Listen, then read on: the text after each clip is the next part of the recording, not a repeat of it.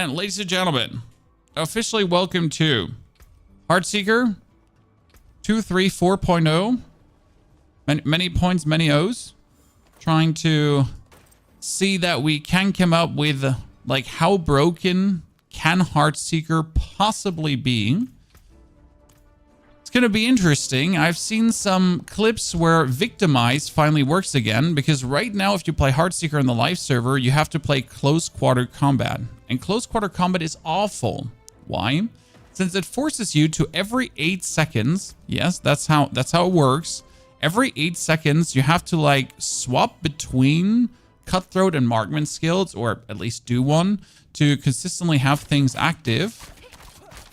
It was a bit of a pain. Now we got Victimize back again, but we gotta work in our energy issues, right? We're gonna work on getting all our energy back up, and for this we need a lot of tempering on the rings. I mean, this is a crit damage attack speed ring. It shall do. And we're gonna make sure that we get the right tempers going on to really see if Heartseeker can not only perform but overperform. So pit 80s, pit 90s. I think I have seen a pit 100 be done by Heartseeker as well. So I know it's possible. But obviously we always want to take it further. So we want to have the innervation is what you need. Thank you very much. Since these ranks of innervation are right now desperately needed to produce energy, right? So we need 50% chance to gain energy. And we need to have our lucky hit as high as possible. So currently we're sitting at 61%. That's already decent. But obviously we would like to have more, right? So that poison resistance could, for example, be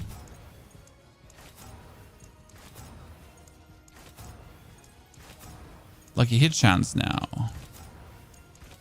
I mean, it technically could be lucky hit chance. So it could be lucky hit chance if we then become lucky. Let's see. Do we have all those settings again up? Sometimes the game is being weird. So lucky hit chance being done. As an offensive temper, we're probably still going to be going for... I mean, do we still have the... we need vulnerable damage probably, right? We can now...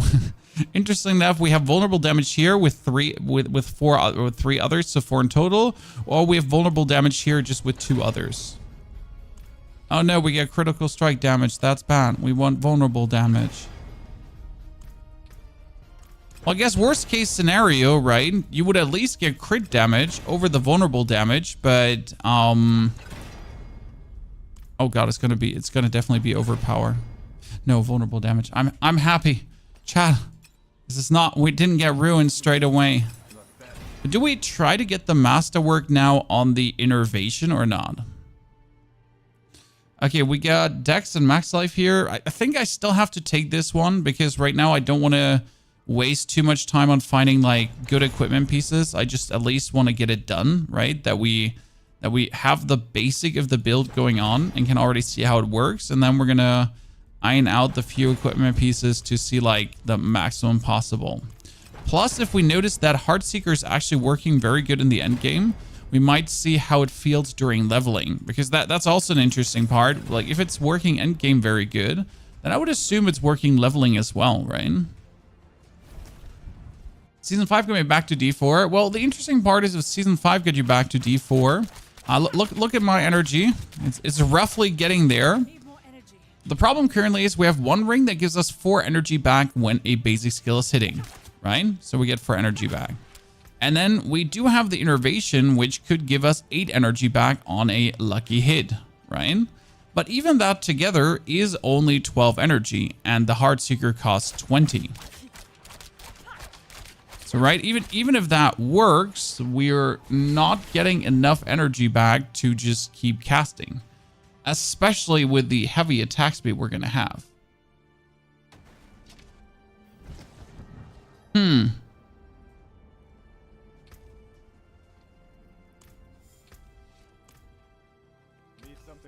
Let's put innervation also on the amulet. I think that's the temper, the resource temper. It's kind of like weird because you would be forced to essentially like get all these innervation tempers, right? Okay, vulnerable damage. Oh, nice. Look at that. 29.9% dexterity. I mean, that sounds a bit extreme, but at the same time, I'm like, yep, sure. Why would I not go for 29.9% dexterity? That sounds like absolutely brilliant. Sounds like a good level of get screwed over, you shit.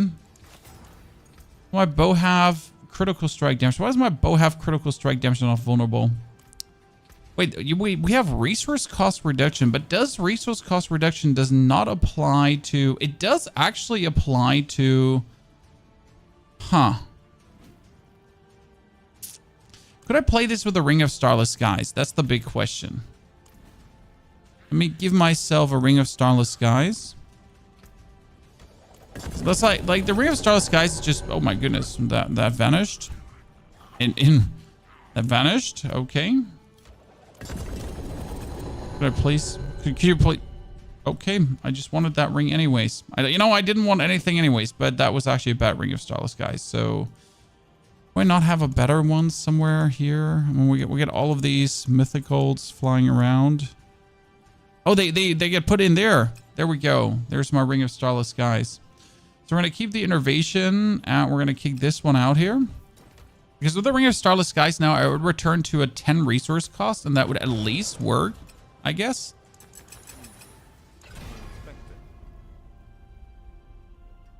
"15% lucky hit chance to restore for the rescue." Yeah, but is that really for the rescue? You know, DJ? That's such a specific thing to do, essentially. That is... Yeah, with the double hit procs. The double hit procs is definitely what I'm missing here right now. So that should work. I mean, right now we're reducing Heartseeker to 10, and yet with our lucky hit chance of, I mean, it's only 50%. We're only sitting at 74 lucky hit chance with like another 7 ranks in innervation with a 70% chance to regain 8 energy. Yet that is not enough to make you go infinite with the Shot of Arathiel, right? I thought Heartseeker was dead in Season 5. No, it worked because of the cold imbuement. So the cold imbuement really has done a number for it, that you have your basic attacks essentially chill. So that's nice. And I was really happy to actually see the cold imbuement do so nice. So like this one kind of brought it back. But the problem was that Heartseeker was... that Victimize wasn't doing enough damage to kind of work with what Heartseeker does nowadays. But due to the way, due to the stat squishing and everything, we're kind of in a position where Heartseeker might work again at a level where it's interesting. So we need Heartseeker cast twice, right? Puncture, Heartseeker. So Heartseeker projectiles cast twice, and then we want to have vulnerable damage as well. Probably like an upper limit to how much vulnerable damage you want. And we want to masterwork Heartseeker goes twice, I guess. Because if you actually manage to masterwork Heartseeker goes twice, you shouldn't have to... Okay, here, I really don't want to masterwork it anyways, right? I didn't want to masterwork it in the first place, you know. I never wanted to masterwork Heartseeker cast twice. Why would I want to do that? So if I have it on the bow masterwork, do I need to go on... No, my offhand doesn't need it, right? So with my offhand, I can go for whatever tempering I feel like. That's cool. Oh, that's vulnerable damage to max life. See, that's the perfect sword, chat. Look at me now. So, but if we're not going for a second Heartseeker cast twice, what are we doing then?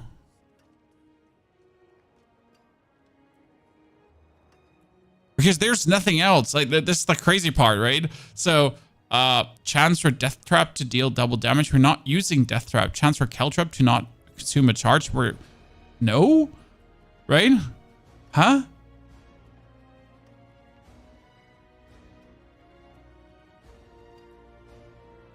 What are you even taking now? I mean, you might as well take a lucky hit chance to deal cold damage. Ponyhop is not answering people from other countries in this chat, Gio. That was weird, sir.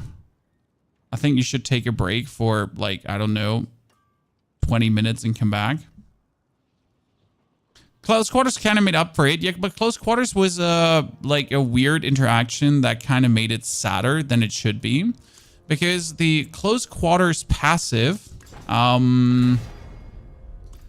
kind of puts you in the position where you just have to use your Marksman Cutthroat to get the bonus. And the damage increase was weird. Whereas, like, Victimize, like, look at that. We're already sitting at a 700, like, we're sitting at a huge bonus, nice bonus for a Heartseeker already, right? Now, our vulnerable damage is going really fantastic. 780%. But we need more, right? 780% is far from what you want to have.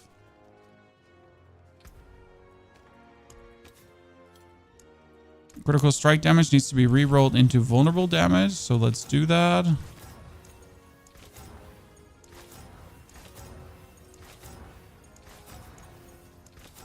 Okay, like there does not seem to be vulnerable damage, guys. Thank you very much. Jesus Christ. Why do you want to throw hands so badly?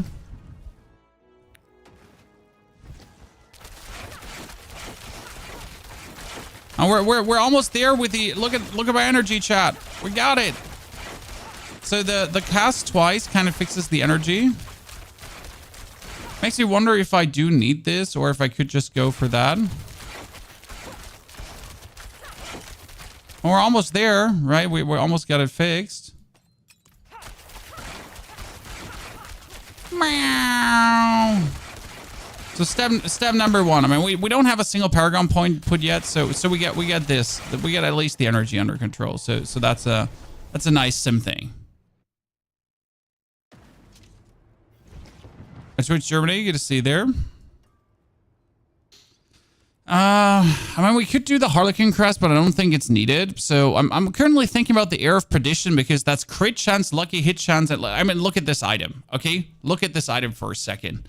It's like lucky hit, crit, and movement speed. The core skills is useless, right? I mean, this is maximum armor cooldown reduction, but what do I need the cooldown reduction for, right? We have the Aerostorm and we want to pump the Aerostorm, but if I get like a very good trigger from Rogue, like something like using my cooldowns to reduce cooldown reduction, or if like have the same skill 3 times cast in a row or something like that. You could use Inner Sight as well, only need to have energy while it's down, also adds crit damage. Well, so the problem with Inner Sight is, so it says attacks enemies to fill your Inner Sight gauge, right? Marks enemies, fill it faster. When full, gain unlimited energy. The problem is, as soon as you have unlimited energy, do you know what happens? If you have unlimited energy, Second Wind doesn't work anymore because it says every 100 energy you spend grants 45% of barrier. If you now have, okay? If you're now having unlimited energy, you're actually not spending energy anymore. And that means you're not getting a barrier. So later, when we have insane attack speed and we're supposed to get more barrier, right? We're not doing that. And that's bad. That's bad. We want to spend energy, right? And that's also the reason why technically the Ring of Starless Skies is bad. Because the Ring of Starless Skies now reduces my Heartseeker cost, right? To 10. That means every 10 Heartseekers, we would then get the barrier. So what you technically want is you don't want to play Ring of Starless Skies. But if I'm not playing the Ring of Starless Skies, I can't keep my resource up, right? There's no world yet where I can reasonably keep my resource then up the way I would like to have it. I mean, now we also have the resource cost reduction masterwork there. That is counter helpful. Right? So this is like the thing. Technically, you also want your resource high if you're playing Preparation because spend 75 energy to reduce your ultimate cooldown. So you could do that one as well. But again, in order to reduce your ultimate cooldown, right, you need to then actually have it be reduced. Now, obviously, with Heartseeker, you're not attacking all the time. You might in between like use some other skills. So you're kind of like with the Aerostorm, especially.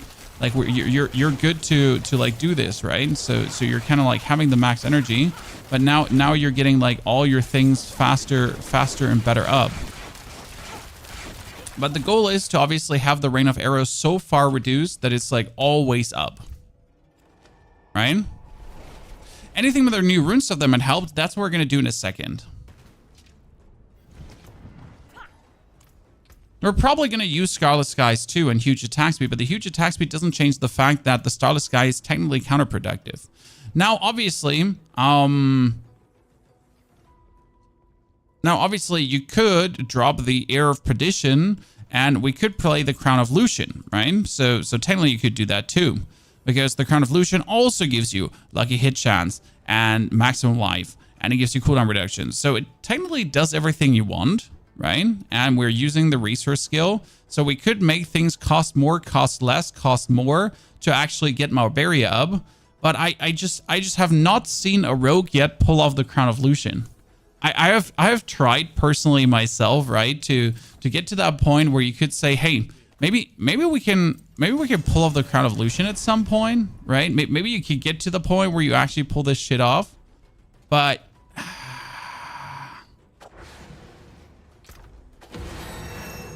right, it's like it just ends in tears every single time. I've tried so many times with this, especially if you look at the Air of Perdition. It's critical strike chance 38%, lucky hit chance 23%, and movement speed.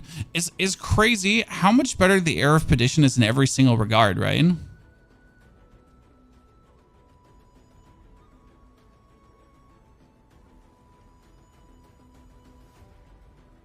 But Air of Perdition is actually like such a mini item, especially because Crown of Lucian only gives you 75% bonus damage multiplier, right?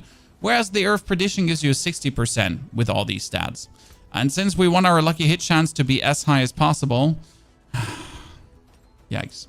So we're probably going to play the Starless Skies because that lucky hit chance is just too high to essentially ignore. We get the bow up, we get the weapon up, we have weird ass gloves that, I mean, now is the question, do you play the Fists of Fate or not? Because technically, if we're going for lucky hit chance with something, it would be opportune to actually play Fists of Fate, right? I know we tried them yesterday. We even pulled a decent Fist of Fate. Didn't we pull like a decent Fist of Fate? I think my one Necro might have it in his inventory if I didn't destroy them. There was I think number 3 had it in his inventory somewhere. The interesting part is if you can essentially keep your ultimate damage multiplier up, because that one is another 45%. It's in the no witnesses board, so that one will do tons of damage. Here, Fist of Fate. I told you I had a decent one. But I would hate to like rely on Fist of Fate because it always makes me unhappy if that's like your solution, right? Oh, you just gotta have Fist of Fate. Then things are solved.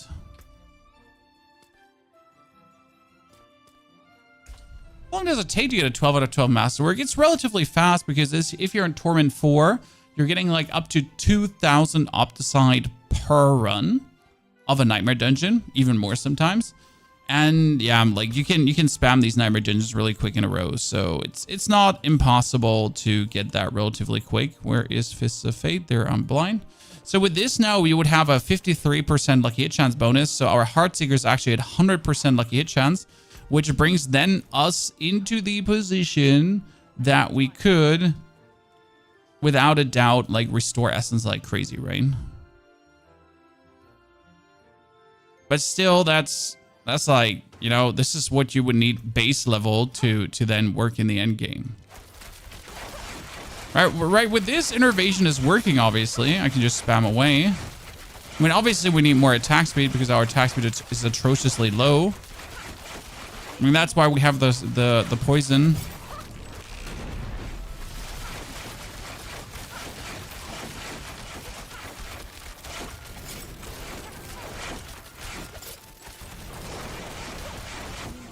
I mean, like, for not having a single multiplier going on, seeing like 100k damage makes me happy. So this is essentially what we're looking at, right? And now we get to add some more intriguing damage. And the mythic quality items good. They're the items to have, the items of items. So what we want to have is Moonrise. Especially Moonrise got buffed, didn't it? Moonrise was always great. So Moonrise gives you 100% bonus damage. And now it's 200% bonus damage on your basic skill. Then we could do Retribution. Retribution. We could do Cold Imbuement. And we could do bonus damage while Barrier is up, as that one gets buffed too.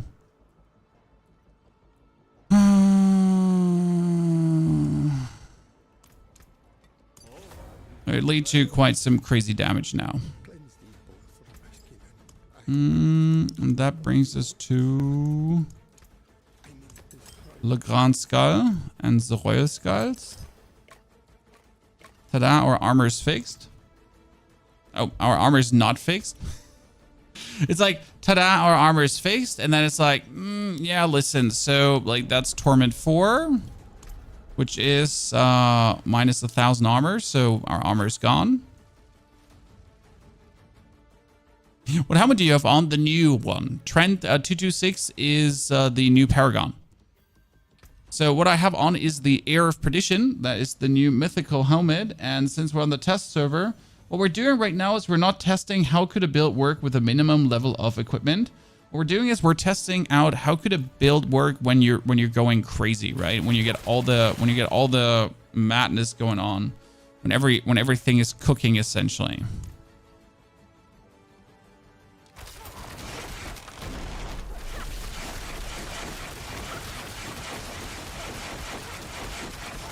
I mean, attack speed wise, I'm feeling good. What are we looking at here currently? I mean, only 100% attack speed bonus. That's actually a bit sad.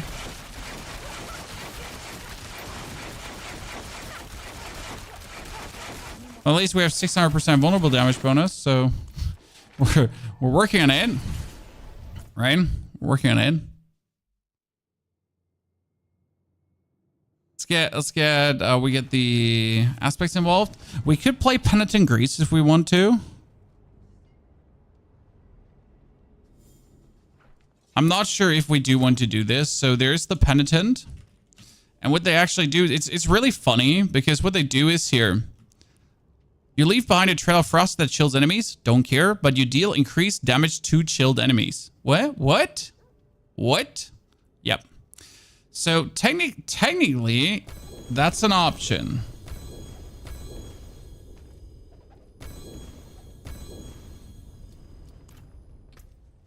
Technically, that's an option. I need generic. Boots. The 22% Penitent. Boots.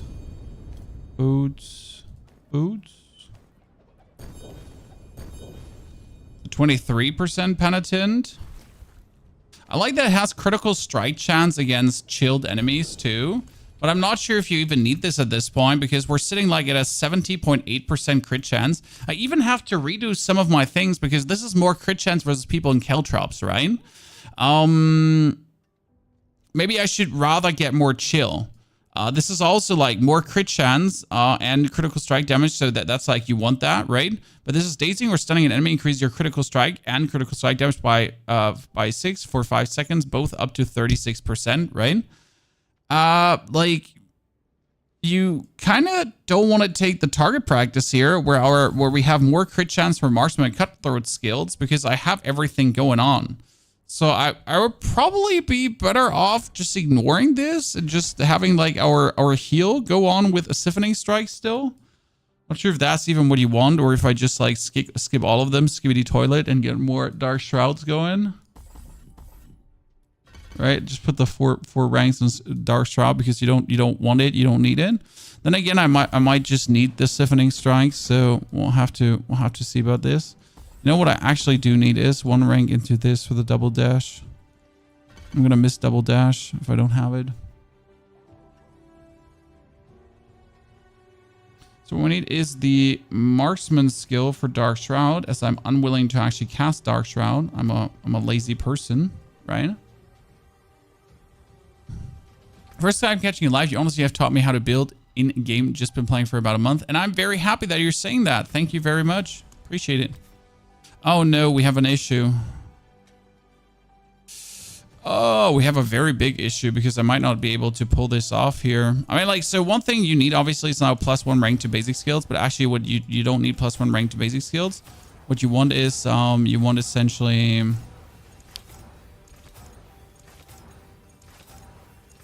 the ranks to Heartseeker or more ranks to basic skills.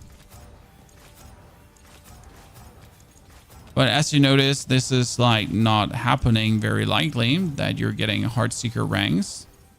Because I mean, like, why would you be getting ranks to Heartseeker? Those 2 basic skills, but I want 3 to Heartseeker. Blade Shift. Okay, I'm taking 2 to basic skills then. So the biggest issue is that we're kind of like, you get a temper now.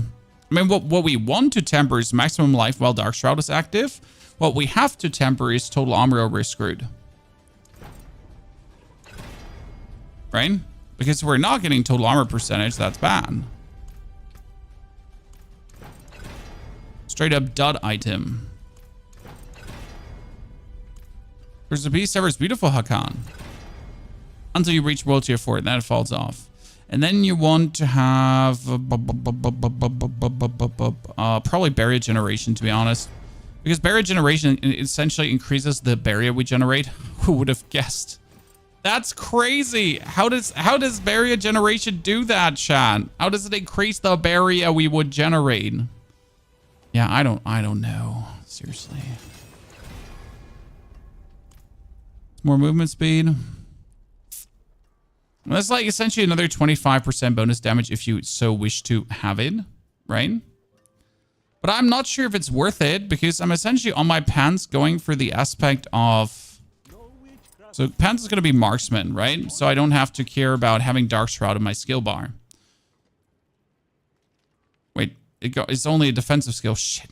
Wait, no. It's not marksman, it's Shroud. Umbrus. Yeah, I want to say. So lucky hit, Dark Shroud, done. So we get Dark Shroud. But that means with my boots, I want to play Frostbitten, so I need to play normal boots.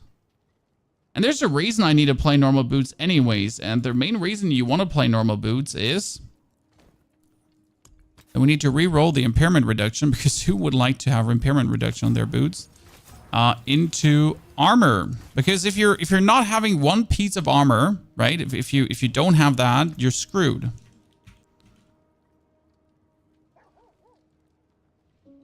So we got Frosty, Noxus, Frostbitten. There we go.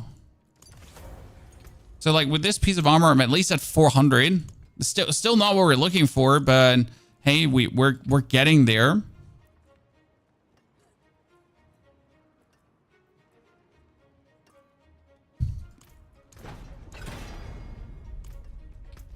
Go for more barrier generation. If I get barrier generation on 2 pieces, then it's actually not bad. I want to have movement speed per Dark Shroud active, but you know what? I have so much movement speed already. I guess I'm just fine with whatever movement speed I get. As long as it's not movement speed after killing in a lead. As long as it's not movement speed after killing in a lead. Yeah, we'll just take that.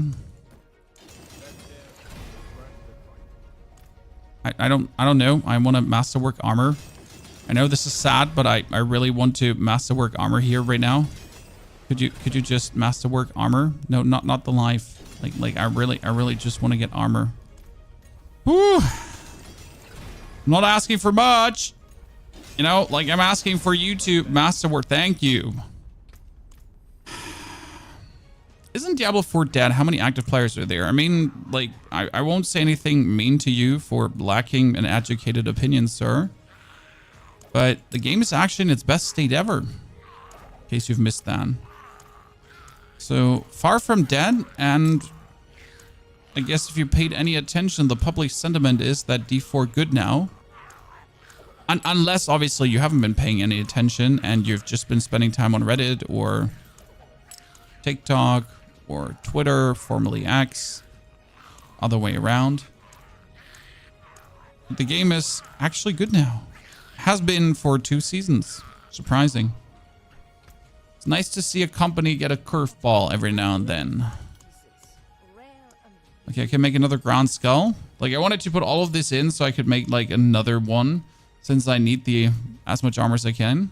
I'm currently working on a cool clip build. I also play on Xbox, and there's a way to move equipment from an old character from a different season to a new character. Nope. Okay, we're looking at infinite resource still. We're looking at super attack speed like there's no tomorrow. So we have 100% bonus attack speed. So we're going out and about. It's nice to see. It looks like a big portion of D4 is actually going to D3. They're definitely taking more inspiration from D3 than they have taken before, which is great to see.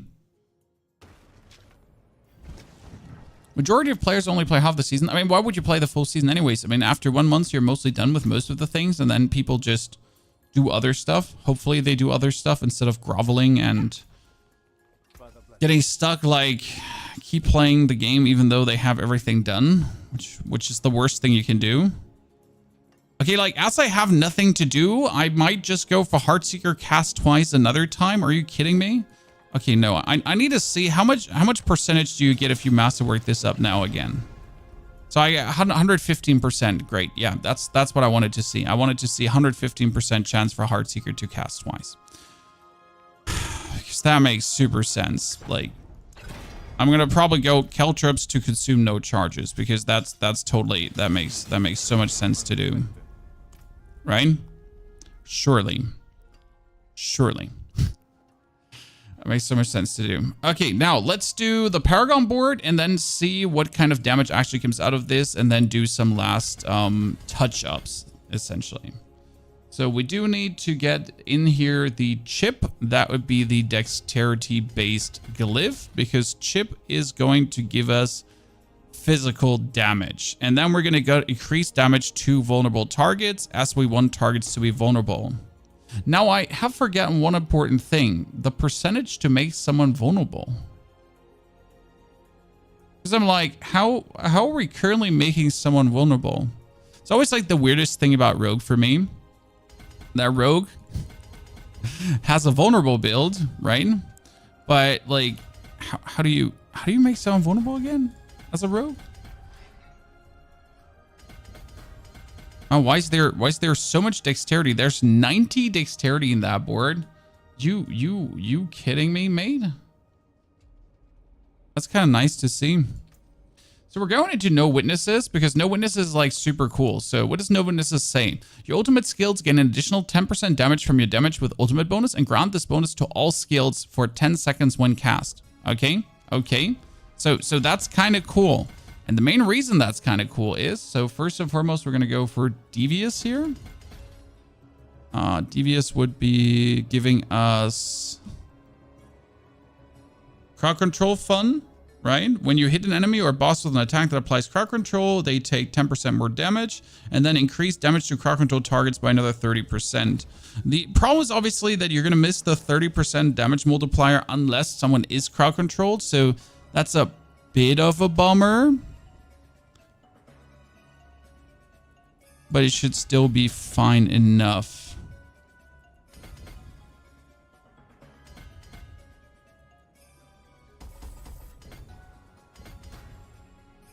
You get enough dex on that one. We do need to take the maximum life on the left because you have no choice. And then you need to also take the, and this is important, ultimate skill damage. The attack speed note we can actually leave lying on the side because, well, we got so much attack speed it ain't funny anymore, right? At this point, you get like too much, but you need the ultimate damage because we're already at 45%, right? Ta-da! And why are you already at 45%? Because with the Devious glyph here, you're boosting the ultimate skill damage so much. Do we even need it? That's the question. Wait, let me check if we even need it. Ah, yikes. We need at least 1, 2, 3. You know what? I might as well just be better off taking it that way. Yeah.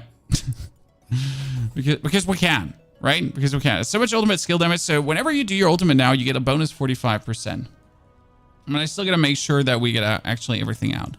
You get cheap shot. Cheap shot was increased damage for each nearby enemy that is crowd controlled, and nearby staggered bosses do maximum. I'm not sure if I like. I'm really not a fan of cheap shot, as I personally have never liked it. I mean, exploit weakness is obviously a standard choice because hitting a vulnerable enemy has up to a 6% to increase your damage by 1% for 25 seconds, up to 25 or 25 seconds, right? You want to have exploit weakness going on because you want to exploit weakness, matter of fact. Who would have guessed? That I was healing received. That's unnecessary. We're going to put in the... I'm trying to orientate a bit from my old Heartseeker rogue, but I'm not sure if most of the things we have taken make sense there, right? So do all of the old things we have taken necessarily make sense? So that could be diminish. Because diminish gives you take reduced damage from vulnerable enemies and then increased damage to vulnerable enemies as well. So that's a huge damage reduction and bonus. And it gives bonus to rare nodes. And this is vulnerable damage, 124%. And this is damage to elites. Both of these are actually fantastic to take, especially with the vulnerable damage. You're boosting your Victimize up, right, to already 2,000%. Wait, that's not okay. So dealing direct damage to a vulnerable enemy has up to a 50% chance to cause an explosion, dealing 24,000 damage on the same type to the surrounding enemies. And Victimize damage is increased by 120% of your vulnerable damage bonus. Yeah.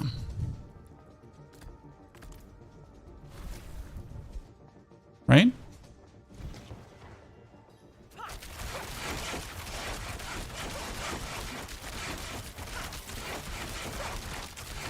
So we essentially have like Victimize like popping, right? We do. That's already easy like millions, but it's not the crazy damage yet, right? You get this going out, you get like your thingies going through. So right now this is just nice. But nothing yet out of the ordinary that would be going really, really beautiful. So now let's keep moving on. I keep they add something exciting to the end game, something to do after you're fully geared, not just push pit forever. Well, there's the Dark Citadel coming, right? So the Dark Citadel is fantastic. Dark Citadel is hopefully, I would assume. So that's what we're gonna wait for, to see if that might be something for Endgame. The thing is, I mean, there is, so how do I say this now? There is Endgame in D4. The problem is, and the real big problem is that the Endgame that is in D4,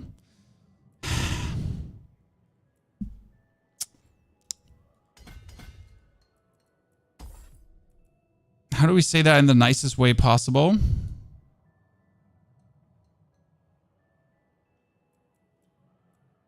Is only for casuals. Because if you're good at the game, you're most likely not... like, you're not going to struggle with the things that the standard player struggles with. Okay? So you're going to have an easier time going through the content they do struggle with potentially going through. Which makes the existing endgame content actually be endgame content. Just not for...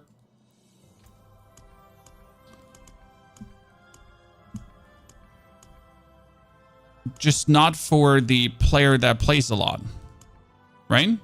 Your marksman skill grant your cutthroat skills increased damage for 8 seconds, and your cutthroat skill grant your marksman skills increased damage. If I'm not mistaken, if I take tricks of trait, if I'm dashing through my opponent and doing damage with it, I should be getting that bonus every 8 seconds, right?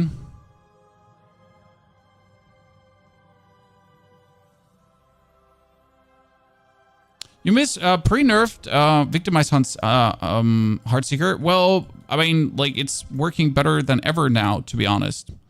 It might like Heartseeker might at this point work better than it did in the first place. Because of how crazy it is. Okay. So this is a dexterity board, I would assume. I mean, I got 90 dexterity in the other board, so I gotta see how much dexterity can I weasel out of this here right now. Because technically we want to get...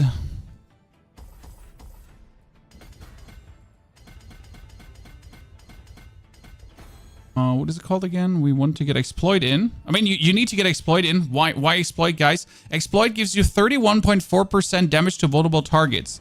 So now let's see how much... for every 5 strength is actually, by the way. Let's see how much strength we can weasel out. Oops. I forget that this is the different class where that is not dex, where that is strength. Oopsie. I made a miscalculation, ladies and gentlemen. I forget which class we're playing. We're playing that one class where you don't need dex, where you need strength instead. We can get 54 strength. Seems so few. Let me wait. Mobalytics on Rogue. Is there a better strength board?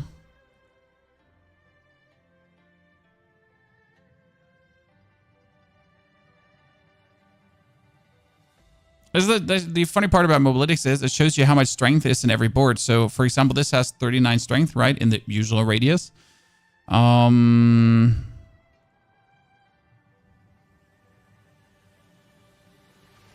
a low strength.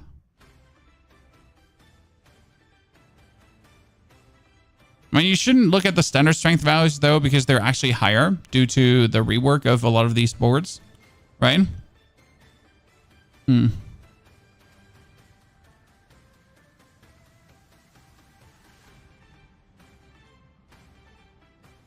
I just make a new character when I'm bored with one. Well, and that's fantastic. That's what you should do. I mean, this game has a lot to offer, in my opinion, personally. I think so.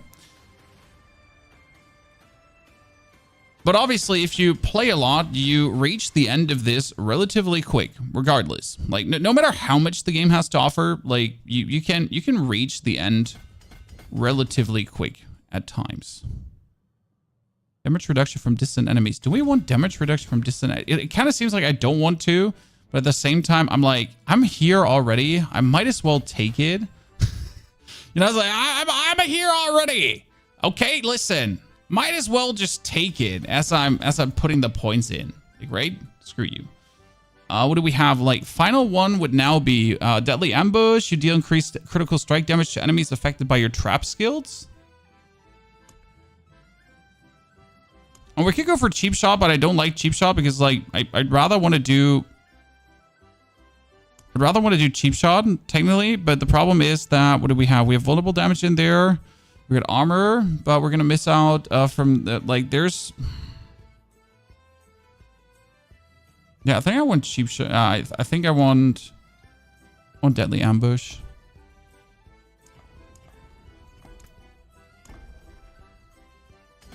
Only because Deadly Ambush has, like, damage to trapped enemies and critical strike damage as well. Like, I mean, it doesn't hurt to have, I guess. We could take the Deadly Ambush, right? You could do... Enemies affected by trap skills take 10% increased damage, and enemies affected by trap skills take 40% increased damage. I mean, that sounds reasonable to take.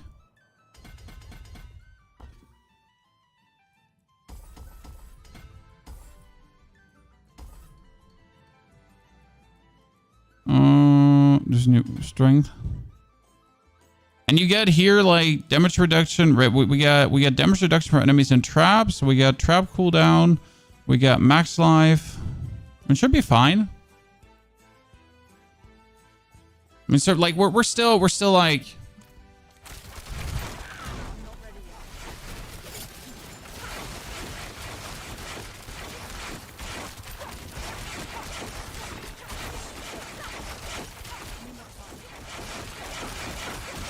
And that Paragon board definitely can be improved in many ways, but I'm okay. And this is feeling okay, but the damage could be higher, definitely. I mean, the 5 million doesn't seem much. I mean, there's a lot of millions happening, right? But I want this to be more. Also, we got to think about which runes to use. So we got to cast a skill with a cooldown to give us offering. I don't think I want to use cast a skill that gives us a cooldown. What could Rogue use? I mean, Rogue has travel, but travel is stand still. Evoke another power from another class. Cast a skill with cooldown. Lose life, deal damage, inflict a crowd control that isn't slow or chill. Robbed. Spend maximum resource is actually not worth it. It's actually really sad as we're not spending enough. I mean, evade.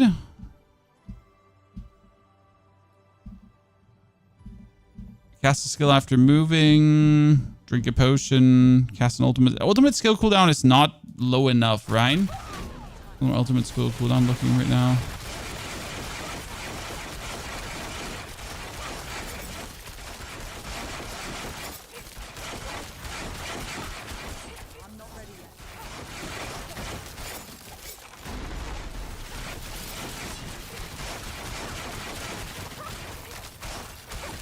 Not low enough.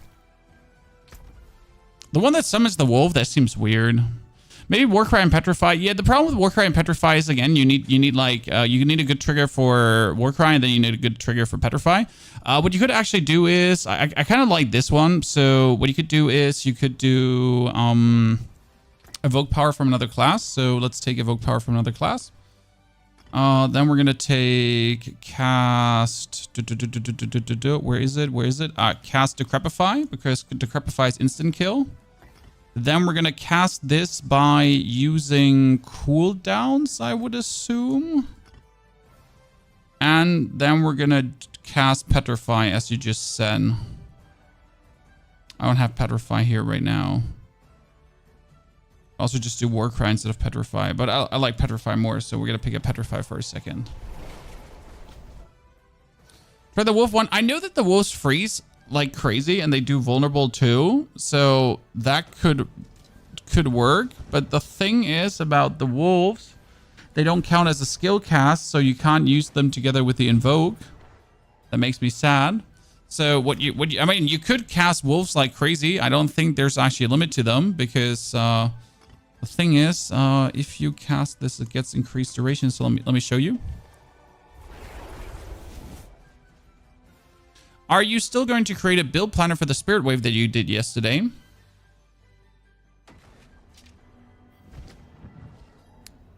Billions of damage spirit wave in season 6, in case you missed it. So are we going to create a planner? We already did the full video on it, my friend. Not only going to, we already have. So invoke from another class, and then we get Spirit Wolf, and now we're going to use a cooldown to cast Decrepify. What would we want to cast Decrepify? Well, Decrepify is slow and damage reduction. I mean, it's 20% damage reduction for free. So you're going to do this, right? Then you're going to cast Decrepify, and then with the Decrepify cast, you're essentially like just putting out a wolf, and now we have a bunch of wolves here.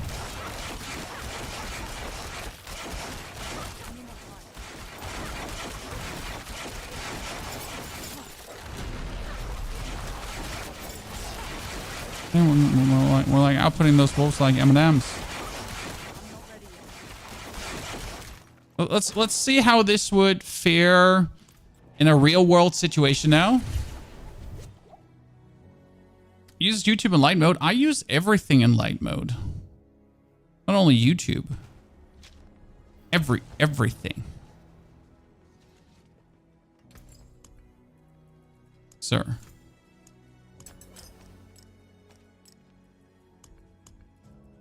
You might want to call me a psychopath. So should I do basic skill damage now? Or should we do more vulnerable damage? I know there's like a limit at how much vulnerable damage you want to do.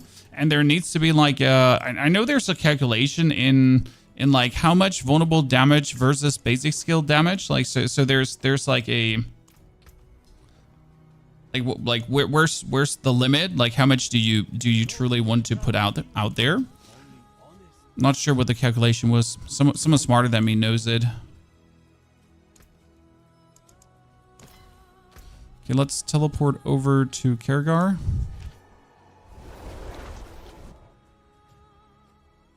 Just add auto curse to the boots, sir. This is not a necro. This is the rogue. The rogue can't do auto curse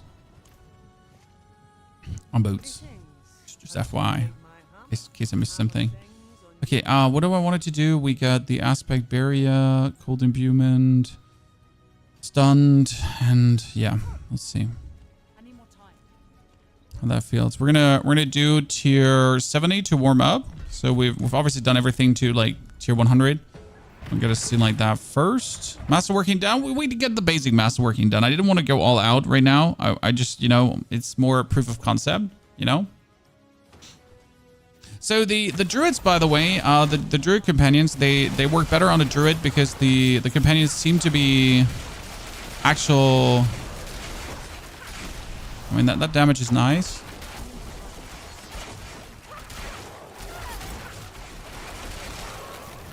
I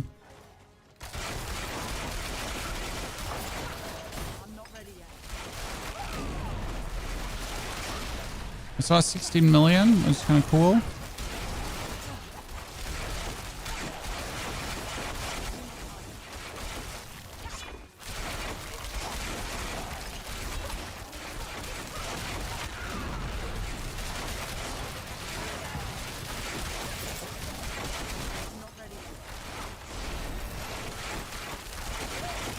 Well, it does feel good, at least for the 70, right? But I feel like we could be doing more damage. Like in the basic setup, it feels good. We need more cooldown reduction though for the ultimate because the rain of arrows currently gives us a 40% damage multiplier, which is tons of damage. So we need to make sure that we actually get that as often as possible. And we want to use our imbuement always for the rain of arrows. Why always for the rain of arrows? Because if we have the enemy affected by the shadow imbuement, right? Then we're going to get more damage multiplier. With the basic idea behind that. Looks like survival needs some work as well. Nah. I mean, I'm currently not playing close quarter combat, so we're not healing on vicinity. So I'm essentially like just going in and I'm relying on my barrier. The main problem is that we're essentially reducing our resource cost again. So by reducing our resource cost, every 10th Heartseeker skill is only giving us only every 10th Heartseeker skill is giving us barrier. So if we now get rid of the Ring of Starless Skies, which is also giving us 50% more resource, then we could technically think about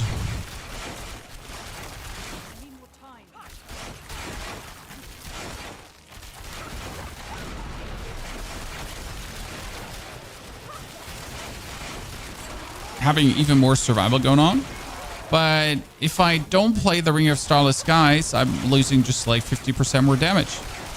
So whatever aspect I put on the ring needs to be equivalent to the Ring of Starless Skies. Oh, and the attack speed. Oh, and the lucky hit chance. Oh, and the critical strike chance. Right? A little bit of a bummer. And a ring of vulnerable damage. I think we have like so much vulnerable damage that we're reaching the point of diminishing returns. I'm not sure what we're actually sitting at the current moment. I need to double check. I mean, there's always more, obviously, but at some point it is diminishing returns, so that's that.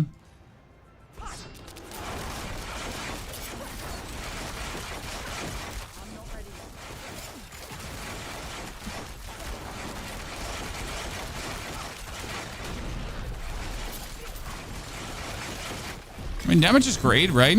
I feel like there's like we're just barely scratching the surface though. And that was only in tier 70, so tier 70 anyways doesn't count, but still.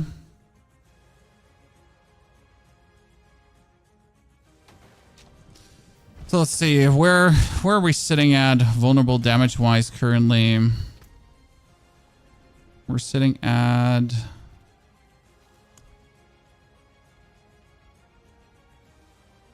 4,000. So 4,000 is already great because that would make it trigger for 1.5 million. That's actually good. So that's also why you want, by the way, want as much lucky hit chance as possible. And obviously now if I just keep masterworking up my rings, we'll just consistently deal more damage, right? I mean, we got this one here, which is double vulnerable damage. So if I like get away from like masterworking this up for maximum life, see, I'm gonna try to hit the vulnerable damage now just to squeeze out the more. No, I don't want caltrops to consume no charges, which is, by the way, interesting for this build as we're using cooldowns to actually trigger things. So it's kind of like working. See, that's not like the double vulnerable damage. What do we have? More crit. That was actually, it's actually crazy here. Like with the 29% more crit. Hey, look, chat. We have 32% more dexterity. Let's go. Whee! I mean, without this, like, right? Then with that, like, we need more dexterity. So we have that.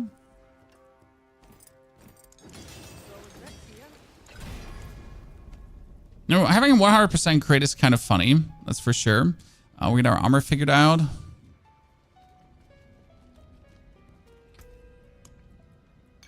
We did, by the way, we didn't have 1,000 armor, chat, so we didn't drink the potion. Let's do a tier 80 now.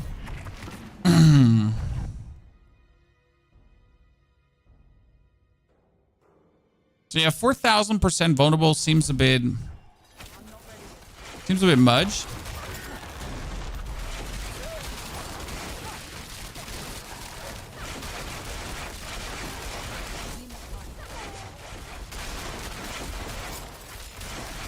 Oh, lightning enchanted. Do I not have full resistances? I was wondering how much damage that lightning was doing to me, right?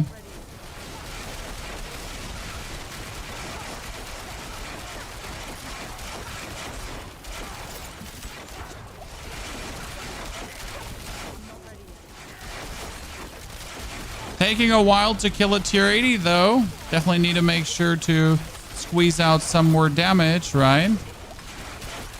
Because like the 70 was like, I mean, it's not like this is taking somewhat long, right? It's not like this is becoming a problem, but it's just like, I know already a tier 90 would now be mightily tedious. So we need to see where we can squeeze more damage. If it's like at this point, like an item thingy, or if I need to play around more with the different skills, if the Paragon board, like we can squeeze out more. Hey, low HP. Oh man, come on. We got like 6k HP. That could be enough for now.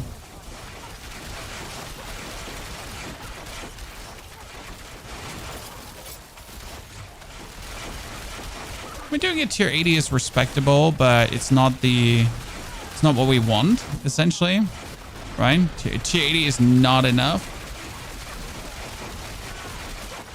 I would need ultimate cooldown reduction from runes, possibly. We need, like, I think we need to get rid of the Ring of Starless Skies. Right now, I don't want to say it because it kind of makes me sad because I like that item so much. But I feel like we need to get rid of it. I'm sorry, chat. I know we all like the Ring of Starless Skies. It's a beautiful item, but I just don't see how I could sustain that unless I'm going for a different world of ultimate cooldown reduction. Okay, how long is No Witnesses lasting? No Witnesses is lasting for 10 seconds. That means every 10 seconds, I would have to cast an Arrow Storm.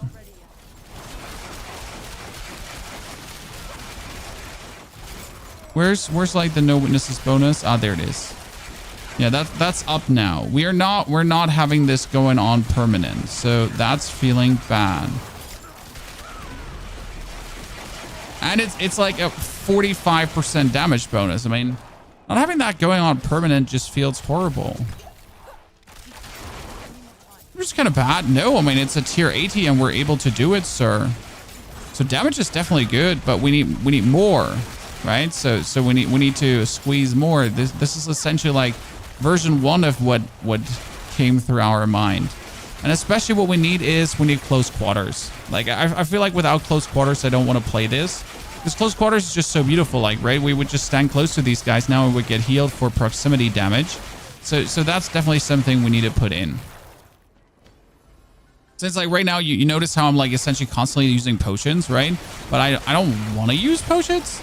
Like usually we would just be standing close and that would be enough to just juice us up like there's no tomorrow.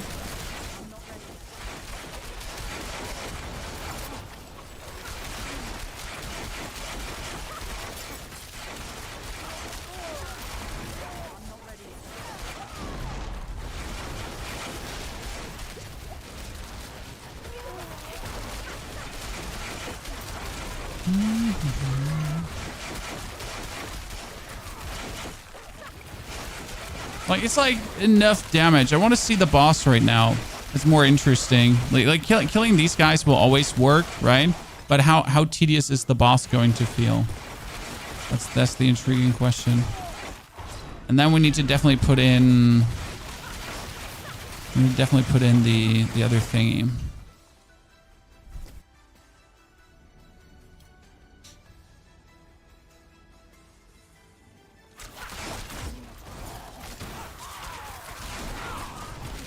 I mean, proof of concept, Heartseeker can do enough damage. Step number 1, right? So Heartseeker works again in Season 6 easily. I think that's unquestionable now. That Heartseeker works. So that's already good. That my Paragon board is less than optimal. Yes. Right? My Paragon board is less than optimal. Yes. Facts. That we can increase the damage further with some other shenanigans, probably too. So gotta look into that now. Like how do we squeeze out more damage? I feel like I'm taking all my beautiful damage here and we don't like that. Also, why am I actually getting like so close to the opponent when I'm not even playing what's it called again? I'm not even playing close quarters right now, right? I'm not even playing any skill that needs me to get close to the opponent currently, and yet I'm so used to play Heartseeker this way, where you just live in your opponent's buttholes, that I'm living in my opponent's buttholes. That's just how I have played Heartseeker most of the time.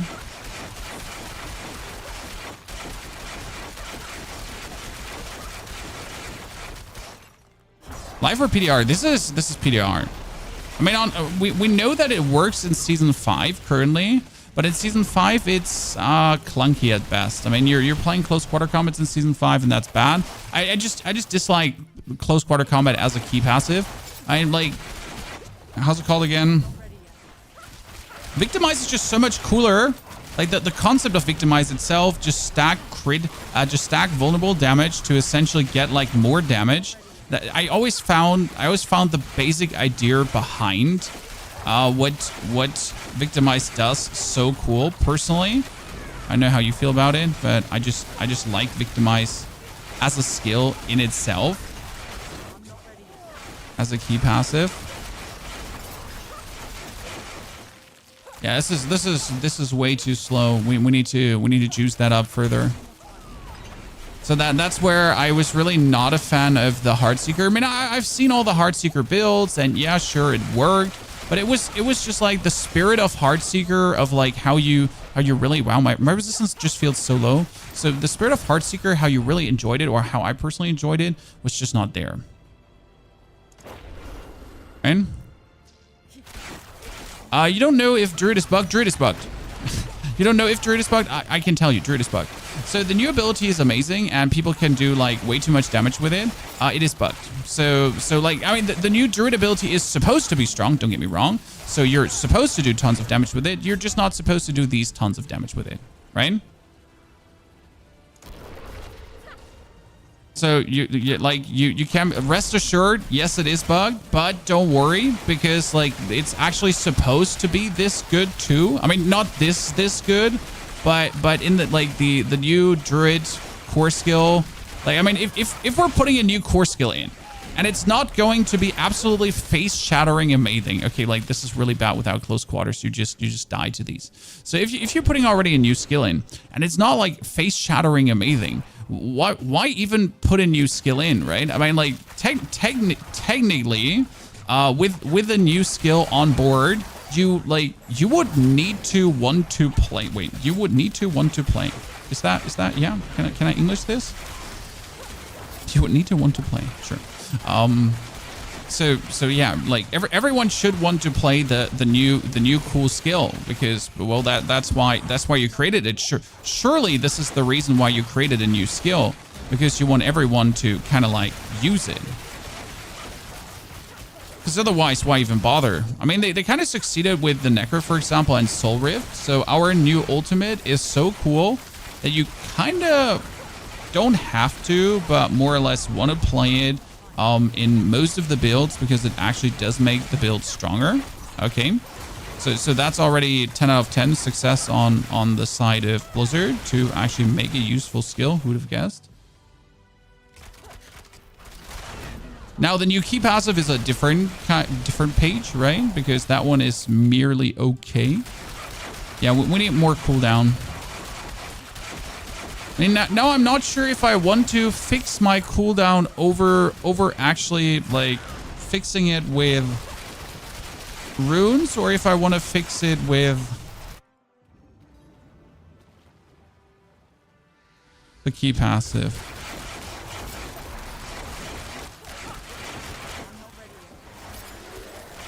What do you think, Chan?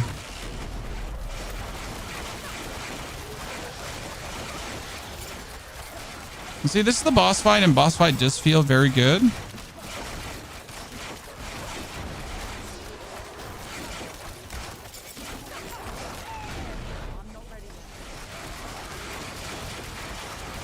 With the imbuement off. But I think we could do more damage.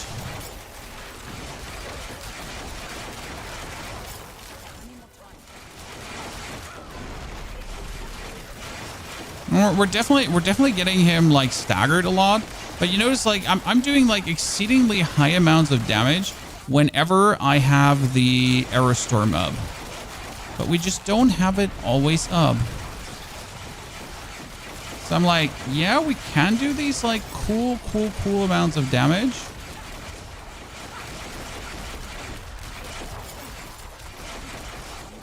But I'm just missing more Arrow Storms.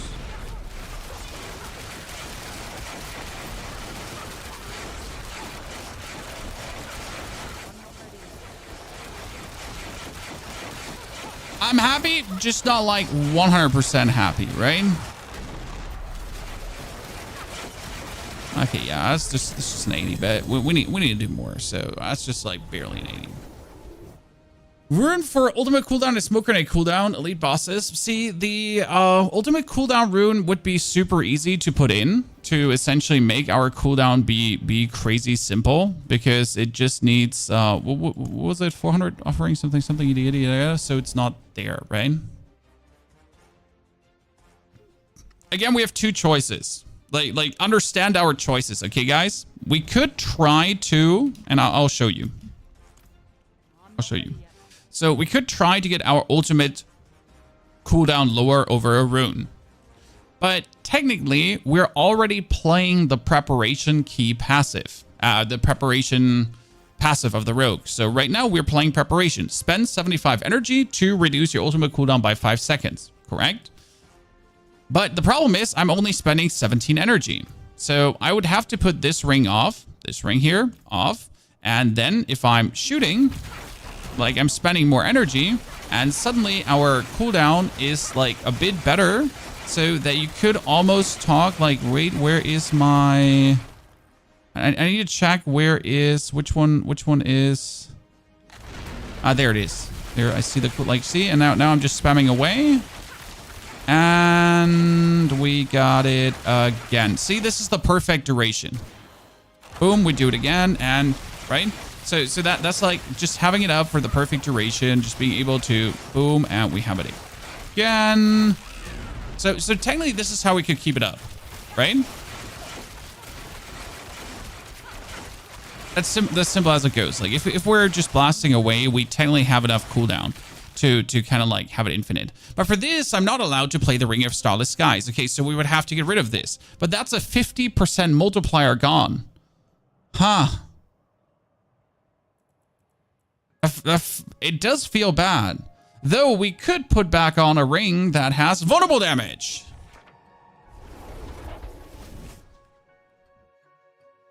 Trixie, no, we didn't do Leah solo, but mostly because we didn't want to. You can reduce cooldown with Hakan. Yeah, but if I reduce cooldown with Hakan, I lose 45% multiplicative damage with the barrier too. Sir. The problem is that Hakan doesn't do much for the build. So what does Hakan do for the build? Like, right? Where's Archon? So it says your rain of arrows is always imbued with all imbuements and receives your arrow storm benefits. So the imbuements, that I can understand that, right? And the cooldown is also not bad. And the double cast is also good. But the rain of arrows in itself doesn't do damage enough to warrant using the Word of Archon. Especially if we're not getting any arrow storm benefits. Right? So what we could try is we could just take the ring out, put the Ring of Starless Skies away, and just see how this feels now if we would do the dungeon again, right? That's a ground skull. We get all the armor. We need to change skills. That's important. So I got the 3 in Dark Shroud. Maybe I put this out because we need points into Siphoning Strikes, right? I mean, currently I am playing the Alchemical Advantage and I'm using my Smoke Grenade as a Poison Grenade. But I have to say, I don't seem to need this because I have enough attack speed. It was just another layer I like to add because it was kind of like fun to me. Might be better off just getting the close damage reduction and just having like that going on, right? You have unlimited ulti, but unlimited ulti is not what we need. We only need ulti every 10 seconds. So that's literally, we don't profit from unlimited ulti, right? Unlimited ulti doesn't add anything to us. Okay, now we need a good offensive skill. What do you get going for us, Chad? What do we have on Rogue that we could put on? We could put on... What I want? It's like with Rogue, I'm always unsure if I want to. I mean, elements is horrible. I really don't want to play with elements. Don't you make me. Is there a single damage aspect that I don't have that makes sense? I really don't want to play Intercom because Intercom is so ugly, right?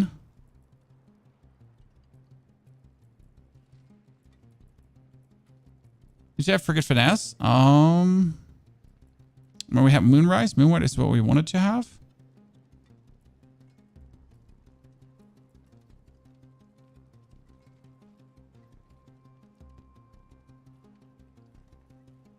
Yeah, you can buy all the Ubers in Curvachat, so that's beautiful. It helps a lot to get things going. I mean, you could play Etchmaster, but that's kind of useless, so I don't like that. There's actually nothing I really want to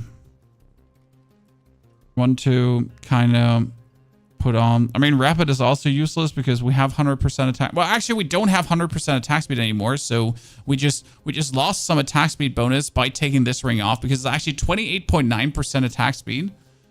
So that's a decent amount of attack speed being lost due to not using this. Right?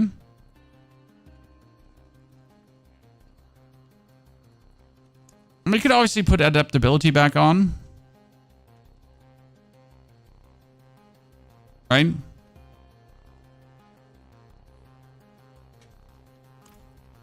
I want to play with adaptability.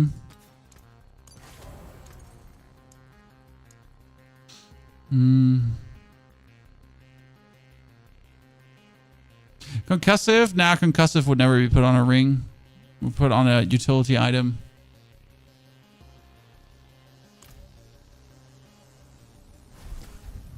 Right?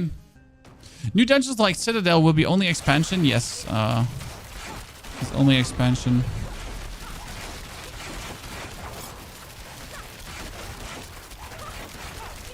It feels like I see higher numbers, but I might just be deceiving myself.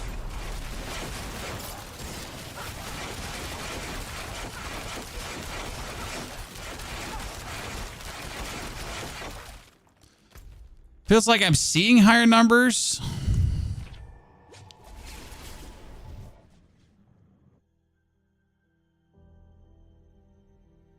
My energy doesn't go down. I mean, do you see my energy go down there?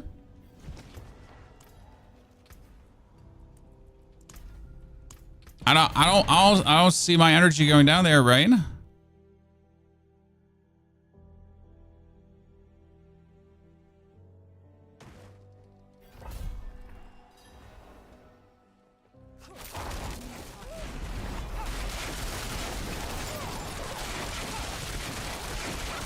I'd say we introduce more damage to the formula currently. I mean, I'm definitely having my ulti more often, so that's a nice one. It's still not as often as I would like to have it. I guess I need a different bow because my bow currently has a resource cost reduction on it as a greater affix. So that's obviously like a bit of a bummer because I don't want a bow that has resource cost reduction as a greater affix on it. So I need to get like something else because like that resource cost reduction, like if I didn't have the resource cost reduction, things would look better. The interesting part is right now that actually like with the more intense resource cost, we also have more barrier. Together with the siphoning strikes now, we are actually not at the verge of dying anymore. So that's quite good. But I do notice the less attack speed. I do notice the less attack speed harsh that we're having due to not using the Ring of Starless Skies. Because it's essentially having like so juiced up stats. So instead of using the Ring of Starless Skies, we would need attack speed rings now. I mean, we would need rings that have like some attack speed going on. Might as well have to like 2 or 3 new rogues just to get like a little bit more attack speed going, right?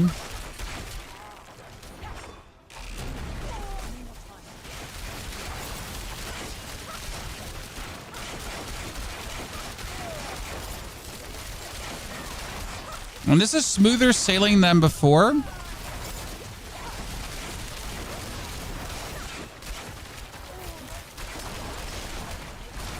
Especially on the healing department, right?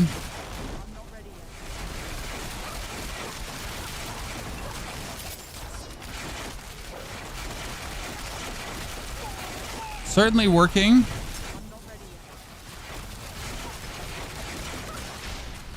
Interesting. I mean, we should probably get rid of the wolves. They were fun to have, but I feel like we could do something better than the wolves. Chad? Because right now I'm like, what if we had the... What if we had Petrify or the War Cry on top? I mean, the War Cry would give us Berserk King. That's always good. I would have to get it every 5 seconds. I'm not sure if we can actually do that. Probably I can.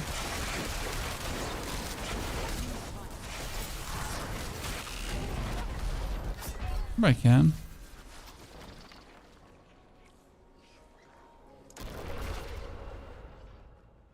Petrify and War Cry. Well, I can't do Petrify and War Cry because I don't like the rogue triggers.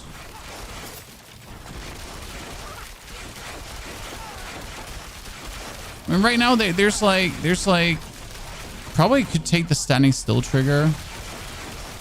Probably could, as we are essentially standing still. But technically we're not standing still, so it's kind of like could take it if I wanted to. But also, I'm not actually standing still. That was interesting. I just used the Caltrops and it didn't use up the charge of Caltrops.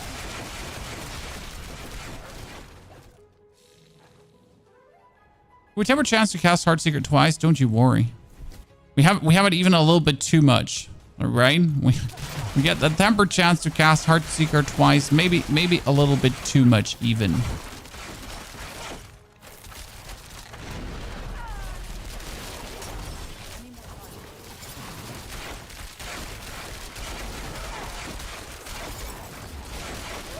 The center beautiful thing about Heartseeker, when you have like one of these resource nerds that's reducing the damage hidden like inside the others, and you can't like fat finger close down on him.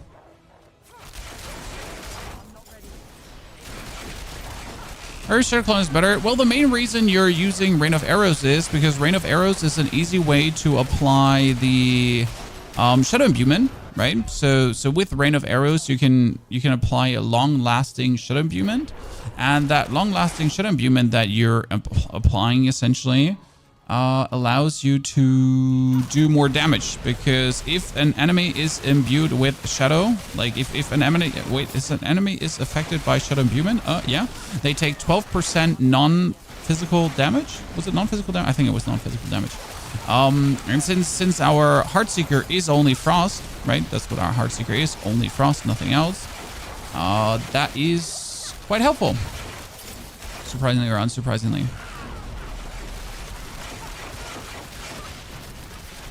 I mean, obviously I can also just add some like Shadow Imbuement shebangs there with our dashing through. But usually it just feels good with a Rain of Arrows, just to put it like on everyone. especially as the rain of arrows goes and then goes again. I think it's just like the longer way of adding it, or the more efficient way. Personally.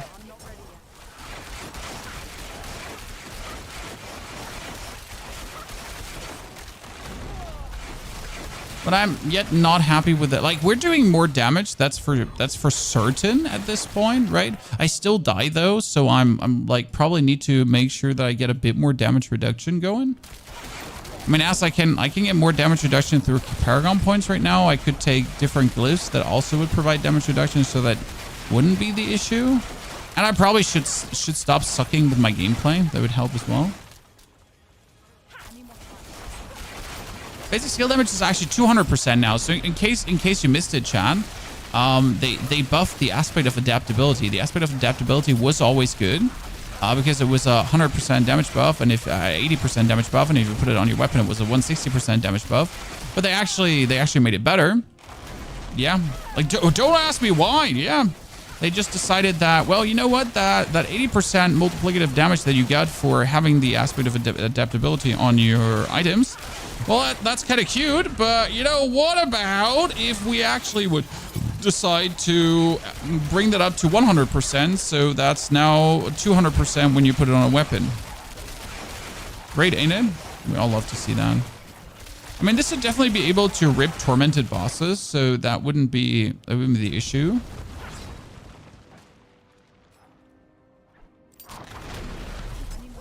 So right now we could do every challenge in the game, but I feel like I'm not there yet, you know?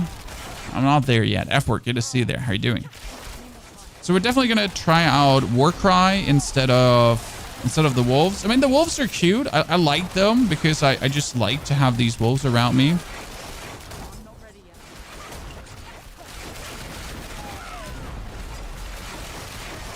There's certainly something.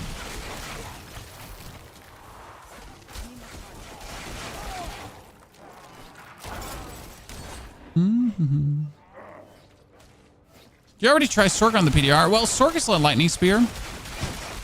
So like, it doesn't matter what other build you try out on Sork, it's lightning spear. So trying Sork is a bit of a sore thumb currently, because whatever build you come up with, whatever lightning storm build you might have, whatever you think could be good in season 6, like Sork is probably having the highest nerf potential right now, right? Like everything in Sork could get hit with a banhammer.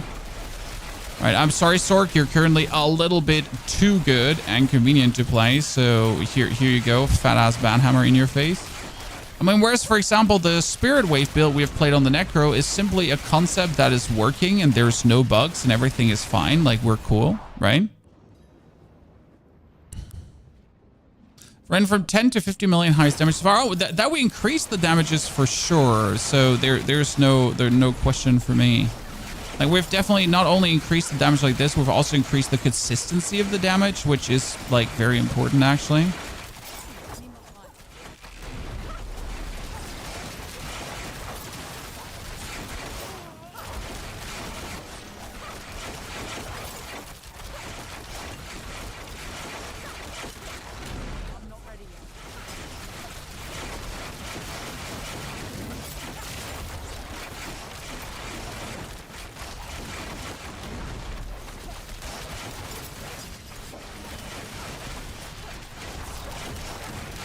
I'm very happy like with the overall what's going out there. I mean, there could obviously be coming more out, but I mean, it will allow us to clear tier 80, so I would assume like success ensured.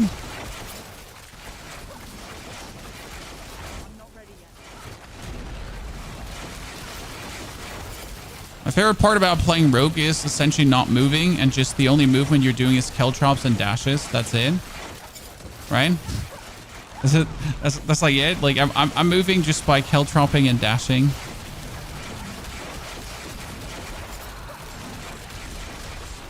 Whee! Okay, finally you're forcing me to run. Not a fan.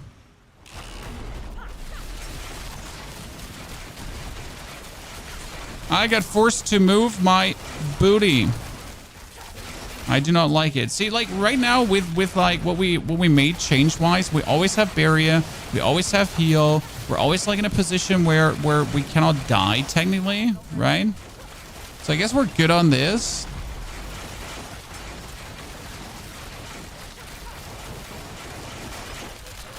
We have infinite resource. If we now add the war cry to this, I think we would do so much more damage. Should be beautiful. Oh.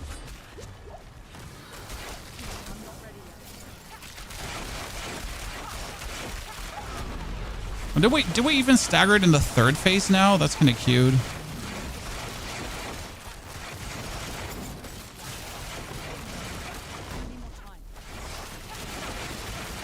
Wait, did they nerf it that the ice from the snake only slow you and don't stun you anymore?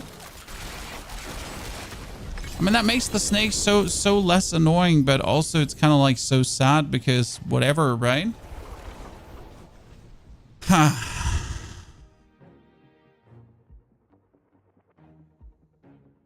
It's about time for Barb to get a buff. Barb actually get an insane buff. So what happens is with Barb right now, and it's quite illegal what actually happens with Barb. So don't let my ramblings hold you up. But Barb essentially gets something. Oh, wait, here. So there is this thing. It says stand still for 0.3 seconds to get 25 offering. That means you stand still for 1 second to get 75 offering. Okay, that's cool. And then if you stand still, you would get an earthquake. So you can essentially just stand still to get earthquakes, and that's it. You don't have to do anything else anymore. So just stand still, get earthquakes, and earthquakes actually instantly cast Dust Devil, and that's about it. Right? By the way, do I want to play the Bach rune on Rogue? I mean, I'm standing still a lot, but I'm moving at the same time a lot. I'm still not sure which one I like more, if it's like cooldown or actually movement, right? But what we're doing is currently we do cooldown to cast thingy. I need the war cry. Let's try out the war cry. Okay, so we're gonna take out this. And we're gonna have the evoke power from other class, and I want to have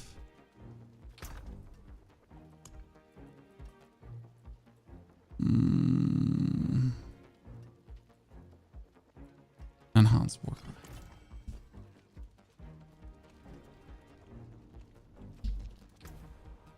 So the chest is not needed. So yes, there is a chest that makes you stealth, and that counts as evoking a skill from another class. That will most likely not stay this way. Okay, so you gotta already understand that the interaction with the chest is like not intended, most likely not intended. Okay, so that's very important because it is way too powerful that way. So if it was intended, it's most likely going to get nerfed anyways, because it turned out to be way too powerful, because that is just a way too easy delivery of essentially. Okay, I have like the war cry up kind of permanent, so that's cool to see. I can have war cry up like this.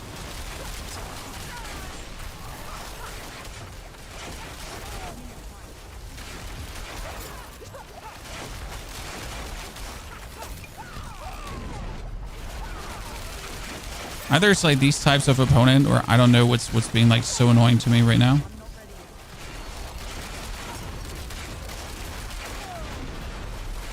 So the war cry up is not a problem, as we're just casting our cooldowns to essentially get it up. That's.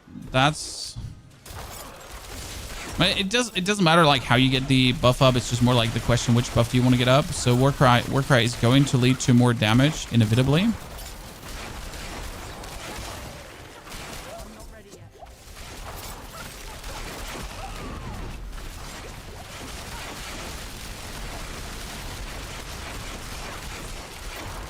Like they have all kinds of like absolutely annoying, like, you know, that's fire and what's it called again?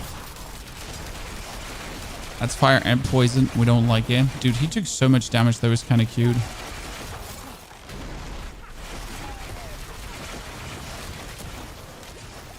And when we're then proccing that goes all out.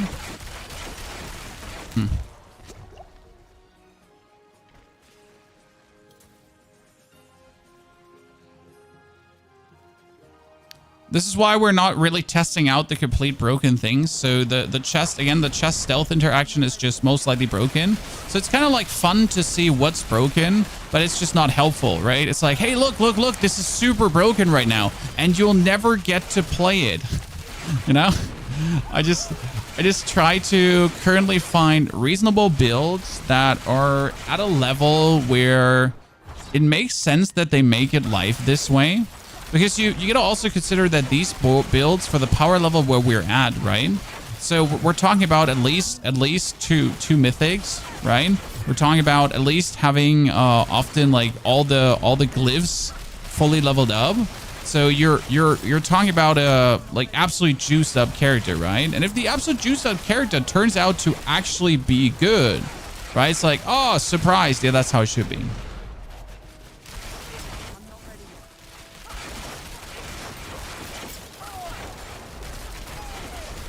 It's almost like intended, right?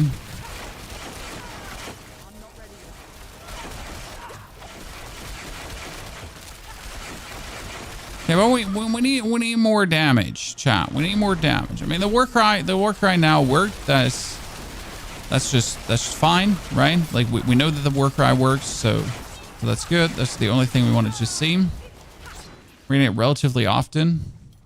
Especially the fun part is the way we're setting this up is that the war cry always has a longer duration, because usually the duration would be 5 seconds, but due to me actually using my offerings in a way where I reach 450 offering and then I get another 150, so I'm essentially having 100 offering more than I need to cast the war cry. And if you get to the point that that's a thing, right? If you have like too much offering to cast something, what happens is that the duration just goes longer. So that's kind of cool. Okay, so but how do we get more damage now, chat? F-word, thank you for the 73 months again. Cope, thank you for the 11. I mean, obviously we can masterwork up our gear further, but that seems to be like just the standard evolution, right? I mean, we're sitting generally at like here, this is vulnerable, and that's like, I mean, this one is vulnerable and vulnerable, so we get this, and we're currently sitting at we're currently sitting at 4,500%.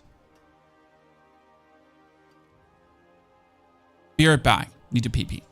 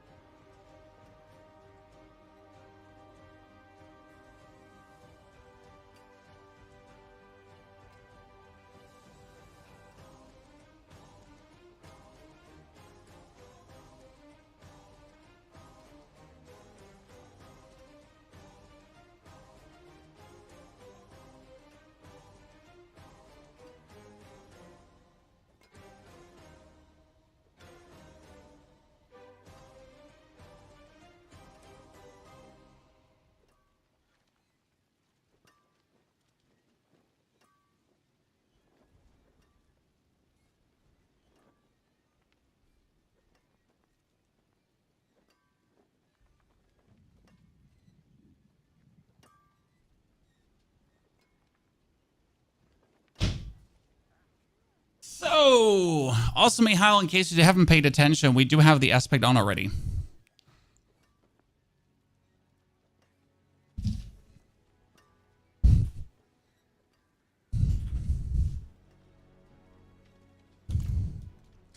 So, we need to...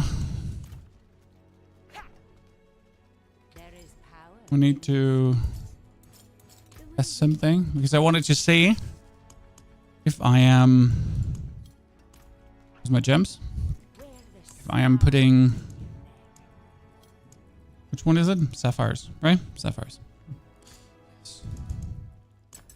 Poor Sapphires in. I just want to see the number as high as possible. I just like the number as high as possible. Do, do, do, do, do, do.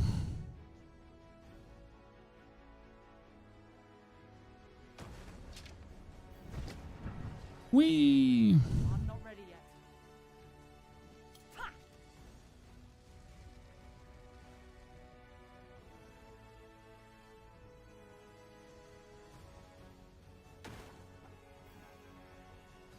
So now we're gonna be at 4,800. I feel like we're kind of reaching the realm of diminishing returns a little bit, right? So that's kind of like reaching the realm of diminishing returns, but it looks like great because it's a 6,000%.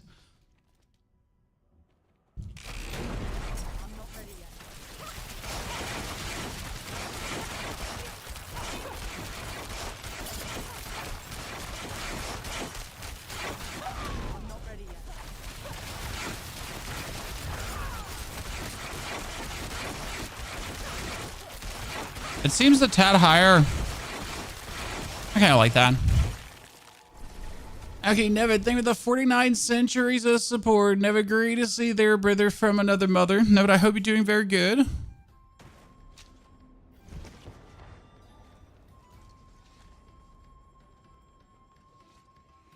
Petrify adds a lot of DPS. Yeah, but I don't want to use Petrify here. Thank you. Might not have Decrepify and Enhanced Warcry. What do I want to do? Ah, yeah. I wanted to move the... what was it called again? Adaptability. Over to the Amulet. And bury a thingy over here.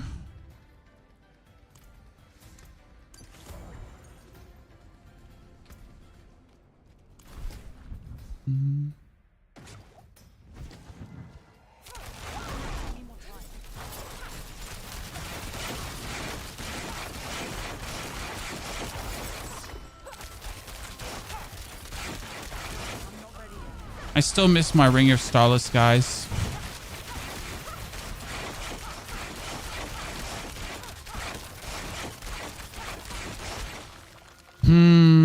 You know, I still want to use this one because of the insane attacks we were getting.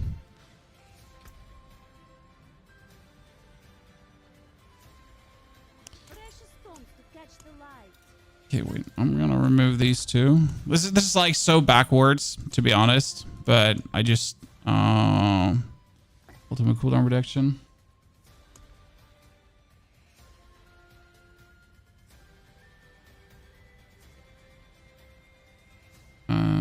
There.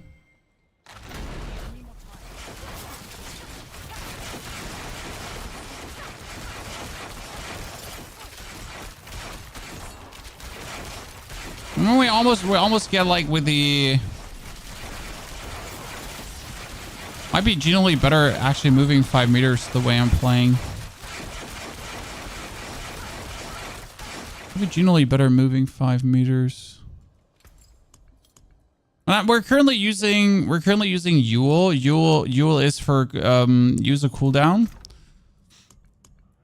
But I haven't seen like do I rather want to use Yule? Do I want to use Bach? Does it actually count as moving if I move? Wait, does it count as moving? So if I'm doing this, I'm standing still. I'm obviously getting a lot of offering, right?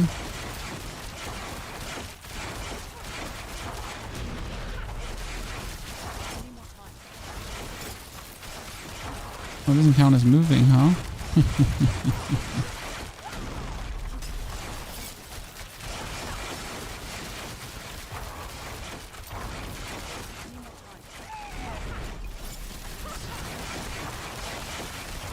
Yeah, it doesn't count as moving. That's kind of funny. I like that.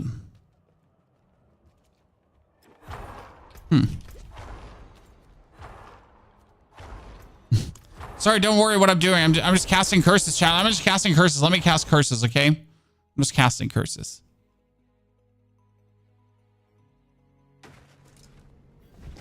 Okay, like this, I could at least get my beautiful, beautiful, beautiful ring back in action. Surprisingly, it's not adding as much damage as I expected it to do when you're adding it, because obviously we lost the conceded for 30%, so it's only 20% more. Still, I just like this ring. What can I say? And the ring gives like lucky hit, attack speed. It gives like everything. It's beautiful. Fast, you get to see there. I'm not ready yet.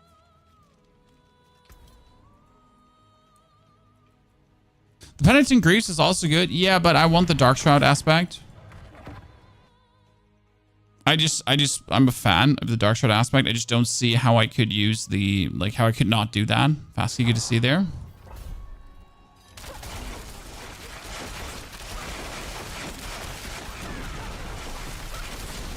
I'm gonna get used to now moving like a goddamn robot again.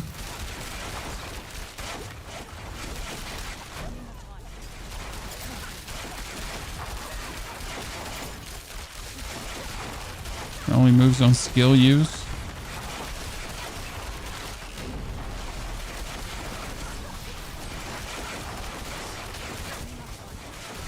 Right?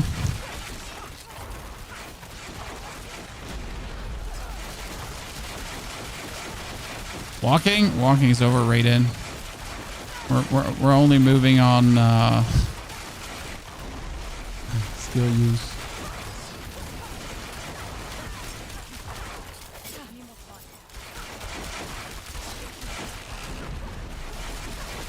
I'm not going to walk this dungeon.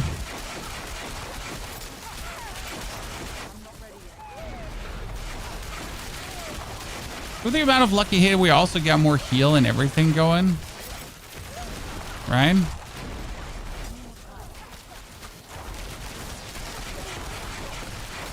Are you like, did your stupid wall just block all my damage? Did it, right? Okay, might you actually finally have to press a movement key? Meanies.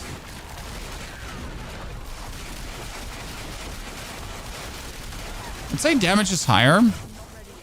Certainly.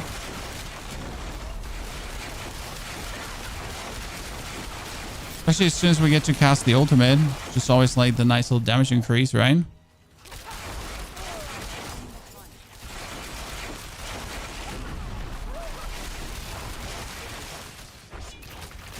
Does this feel good? Not as good as the Spirit Wave Necro, surprisingly. But this feels like on par with how much fun I've had with Heartseeker Rogue before. We gotta kill, like, we gotta go to Lilith and see how that feels. I mean, Lilith is obviously not important to kill, but you still want to have a build that doesn't like have much of a struggle going on with her. Even though she's able to bitch slap you like with one hit if you have like a terrible build right now. It's actually funny about her in World Tier 4 that she's like a real goddamn meanie nowadays. Like an absolute menace, to be honest, because she just really eats you alive if you're not paying attention.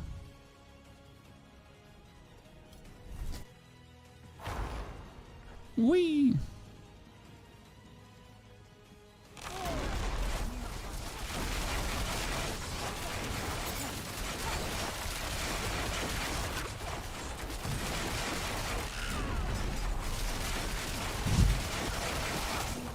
Oh no, don't you hit me with that. That's gonna hurt.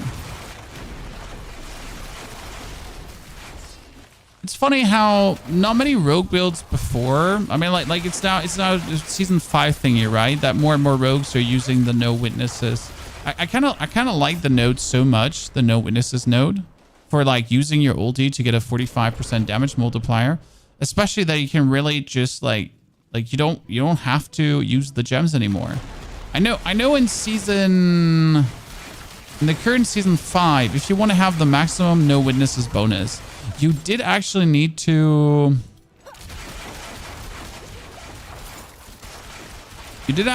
socket gems for ultimate skill damage. I've tried it out to get like the 45% bonus otherwise, right? And it was always like, oh yeah, here, gotta like put the extra sockets in, which was like kind of like really annoying because I don't want to, right? I want to socket like ultimate damage if I'm not going for ultimate damage, but hell. I mean, now we simply get that over the Paragon board itself.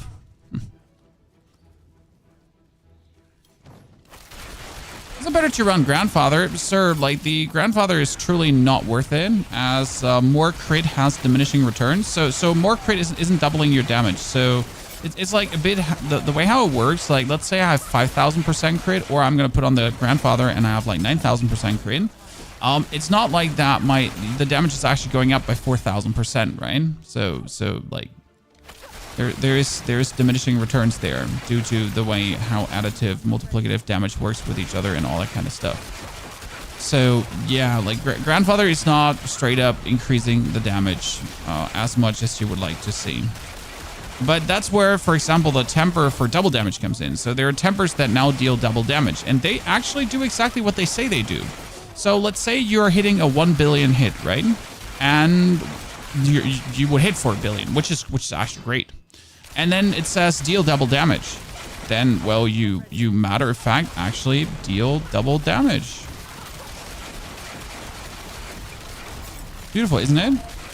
So no, Grandfather is never the answer on Necro to anything, to be honest. And the main reason why Grandfather is never the answer is because it takes away your two-handed aspect slot.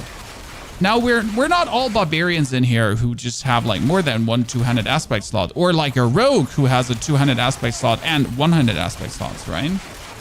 Like, and can't every class be that cool?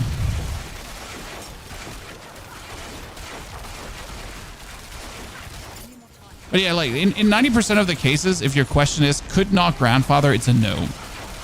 Okay, at least in the case of the Necromancer. Like in case of the Barbarian, it's always like, could Grandfather fit in here? Yeah, just put it in. Like, what the fuck? Just put it in. Like, I mean, might as well just put it in, right? Like, you have it already. Why don't you just put it in?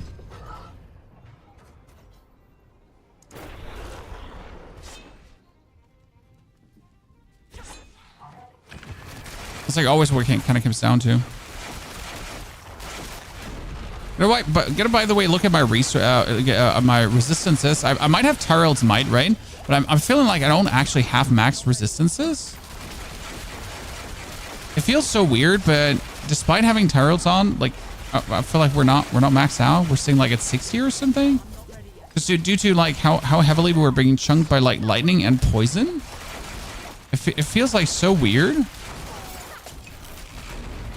Maybe I'm just imagining things. I hope I'm just imagining things. Okay, we're definitely have improved on the damage front. Facts number one. But facts number two, it doesn't feel like that much more, right? Feels like good, but we also, like, interestingly enough, due to playing the Ring of Starless Skies again, we also we lowered the amount of barrier we would be getting. So I have to say that my survivability felt better without the ring. Oh my goodness, that was so much lightning damage. See, that's what I was talking about. So without the Ring of Starless Skies, I felt like so much better from a survival standpoint.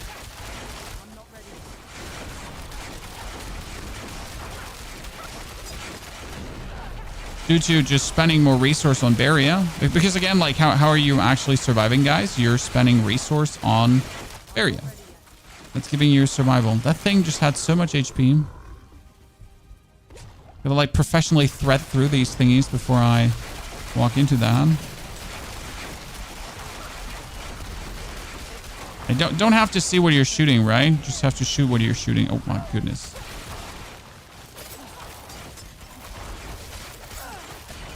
Did I not just say lightning damage felt explicitly weird? Did, right? Did. Pretty sure I did. And they're like, hey, here's a quad group of lightning skill damage users. Let me kill the boss. Would it be worth to do the Earthen Bulwark on Druid? No, the Earthen Bulwark on Druid is horrible because it costs 800 offering. Do you know how annoying it is to get 800 offering together? Like genuine question.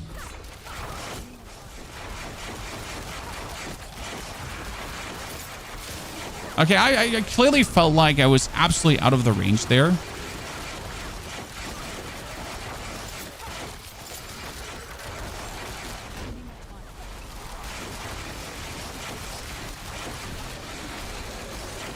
I mean, damage is higher versus the boss because we're just having more cooldown running.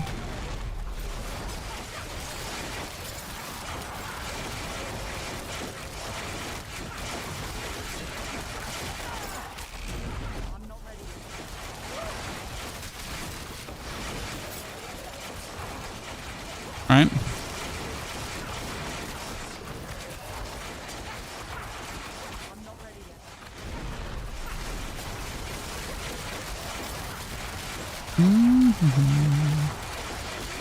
There's definitely more boss damage. Okay, I like the standing still thingy on Rogue, that's for sure, because I can just stand still, right, and get my triggers, so I don't have to worry about that. I mean, as the Heartseeker gameplay is really standing still. Yeah, so like the Druid Bulwark is sad. Are you using the right glyphs? You need to exploit, chip, and diminish. Yes, I'm using exploit, chip, and diminish. So here, that's your that's the mage teleport. You get the enhanced war cry. You get the +3 skills, and then you get the earthen bulwark. You get the overpower. You get the vortex for 500, and that's challenging shout is 800. Why ever? Then we get the countering concealment is 700. We got 400 for the basic skill cast, 800 for the earthen bulwark. My problem right now is, so let's say getting a druid barrier cost 800, okay? Which is fine. But if I compare this now to petrify, so I could either get a barrier, okay? Or I could get the druid's petrify. So now let's look at the druid's petrify for a second. What does it do again? Why would you want to have the druid's petrify? Oh, if you manage to get petrify every 7.5 seconds, right? Encase all nearby enemies in stone, stunning them for 3 seconds, and you deal 30% increased crit damage. And that bonus goes up to 40% increased crit damage, and the duration is increased to 7.5 seconds against bosses. Ta-da! Right? Ta-da!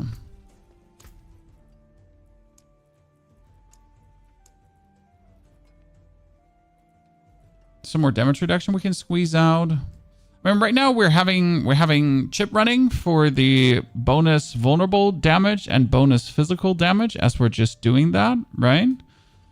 Then we got devious running for bonus crowd control damage versus bosses with bonus damage versus bosses if they're staggered. We have vulnerable damage on the diminish. We got exploit for another 400% vulnerable damage. And we got ambush for the bonus of trap damage.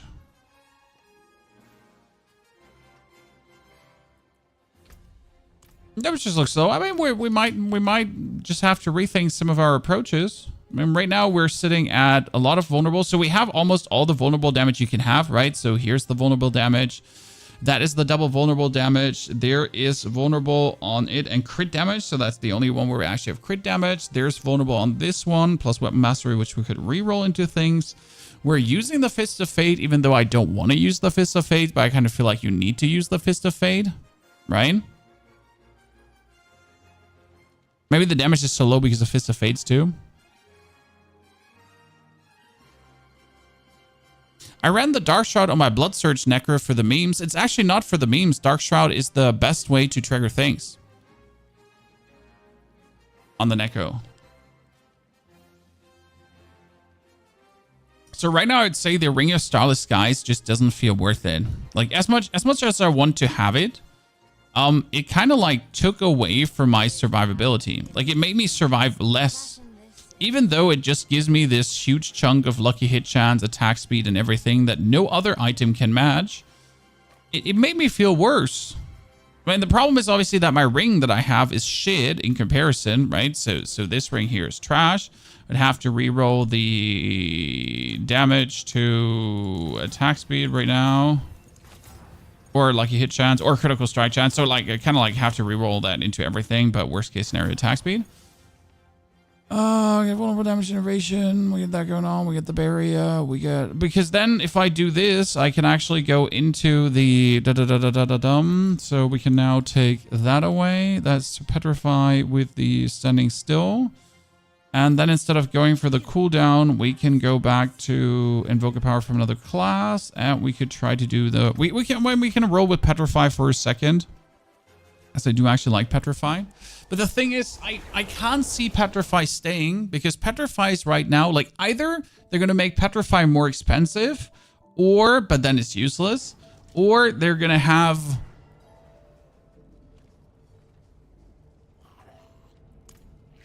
either make petrify more expensive or make the defensive skills less expensive. Because let's be fair, there's at the current moment, there is no singular reason to use any of the other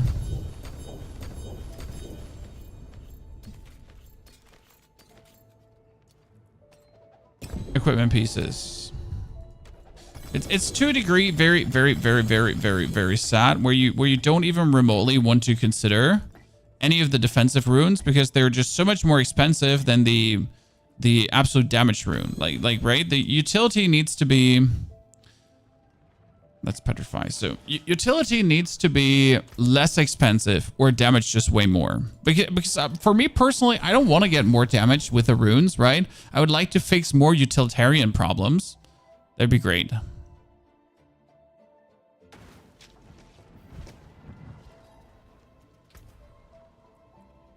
The Druid Bulwark is only usable with getting injured rune for 1,000 offering. Yeah, but that seems so bad, because it would be like a panic button that you don't need.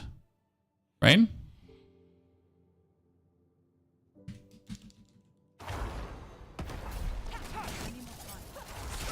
So now like for standing still, I'm essentially going to be, I'm going to get offering, and the offering is going to summon my, so like that's petrified, just continuously happening. Everyone is just continuously encased in stone. And it all happens for me just standing still. So I'm not doing anything else. I'm just standing still and blasting away my skills. So we're perfectly able to just get the maximum damage out there. And the reason why that is working so well is just because we are having the rune that gives offering for standing still. So we're getting bonus damage reduction. We're getting bonus crowd control, which is actually funny too, because right now, due to casting the Decrepify every second, right, we're also doing bonus stagger versus bosses, right? Who doesn't want to have bonus stagger versus bosses? And well, you're actually doing more survival because you're just encasing everything into stone around you, right? I mean, these lads are just going to get petrified now. Boom. Get stunned, bitches. And then they're just eating tons more damage. You know what I would like to know? Does casting Petrify cast Leiranas? It does. That's a scam. I don't even have to play Aerostorm anymore.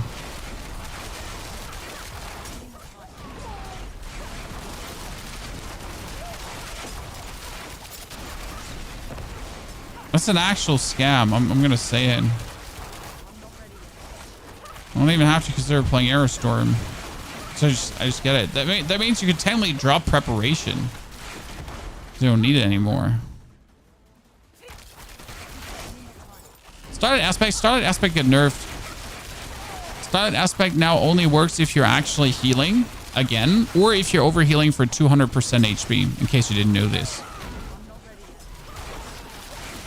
And the 200% overheal is actually quite significant. You're not just overhealing for 200%, right? I mean, even in the Necro build where like only healing is happening, like right where every attack is healing essentially, you're not just simply overhealing like that. One does not simply overheal for 200%. It's just a little bit too much. I'm going to be honest with you. Like 200%, I don't think we need to argue about this number. 200% is just silly goose. Because like no one overheals for 200% quickly. right? Like that 20% heal was nice. I mean, worst case scenario, nerf buff that down to 30 if you feel like it wasn't adequately balanced. But putting that down to 200% was like kind of silly. What we do about Necro in Season 6? I mean, Necro has 2 S tier builds left. And for one, we already posted a video that kind of explains what happened and why it is so good. The rest of the builds is like at best B tier, which is a bit sad. And like, I'm going to be honest, probably the expansion is actually going to be for me Spiritborn time, simply because they neutered the Necro so much. There's like no way you're actually going to play a good minion Necro, which is going to sadden a lot of people because that's the reason why you play Necromons at the end of the day. Like you play Necro to play minions. When if I can't play minions, why even bother playing Necro very much?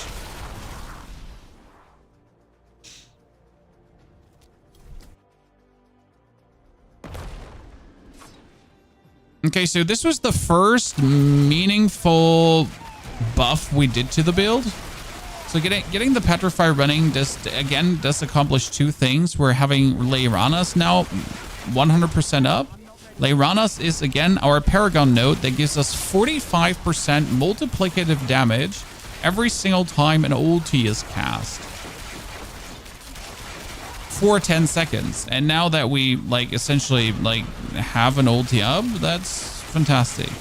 This makes me actually want to pull points out of Aerostorm, because right now I have 5 points into Aerostorm. I could even go back getting my attack speed from I could be going back getting my poison attack speed, because I've been using attack speed, like I can show you.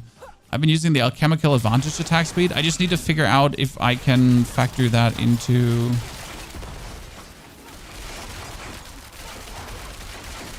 the things I want to.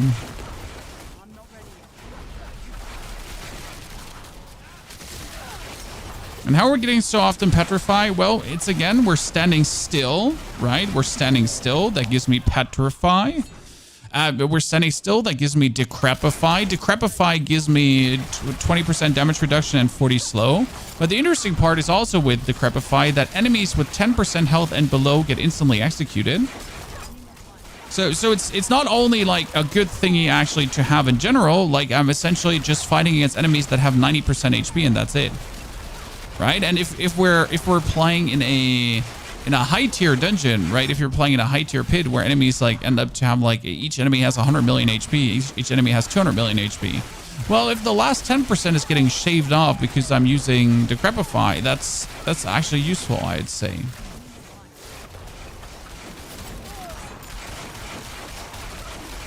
Right?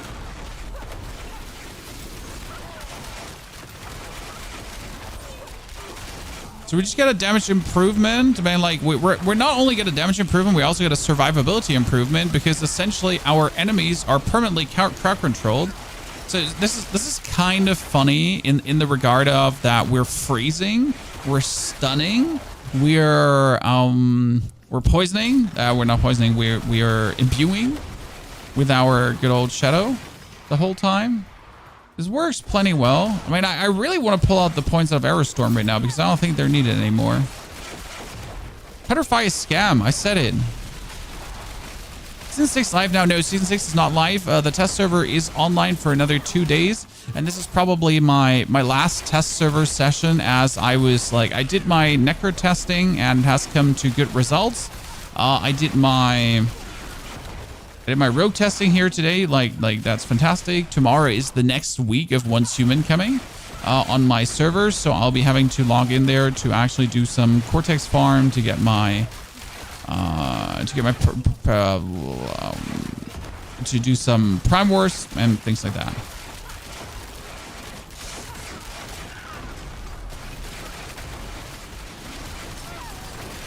That's going to be certainly a fun day.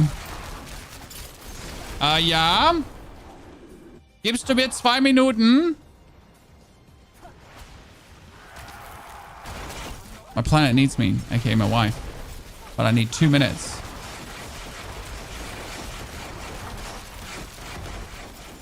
So like she gets petrified now. So I'm essentially permanently in this fight having Leiranas up. So I'm always, almost had me.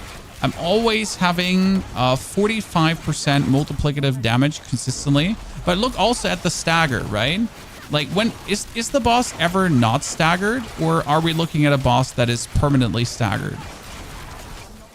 I mean, we're staggering over our frost. Oh wait, did I see almost 100 million Heartseeker there? I think I saw a 63 and it followed up by an 80. That was a 41.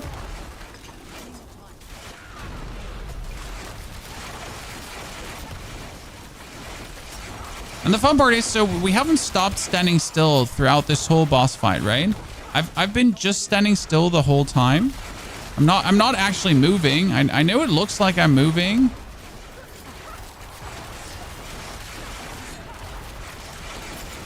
But I'm not. In fact, moving around. I'm just standing still and using skills. That's different than actually moving. I'll be quickly right back.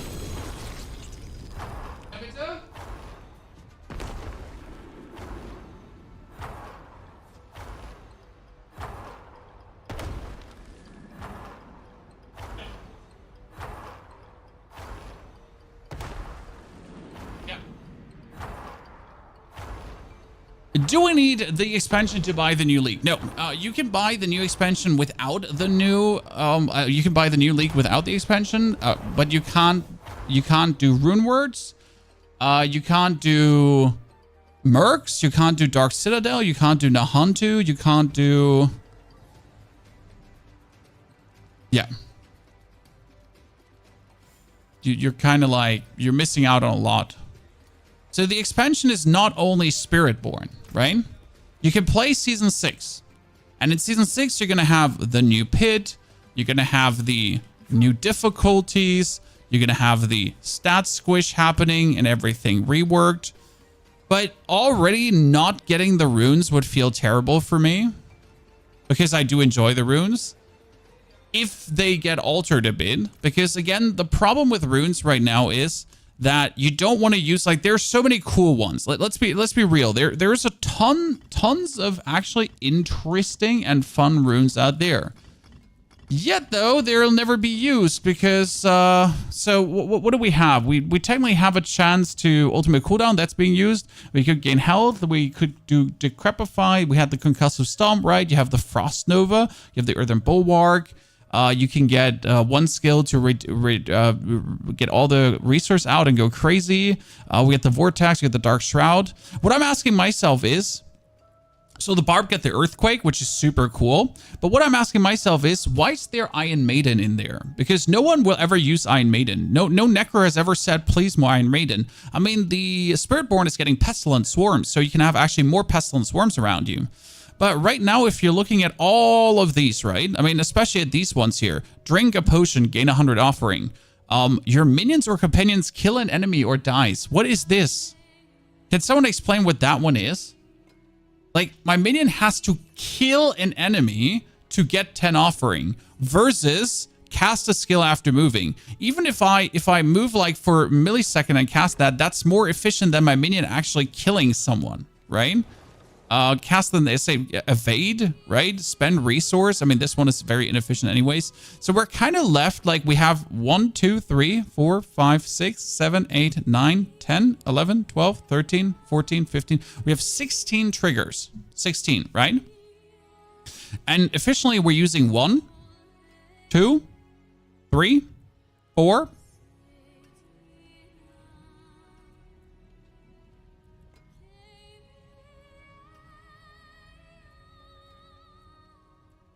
5. 5 out of 16 are being used.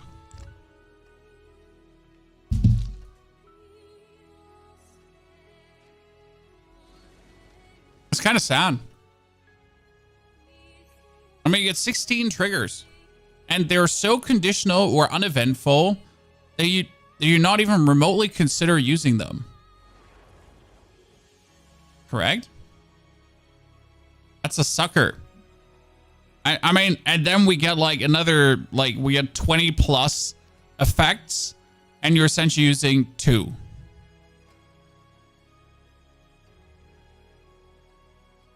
Travel 5 meters? No, travel 5 meters is also my dash. So the dash goes like for kind of 10 meters or so. So if you dash or shadow stab, you do a huge movement, right? Don't forget, during leveling and until you have legendary runes, you need to fill in up spaces. How do I say this now? I don't care about the rune system until I'm level 60. So I would like to accept what you just said, but it doesn't make sense, right? Because you're reasonably not going to much interact with this as you level. You can get from 1 to 60 without ever using a single rune. The runes, they're not making leveling better. Also, they're blue for a reason. That's wrong, Jay, because this blue rune for casting an ultimate skill is one of the best out there. Just obviously not for rogue. If I'm looking, though, for my Necro build, for example, right now, the ultimate rune should be golden. Right? I mean, on my Necro, I am using Petrify and I'm using Warcry, correct? And the way how this is, see, that's Petrify, that's Warcry. And they're being triggered by me using basic skills and by me using ultimate skills. And the reason for that is actually very simple. Because in certain builds, you can very easily just every 2 seconds use your ultimate, right? I mean, this is me spamming my ultimate, by the way. So you can imagine how often I get Petrify, right? That's my Blood Wave. So saying they're blue is not really an argument, because they're kind of like, for this build, they're at least like, you're right. They're perfect. Just to give you a feeling for what the build can do, and what do you see here? So that's the reason that most of the blue ones are going to mediocre. Yeah, but we're not even talking about mediocre. We're talking about straight up not usable. Like, it's not even a question of mediocre or not mediocre. It's straight up like, this is not an option, right? Like, this is not an option at all.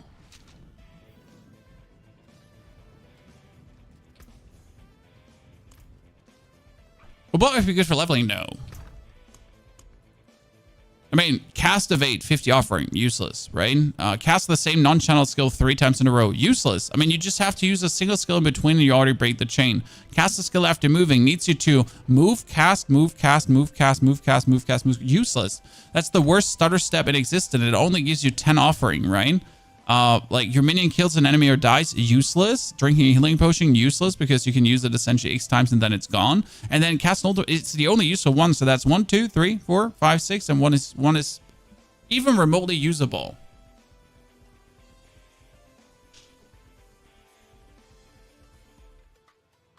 Right? What leveling build will we get for Necro? Oh, Necro has tons of leveling builds. I mean, Search, Sever, Minions, Bone Spear. All of these builds are good for leveling. Just as soon as you start doing the pit, you can only use a certain level of builds, right? A certain thing. By the way, let's go for Lilith, because I wanted to see how the damage is versus her.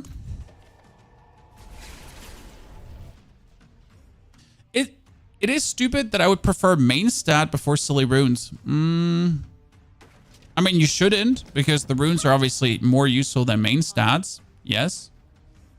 Especially since they nerfed the max life. I mean, with the max life still being a thing, I would have said there's a reason to maybe ignore runes, right?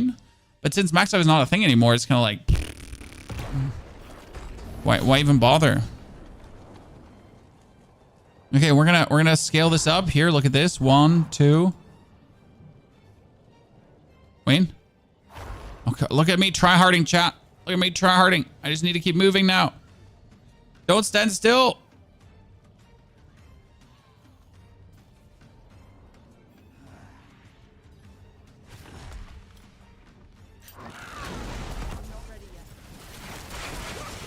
Oh, look at the damage. Poor mommy. Get fucked. Ah, nerd. Sorry, had a moment there. I'm good now.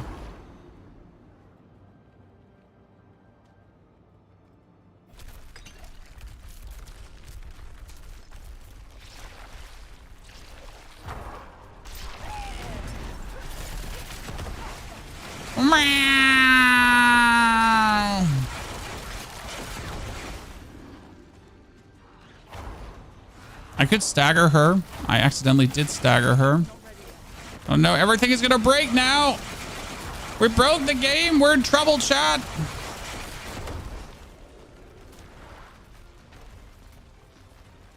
Meow.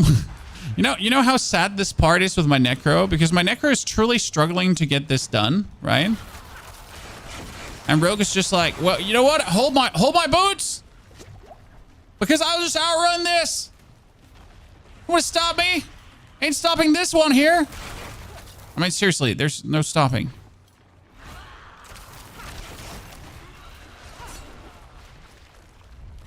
Me just outrunning. The only thing how I die is me just being stupid and like getting killed by these thingies while I'm not paying attention, right? Whee! What build are we running? We're currently running Heartseeker because Victimize is working again. Well, it's not actually that Victimize is working again. Look at my percentage of vulnerable. So I have 5,770% vulnerable damage bonus, which leads to quite some significant uptick in damage.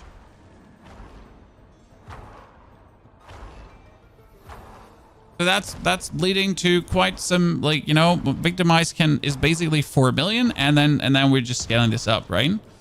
What we now saw though is I can take points out of Rain of Arrows. So these 4 points I could redistribute. So we could get, I don't know, when Poison Death Trap activates, we get more damage. We can ultimate skills, and your ultimate skill deals increased damage is useless. Well, I mean, we could get critical strike, but we have enough critical strike. We have dodge, but we don't need dodge. We have enough critical strike. We might even take this one out to actually get heal. I mean, you can get more damage if you're actually evading something, right? It's another 12% damage boost. We have the damage reduction. There's nothing like to truly actually put a point into where you're like, oh yeah, you know what? This is so goddamn useful. But you know what I like to do is I like to do this and get the alchemical advantage, and then just make my smoke grenade actually be poison, right?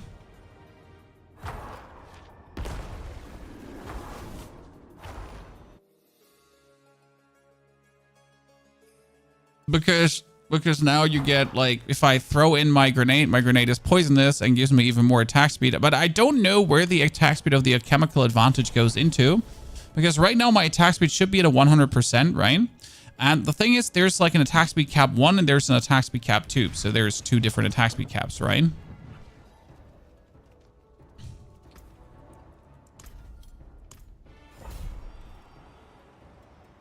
Oh, you didn't open it? Sir?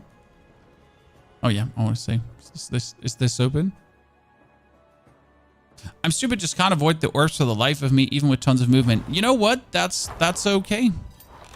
We all have our struggles in life. And sometimes it's avoiding orbs of death. No hurt feelings. Right? You know what the fun part is? That even if I'm frozen,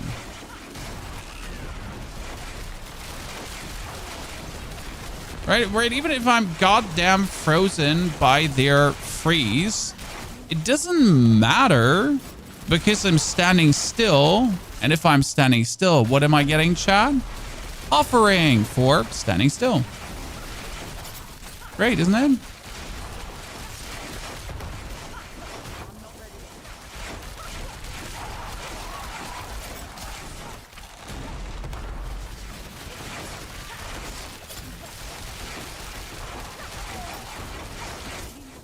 Actually feels like hacking. Like you're literally like, you're standing still and you would actually get like petrified while you're stunned standing still, because why not, right? Why wouldn't we get petrified while we're standing stunned still? That's exactly how it should work. I mean, obviously it would be better to just avoid getting stunned. Don't get me wrong. Obviously it would be better to avoid getting stunned, but that's not the point of the discussion here. Just the funny part.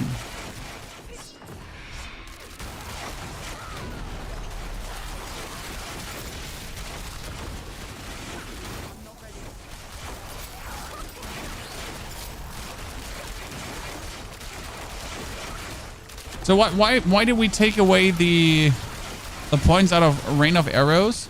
Because Rain of Arrows was only having points to reduce the cooldown. Okay? But the assumption is if Petrify essentially casts Rain of Arrows for us, if Petrify gets us our ultimate skill popping, then we technically don't even need a single point in Rain of Arrows, and we could just play a different... I mean, I could just play Shadow Step.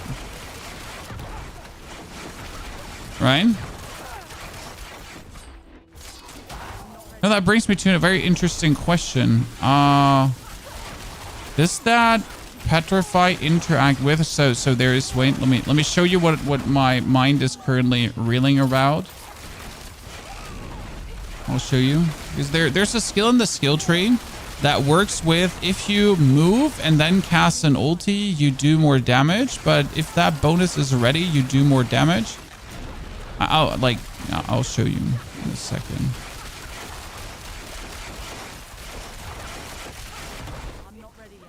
Okay. So there's this bonus that's saying...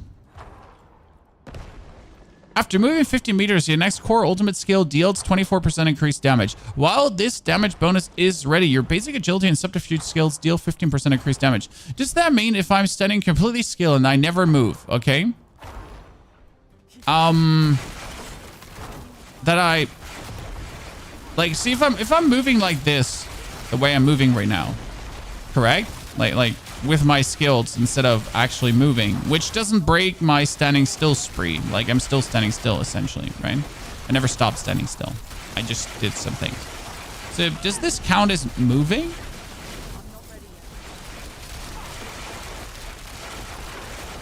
Or does it not count as moving?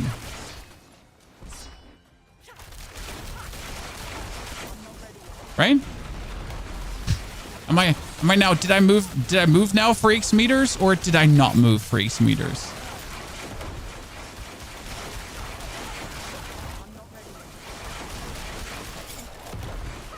It doesn't say walking. Well, that's a valid point. It doesn't say walking. So if we would just like move.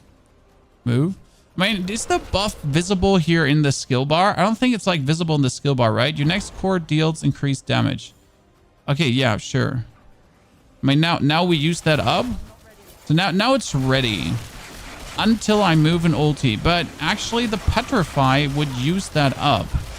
So, but like, does it go back online? So does the buff actually come back from just standing still here?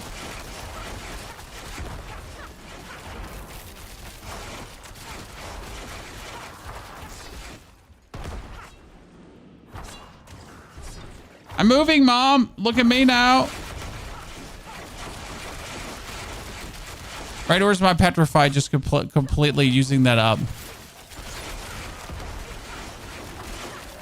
Because if Petrify is using that up every single time, then the bonus doesn't seem to be that useful to put on, right? I mean, the bonus would only be useful to kind of use if I was holding my ulti back and only use it like every 10 seconds.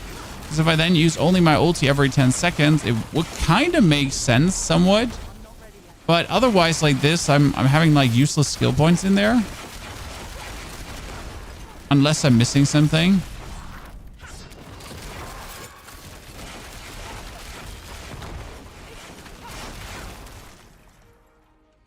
Right?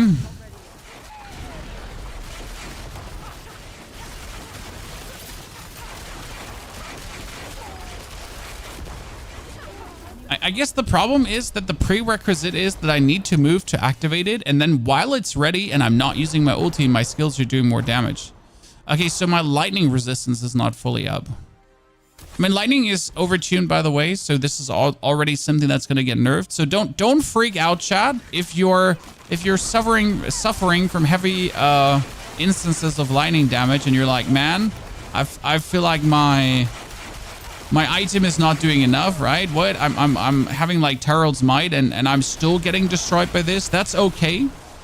Like it's overtuned. That's already in the bug reports.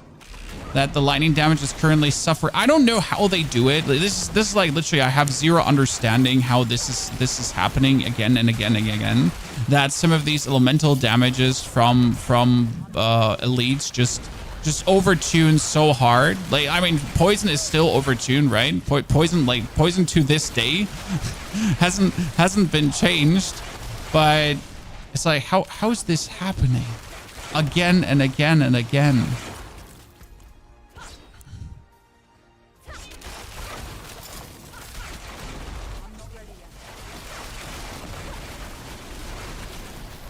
Beautiful.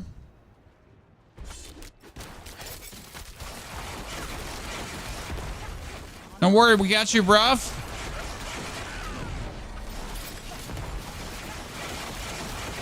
Meow. Oh, we did 150 million now, chat. Whee!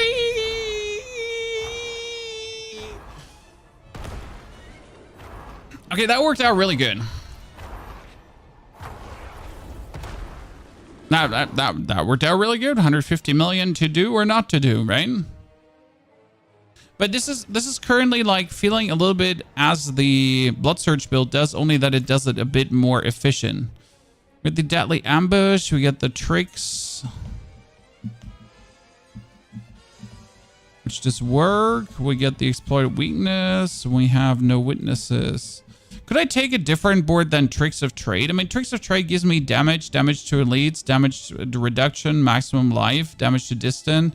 It gives me another maximum life. So there's actually 2 maximum life nodes in here, which is another 8% max life.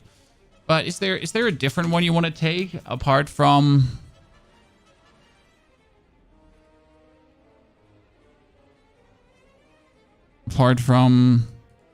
Tricks of Trade?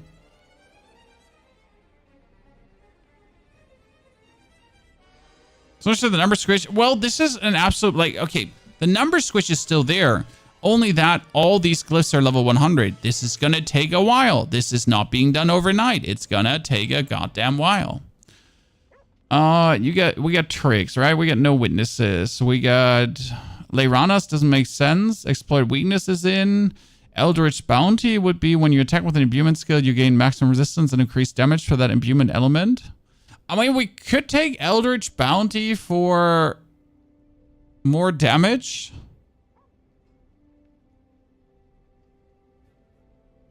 Over...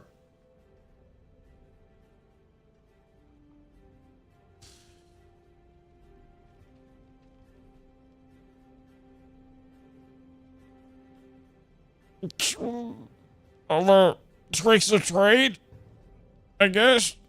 Could we not? Would that make sense? Would that not make sense? What does Eldritch Bounty have on the board?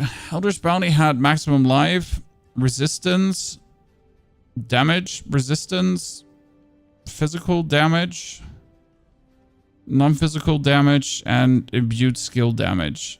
I mean, this is just how bad per se, right? I would like to have a little bit of living steel to just see how a tormented boss feels now. Let's go kill the Hell Maiden, okay? Let's get some living steel here together, chat. It should be working out.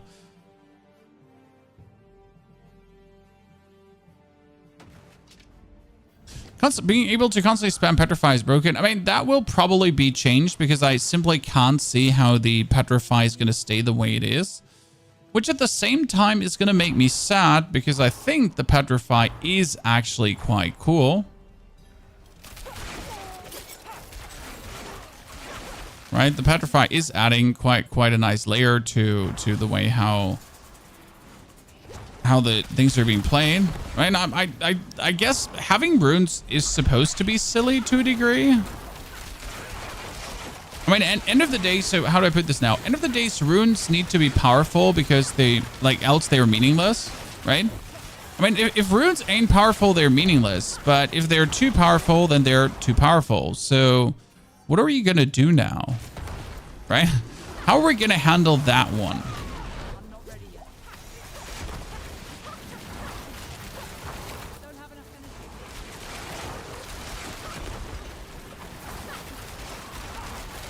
So this is how I wanted Heartseeker to feel again, by the way. So I want to essentially stand AFK in the middle of this. I want to hold my Heartseeker button, turn in a circle, and everything dies.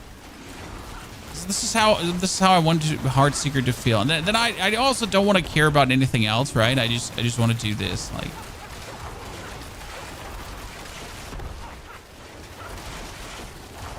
Pulverize and Warcry, Petrify, you mean, not Pulverize. So yes, Petrify and Warcry stand out because everything else is trash. That is absolutely correct, and that is the reality of things. If the others options were remotely good, then we would be talking. I mean, for example, I would like to get the Berserking from. The Berserking ulti from Barbarian. I would like that. That'd be cool. Just run around permanently unstoppable as a Necro. Be like, oh, you out of my way, you shits. You know how hard time Necro has to actually become unstoppable regularly? Like, just give me that ulti from Druid. Let me just from Barb. Let me just trigger it. Minting up to 80 million. Well, the highest we've done is currently 115 million. So if we have all the bonusing and so on.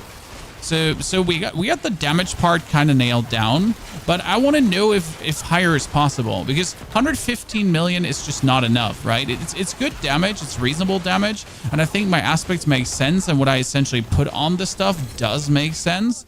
But I'm not sure if there is a if I'm missing out on a higher ceiling currently, right? By simply not knowing better, right? Like, is there a different Paragon that could boost it further? Like, is like 200-300 million possible actually with perfect gear? Like, if I get more ranks in Heartseeker, would that help? Would that boost my damage? Where could we go with this? How's Druid feeling on PTR? Well, so the Druid main skill has a bug, and it's doing quadrillion billions of damage. So we're talking about like 100 billion upwards, I think, and so on. So it's feeling good, but only because of a bug. It's like the sad story of Druid life so far through the history of Diablo 4, that every single time Druid has felt strong has been because of a bug. It's not like, oh, Druid feels so good because, like, wow, like, Druid. That's not true. Actually, last season, the trample slide was amazing, and that's not bugged. So I take it back. I'm sorry, chat. I didn't mean to be that guy. Trample slide does feel extremely good. True. I'm obviously lying to you for personal gain. I don't know what I'm gaining, but it's definitely lies for personal gain, chat. It always is. There's devious, malicious intent behind everything I do. Okay, so how much living steel are we getting? See, this is like what makes you really happy when you open this box. I mean, look at what we got out of this now. I currently have 2 living steel, okay? So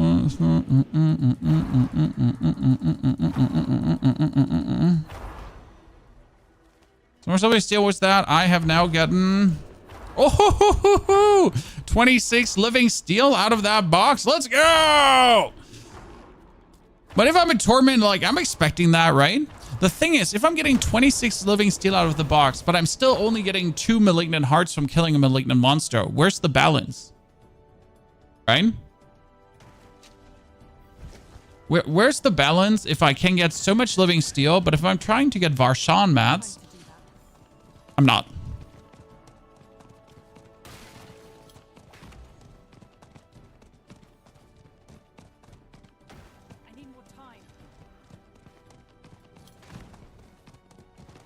How are you using resource with Heartseeker? You're playing the Shard of Arathio, which increases the damage, but additionally costs 25 primary resource on your basic skill. The good thing, though, is, well, that increases the damage of your basic skill, which is kind of nice. I mean, let's say I would replace this weapon through something else. So right now we're looking at Victimize having like 5,000% at 3 million damage, or obviously with this weapon, we're pushing the Victimize higher up, and we would be looking at like 5.7 and 3.6 million. So that's kind of nice, right? It's actually worth it. And if you're now taking the shard out, like that's 200% on the base skill that goes upwards less. So we would be surprisingly actually having more damage without the shard. Wait, do we not need the shard anymore? But the shard is needed for what we're doing. Wait, do we need the shard is needed for the barrier too. Yeah, sorry. So it would actually do more damage with the other weapon, but the shard is needed for, what is it called again? We need to spend resource for barrier, right? So like this, you see this barrier here? We're getting that when we spend 100 resource, and since we're spending 17 resource, which is actually low, I should be able to spend more. So we're spending 17 resource, and you do want to spend resource for barrier, and you want to spend resource for... Oh, oops. Oops. Ultimate cooldown reduction.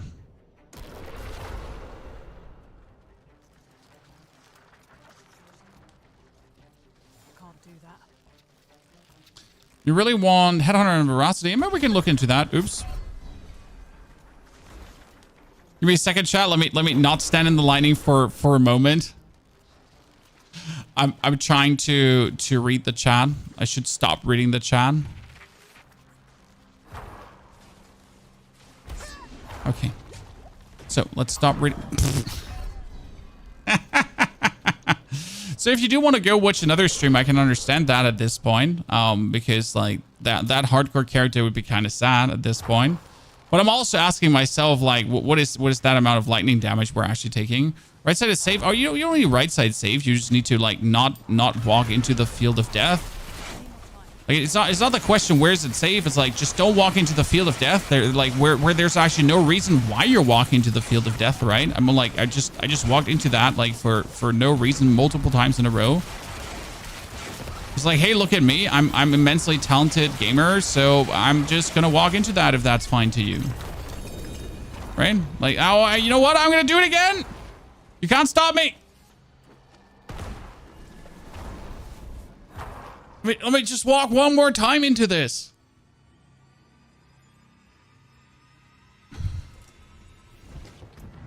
Okay, let's see. What do we want? What did Headhunter do again? I think Headhunter is actually being played in the very first version of what we're doing there. So Headhunter was bonus, and then you get bonus damage to elites, and then you get bonus damage to elites. Sure, I can do that one.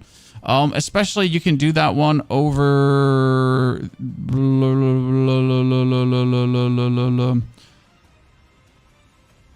over the devious one, because devious is technically shit, because devious gives you only a bonus if you have crowd control to target. So Headhunter would actually scale better than devious in this case. Kind of. Right?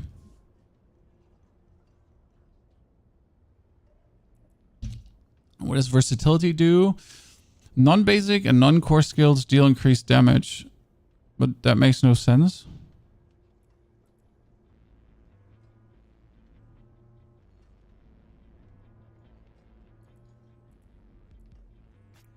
I'm a huge fan of, exploit is obviously needed. We wanted to have that's vulnerable damage, and you take less damage, so that was also good. And we do more damage from trap skills. Increases trap skills damage. Oh wow, I read that wrong. That one goes away. I read that wrong. Wow. I thought it's also going to boost the damage of someone in the traps. But that was wrong. You could technically play Kenny, because Kenny would boost the damage of your cold. You could use Kenny.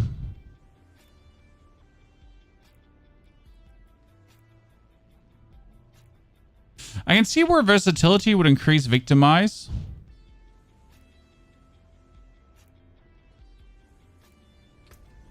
Wait, I need to walk out of this. So Victimize is sitting at blub 3,000, and if we would put in, if you would put in your, but Victimize is not a skill. It shouldn't. I mean, the 20% would increase it, right? But it like the first 25% shouldn't increase it. Shouldn't. I'm not saying it does not. I'm just saying it shouldn't, right? I mean, I just read trap wrong because I thought that was against trap enemies as well. So that makes no sense. That is true. What about Ranger? Does Ranger work? Does Ranger actually scale everything up, or does Ranger not do anything at this point? I mean, Pride would work. That's out of question, too. I mean, again, like, technically...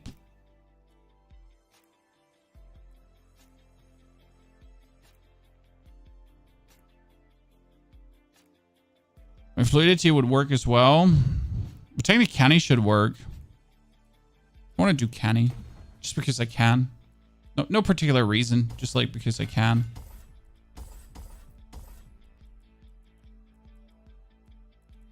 No particular reason, just reasons.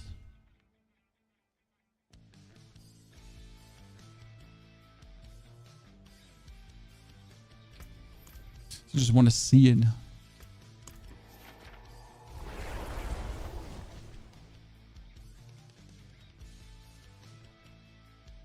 I mean, I can't wait that we can actually do Infernal Hordes again. But right now, so in the time, I'm a bit worried, guys. So in the time I've played the pit right now, and I've gone through all 100 tiers of the pit, okay? I've seen 3 compasses. I'm not sure if that does have you worried, but it does have me worried for sure.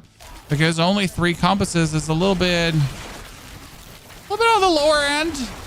Right? I'm like, I mean, I want to be able to play Infernal Hordes as much as we did last season.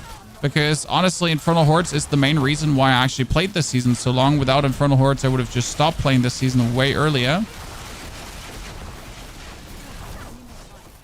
Right? It's the main reason we're existing. Yeah, see, that increased the damage even further. So that's nice. Wonder if that would actually have influence on the Victimize. Like if I increase my imbued skills, like because I'm increasing the damage of my Heartseeker, would that should lead to more Victimize damage technically?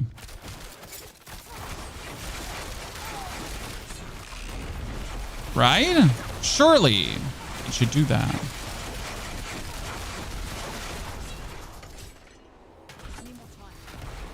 So much testing with Rogue.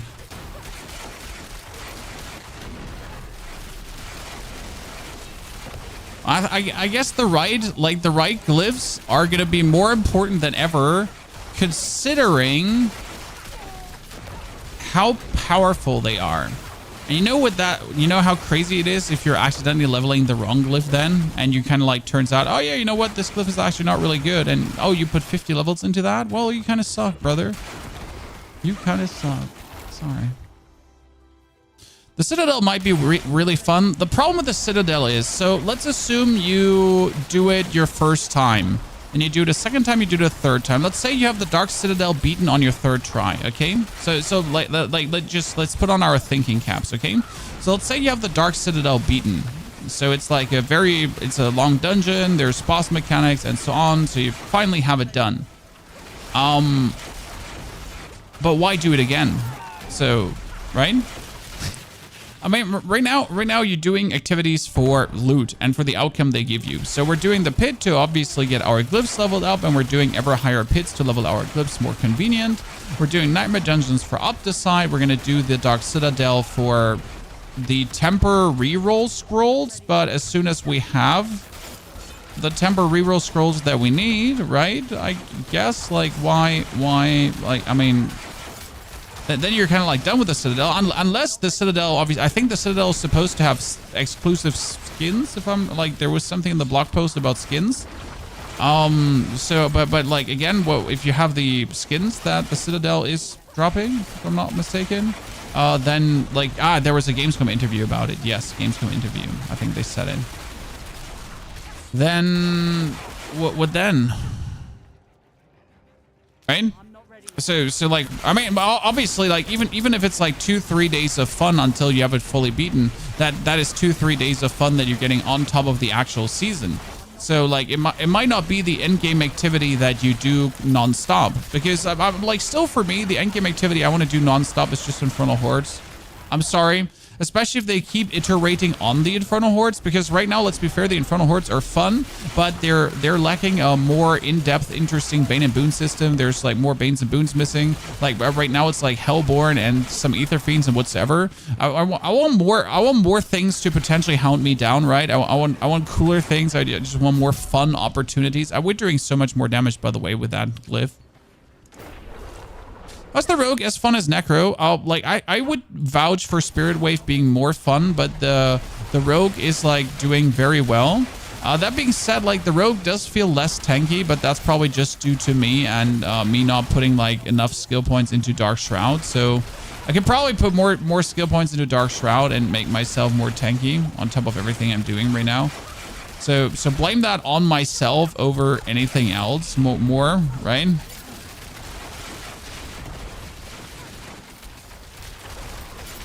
Yeah, that glyph change was really good. That led to nice damage, but I still couldn't do a tier 100. So that's like the thing, right? We can do tier 80s now. We could probably do a tier 90, but I'm asking myself if it's then from that point like a gear question, or if I just suck in making the Victimize as good as it could be. Because obviously I don't have perfect gear, right? I have like my rings are suboptimal and some other shenanigans. Like I could get so much more attack speed out of things. I could get some more lucky hit chance, which actually leads to things. I could get a better Fist of Fate. So there's still new ceiling, but we're like so much faster. I mean, before we were like at 5 minutes, and now we're at like with 10 minutes left, right?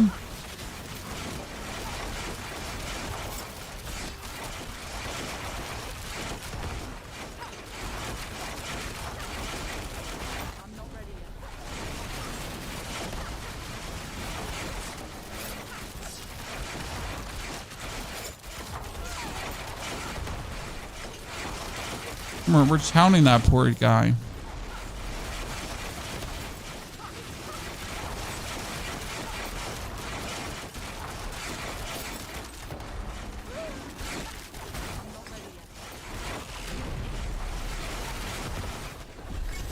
And that was so much faster. So Glyph, woo woo.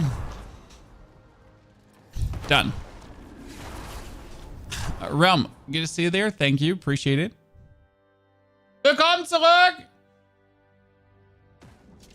Wurden sie geklaut? So that one was a good addition. So canny now. Which gives us non-physical damage, increases all the non-physical damage an enemy takes from you by 1% up to 10% for 15 seconds, and increase non-physical damage by 20.8%. What I'm asking myself though is, if I increase my non-physical damage by 20.8%, then like what does Victimize do? I would assume Victimize is physical damage, right? So technically, as much as Canny now felt good, it should be worse than something that increases the all damage, right?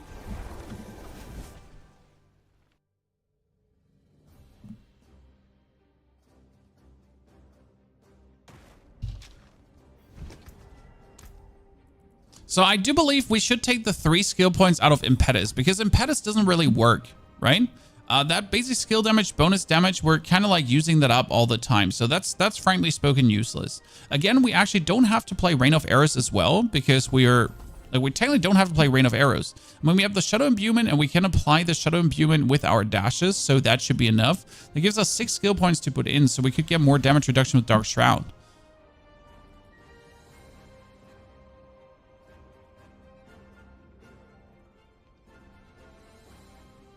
I mean, then technically we could play Shadow Step if we want to as an unstoppable skill. Yeah. Right?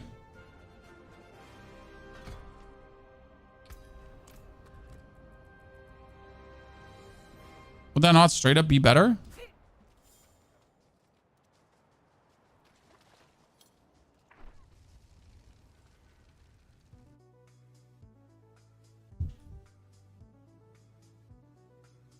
No, I'm not running any traps at all. So I do run poison damage, but that's over the grenade. There you go. Boom. Poison.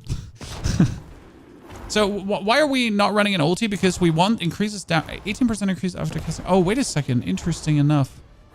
Oh. Oh.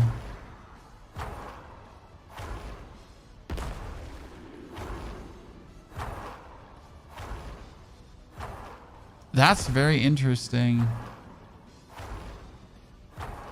I wonder if it overrides the bonus if it's online. That's like, so this is only an 18% damage increase because technically the ultimate from Petrify is not being increased by my, wait, why is my damage bonus so low right now? Oh, because we moved the glyph out of here. That's only, wait. I need to rethink things. I need to rethink my life quickly. I need to rethink my life right now, momentarily. We need,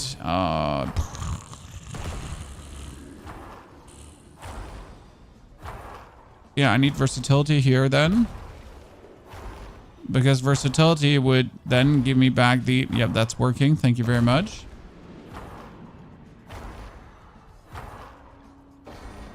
And which one did I put out? Oh, I had 100, right? Die sind nicht mehr im Wald. Um 12 Uhr. Nein, die sind schon um 10:45 Uhr. Doch, steht in dem Dings. So now it's 45% again, Chad.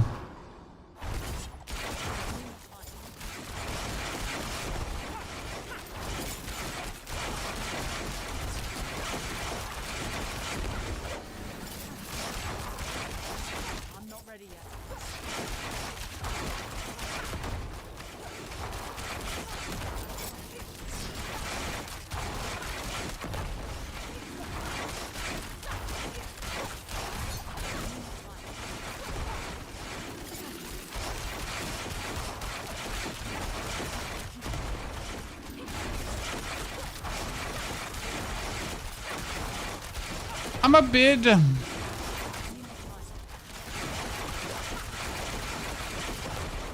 a bit confused about... I need to test this in a real world scenario. How that feels now without the things.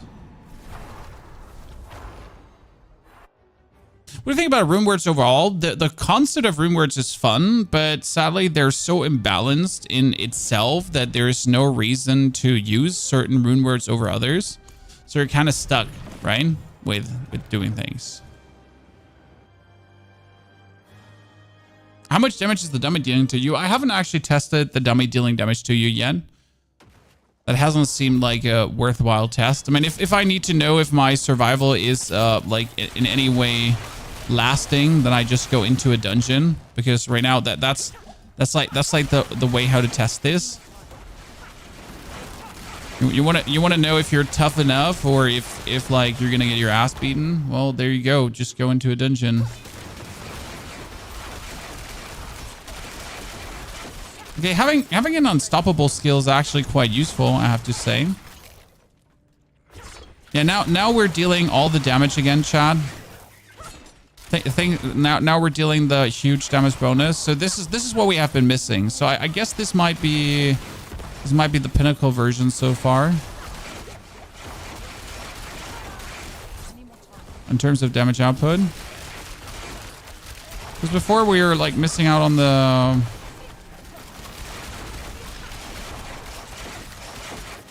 My only problem is if I'm not using an ultimate skill, what am I going to use then?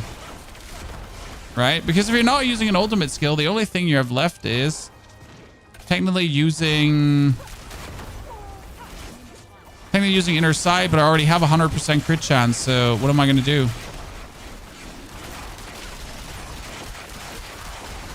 Can I use combo points somehow to boost my damage? Is there a world to use combo points to boost your damage? Because I have 100% crit chance. Like there's not more. So I mean, what do you do if your rogue passive turns out to be useless?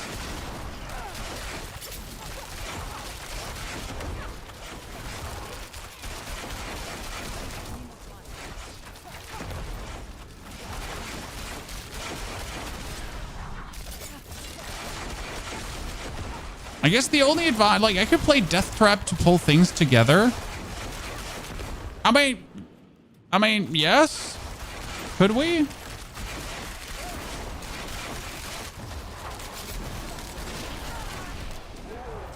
I mean, best case scenario.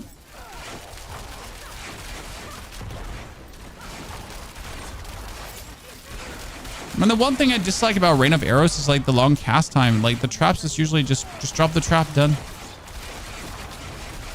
Yeah, we'd have to use a core skill to use combo points, as we're not doing that.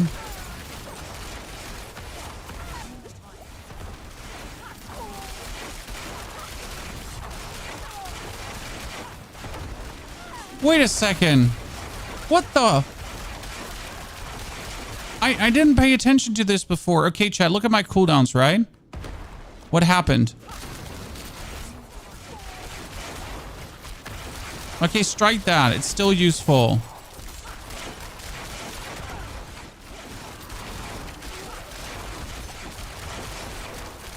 Guess what just happened?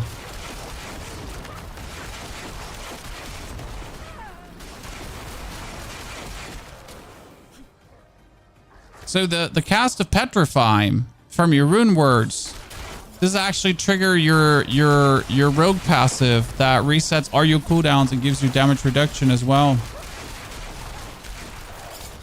So I guess that's a good reason to play it. Yeah. I didn't actually pay attention to this, but yeah, that's kind of cool. I'm not gonna lie, that's kind of lit. I mean, who doesn't want to have like unlimited cooldowns?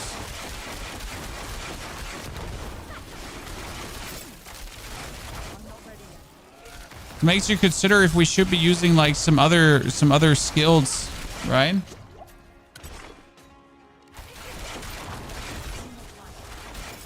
But should we, like, under these circumstances, should we then take the rune that makes me cast an agility skill do more damage, and then when we're wait a second. I'm gonna show you.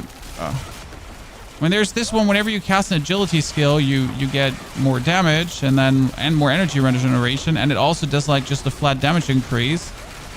So it should technically, like, considering that we always have that active.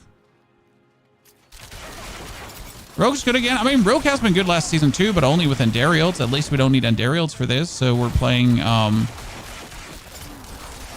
Victimize Heartseeker, and Victimize Heartseeker is going to be good for leveling and good for having fun because it essentially just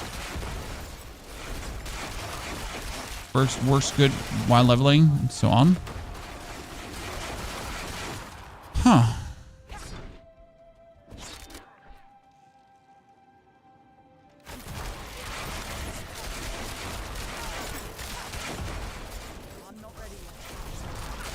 I find this funny that we're like that this is actually reducing the rogue's cooldown.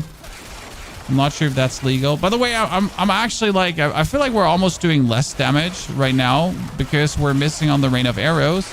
And you know why we're doing less damage? Because the Rain of Arrows, matter of fact, can trigger Victimize 2. Can it trigger Victimize 2?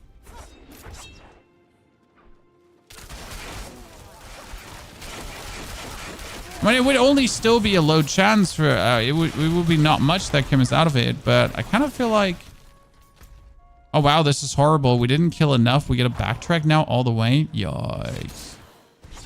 I need more time.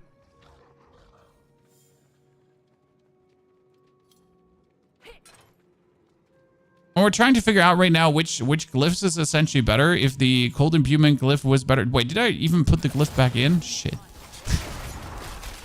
I know we're trying out that one different glyph, yeah.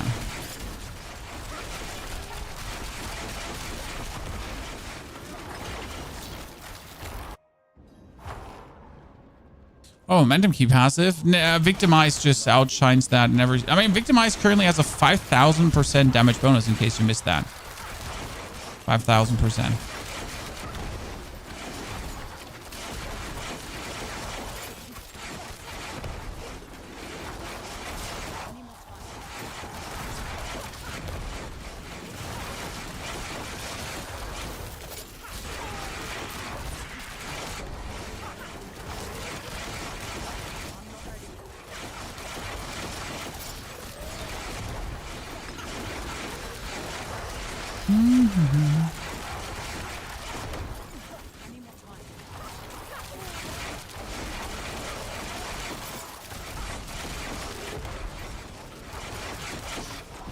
Good.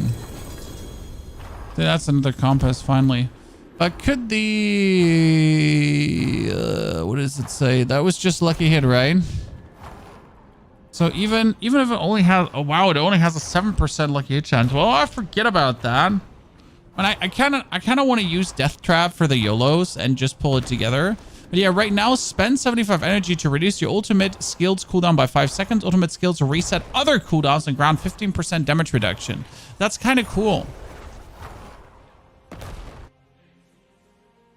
So Petrify does everything for us, chat. Petrify solves all the rogue problems. That's kind of cute. I mean, I'm really happy with where we stand here right now.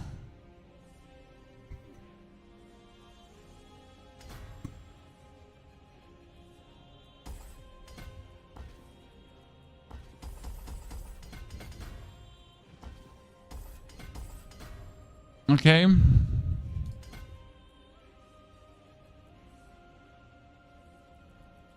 So this is vulnerable damage and physical damage reduction. You take 15% physical damage reduction. I mean, technically, but that's so much vulnerable damage bonus, right? Wait, that does to all magic nodes, right? All normal. No, you don't do normal nodes. Yeah. You do magic nodes.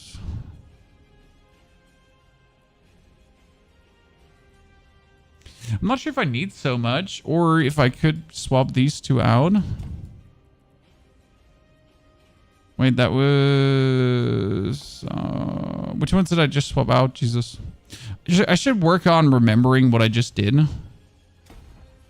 That was normal nodes again.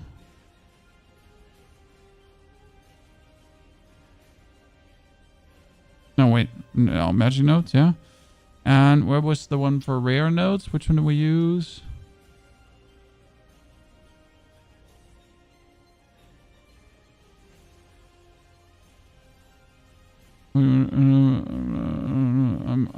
Which one? Where? What was the one called again? I'm getting old.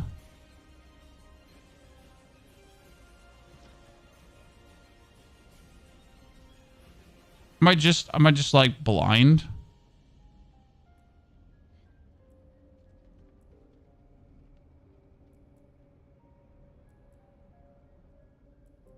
Huh?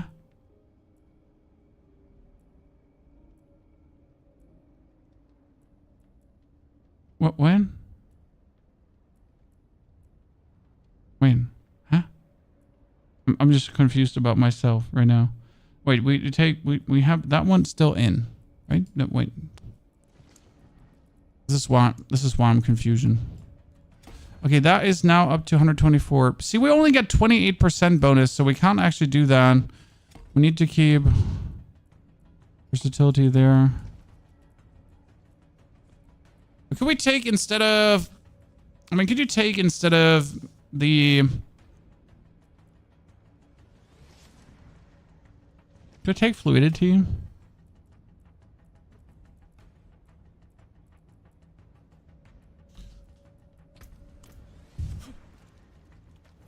The backtracking is stupid. Yes, I do agree that the backtracking is wholeheartedly stupid and no one likes to backtrack ever. I mean, if you're forced to backtrack in a dungeon, you're just like, what? It's just the biggest pain in the booty.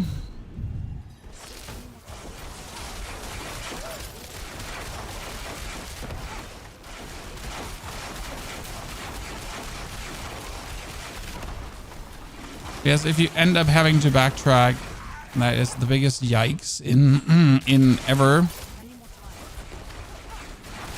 I'm also not sure how to prevent that. I mean, like, it's only in very few of these dungeons, if we're honest with each other. It's not like often that you have to backtrack. It's just like in specific designs and layouts that you really get to the point where you're like, this is kind of awkward right now.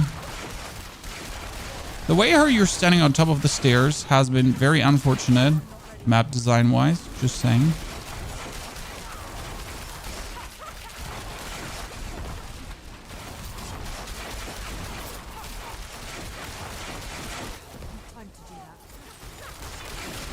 Very nice if you just stand still inside my traps.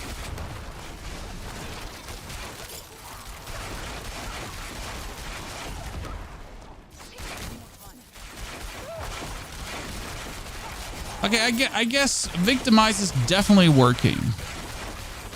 I mean, we have our rings are currently 4 times master worked. Our amulet is only 8 times. Our helmet is only 4 times. Our chest is only 4 times. Gloves only 4 times. Boots only 4 times. Second weapon only 4 times.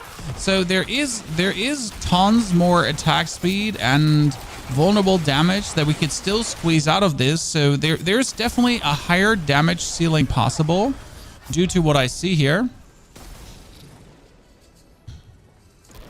Which has me very happy. So I guess this is going to be like, you know what, chat?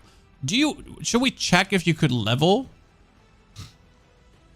Heartseeker? So we know it's working right now, correct? So we know this is working already. But the question would rather be, but what if I want to level it in hard mode, right? What if I'm going to delete this character here right now? Delete, that's Mr. Ponyhoff. So what if instead of going where I'm supposed to go and boost my character, I'm just going for my rogue.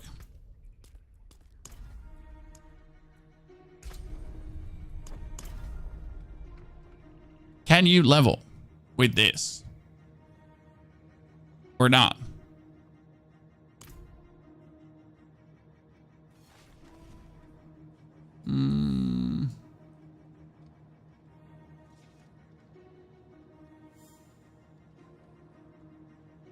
Or is this going to turn weird?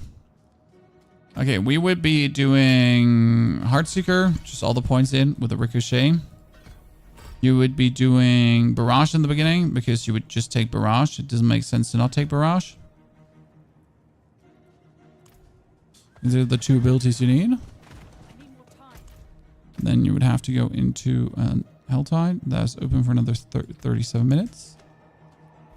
Oh, wait, before we go, you need to change the difficulty to expert.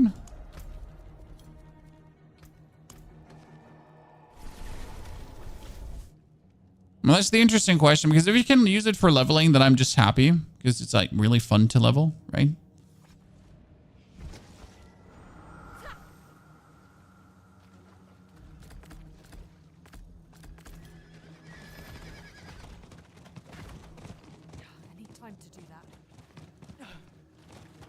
Doing this together with Barrage because Barrage is just...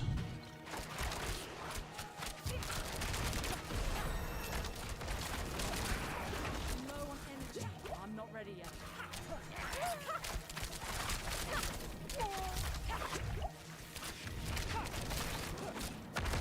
Don't have enough energy. Okay, I got 2 levels, chat. I got 2 levels. Barrage. Let's go.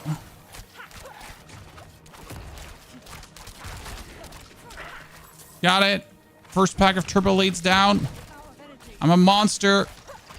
Absolute monster. Look at this simple bow. It's not better than what I have. So you would take probably caltrops in the beginning, and then enemies take increased damage, right?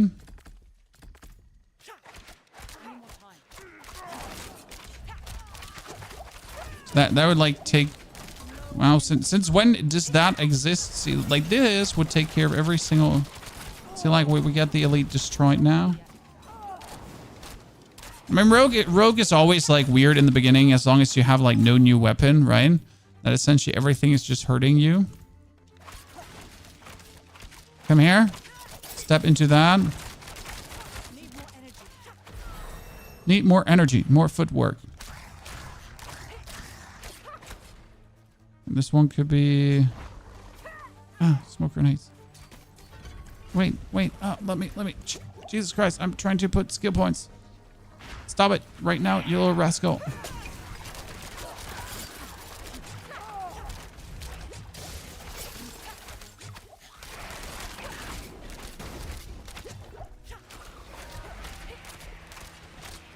Honest, I didn't pay actually attention to Helltide that much. Like how like the things in Expert have like all the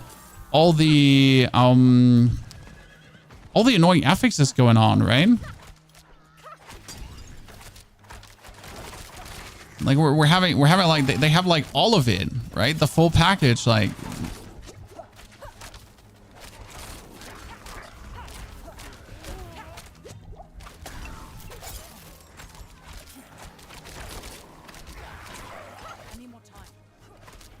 I mean, it's somewhat working, but you definitely want to have like a new weapon ASAP,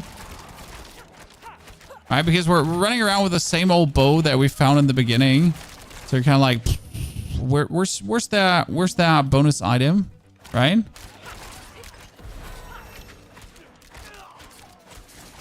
Just level with the Arrow Storm skill. Oh yeah, I mean, as soon as you get the Arrow Storm skill, things are insane. So I'm fully with you.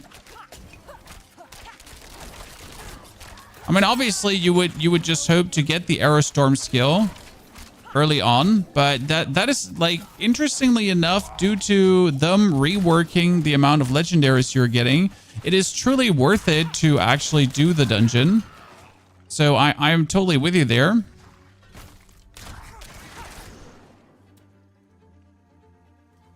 Due to that being a thing. I mean, you would also hope that your first world event or something is just giving you a new weapon. I mean, we also didn't temper Elemental Surge yet, and we would be having Elemental Surge, right?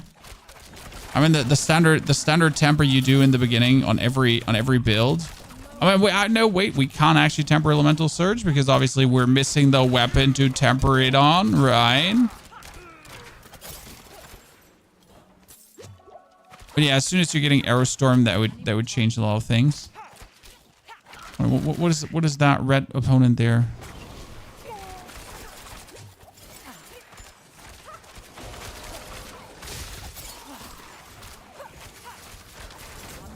Oh no, we're screwed! Sir, like, you're trying to do something that doesn't work at that level. Bro, I got boots. I got boots. I need time to do that. Hey Chad, do you think you can kill a boss at this level without having a new weapon? Chad, what do you think? Can we like kill a boss?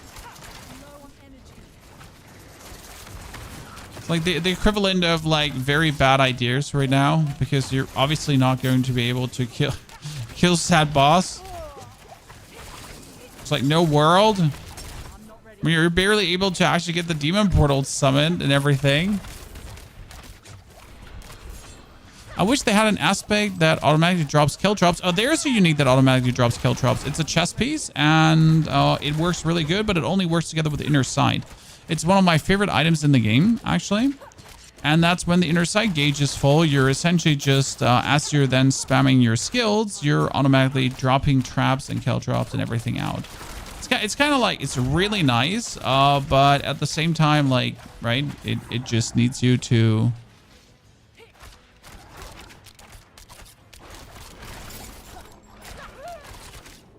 needs to have inner sight, and you actually need to then fully tech into inner sight, and then you need to increase the inner sight duration. So that's that. Oh, we can let people get chilled with caltrops in the very beginning. That's an interesting thought.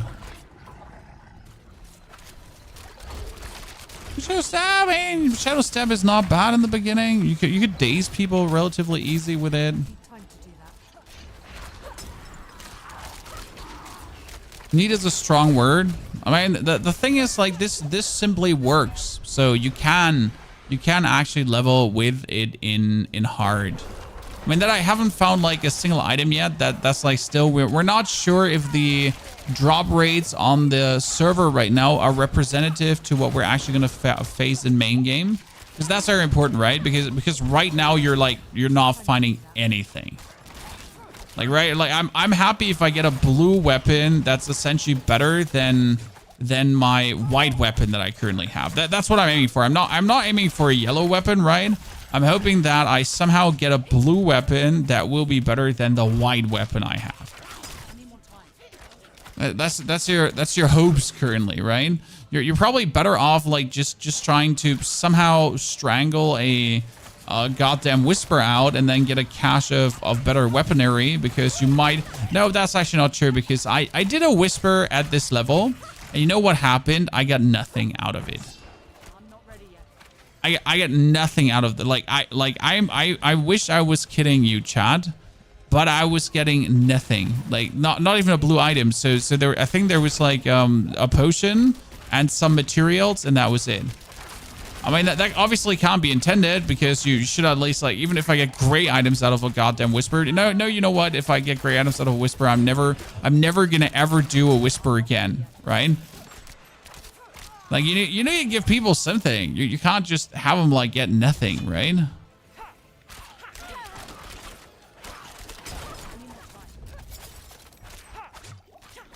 I mean, as we just said, until we're actually finding a yellow item, we can't also work with tempering, right? That's actually an interesting thing.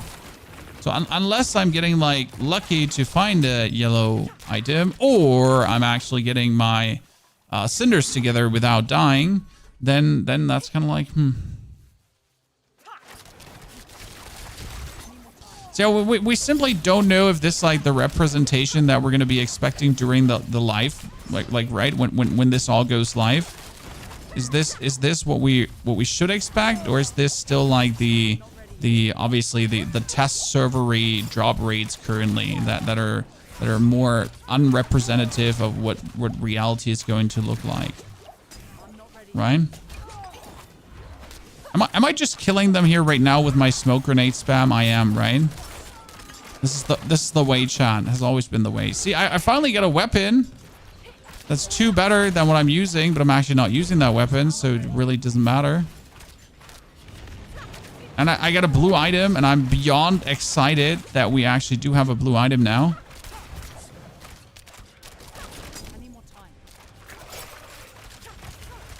I mean, bro, listen, a blue item, do you know how good that is? That's another short sword. Look at me, chat. Boom.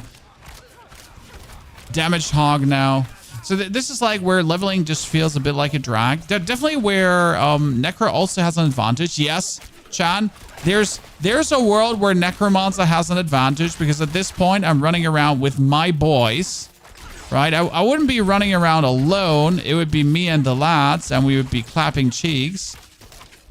So that is certainly helpful, because you're just avoiding some of the initial growing pains here, right? You're avoiding, like, you don't need a weapon, because worst case scenario, just leveling up and getting more damage actually gets my minions stronger too. So that's quite helpful. I mean, one of the very few scenarios where you're happy being a necromancer. And yes, I wish it wasn't so, but one of the very, very few scenarios.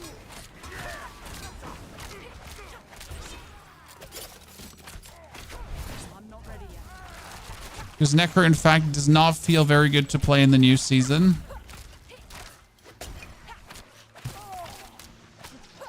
Due to what has been done to us. Oh my goodness, I'm gonna die! I'm not talented enough. Okay. That tells us right now it works. But this is sadness, right? Oh god, look at that. A chest with 3 maximum life, Chad. Considering that you actually do have 31 life, it's insane, right? So we have 31 life, and we get like a bonus of +3 life. It seems like a sick joke, but it's actually really, really good.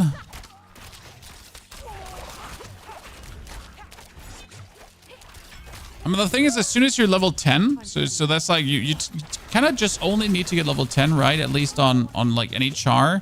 And then you would have to just get yourself some iron chunks, and that's it. Then you could buy yourself caches.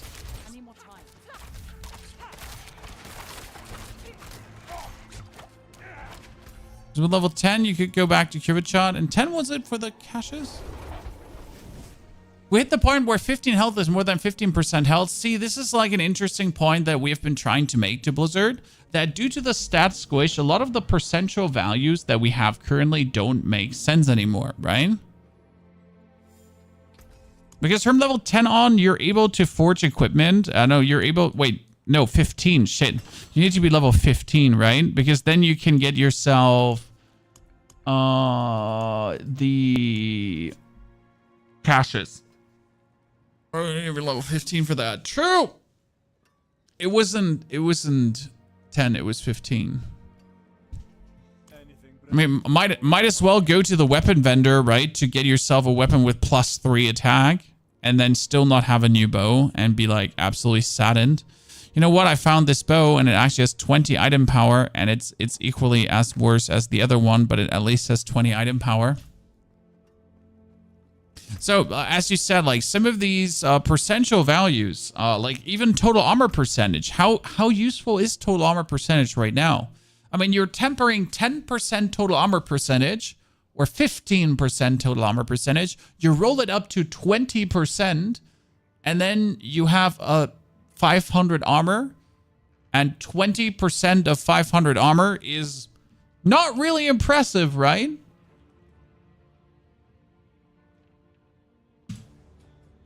Get like 100 armor increase. I mean, right now we're sitting like at 7,000 armor, and you get a 20% increase, and we're looking at 8,400. So you're like, this is helpful, but like that 100 increase is just like, why am I even trying, right? Is this it? Is this the end game now? Sad. Truly.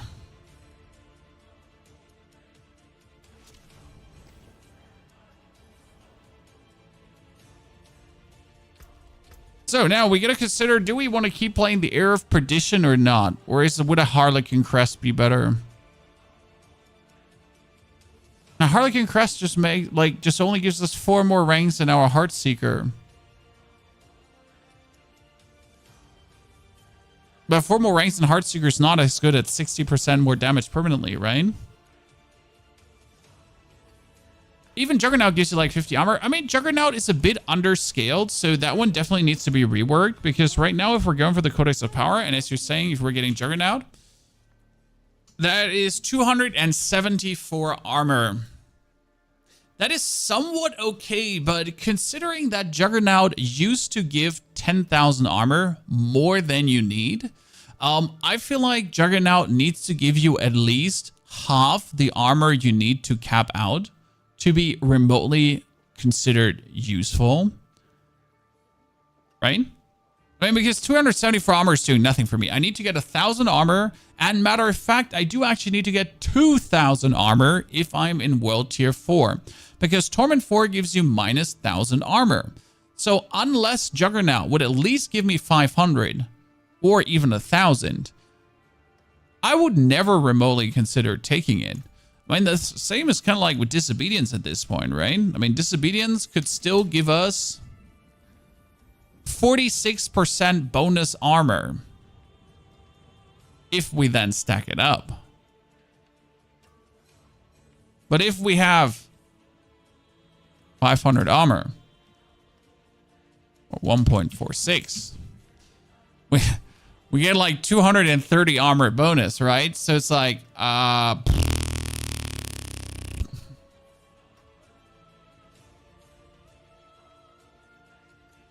right?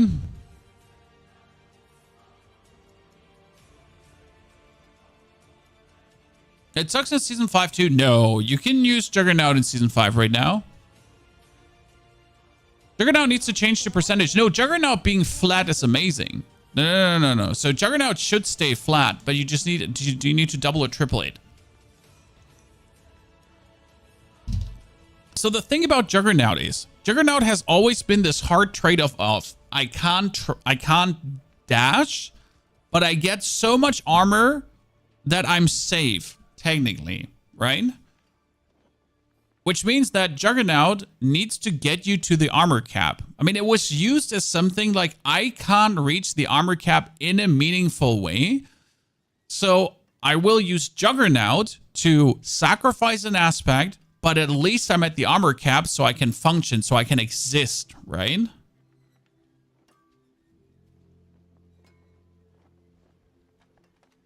Huh.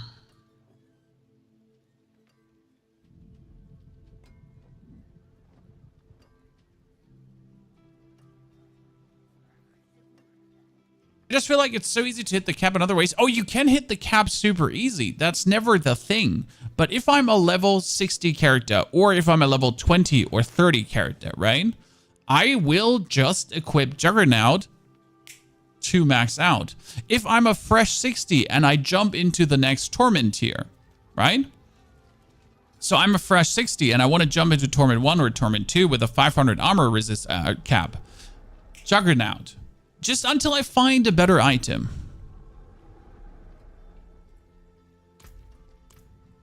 After Tyrell's changes all, yeah, but how easy is it really going to get this? This is the thing. We all have Tyrells right now. But how easy will it be to get this thing? And I hate that it's almost mandatory. There's one single reason I want to play Necro. Do you know why I want to play Necro, chat? Do you really want to know?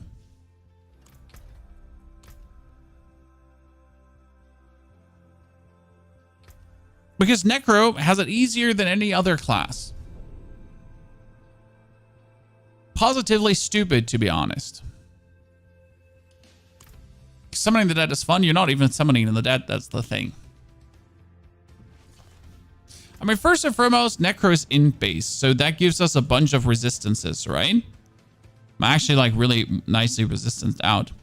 But the second most important thing is I can sacrifice my Skeletal Warriors for 25 all resistance. Yay!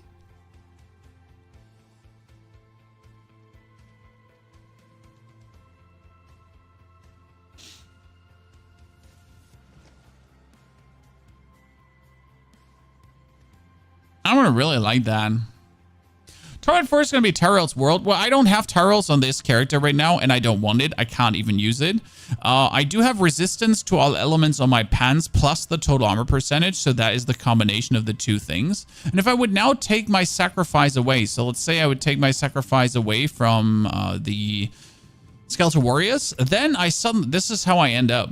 So I am actually encouraged, if not forced to do that. Otherwise, I would have to get resistance to all elements on the boots as well, but I need to also get armor on the boots. So it's really hard to actually like find the balance between how do I resistance and armor out. I mean, it might take resistance to all elements on my amulet as well. So yeah. But I can just sacrifice and we're good to go, right? So I don't have to worry about anything. Ta-da. That is what tempering is there for. Well, the problem is that is what tempering is there for is that doesn't apply. Because the tempering that you would need in this case is the, it's a defensive tempering for the resistance. And defensive tempering is only able on your pants and on your amulet, right? That could be defensive as well. As your chest and helmet are often going to be unique or mythic pieces. So the helmet is definitely reserved in most builds, if not 90% of the builds, for unique or mythic. Then the chest often also for unique or mythic. I mean, in this case, unique for the longest time being. And it can sometimes be that your pants also. So it's really hard to actually be able to find a spot where you can apply the defensive temper for resistances.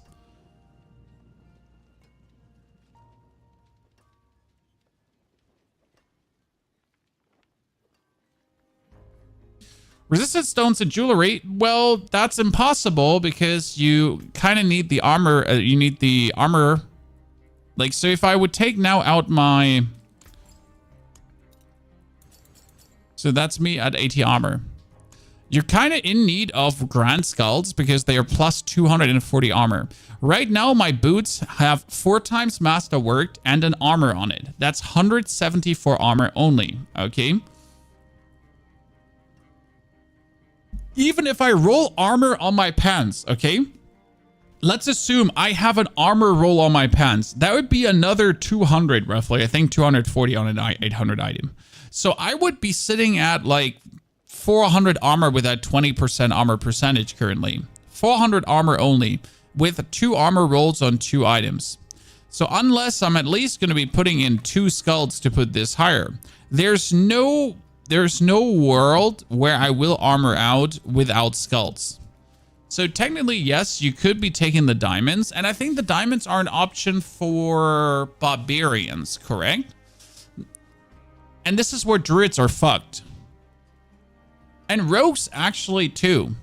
Since my main stat is int, my main stat gives me 34.4 resistance to all elements, correct? Fan-fucking-tastic.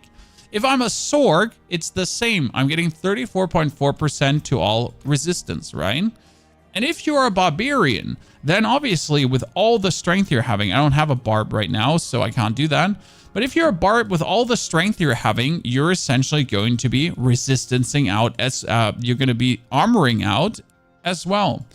But what are you going to do as a rogue, right? What's your main set as a rogue, chat, and what does it do?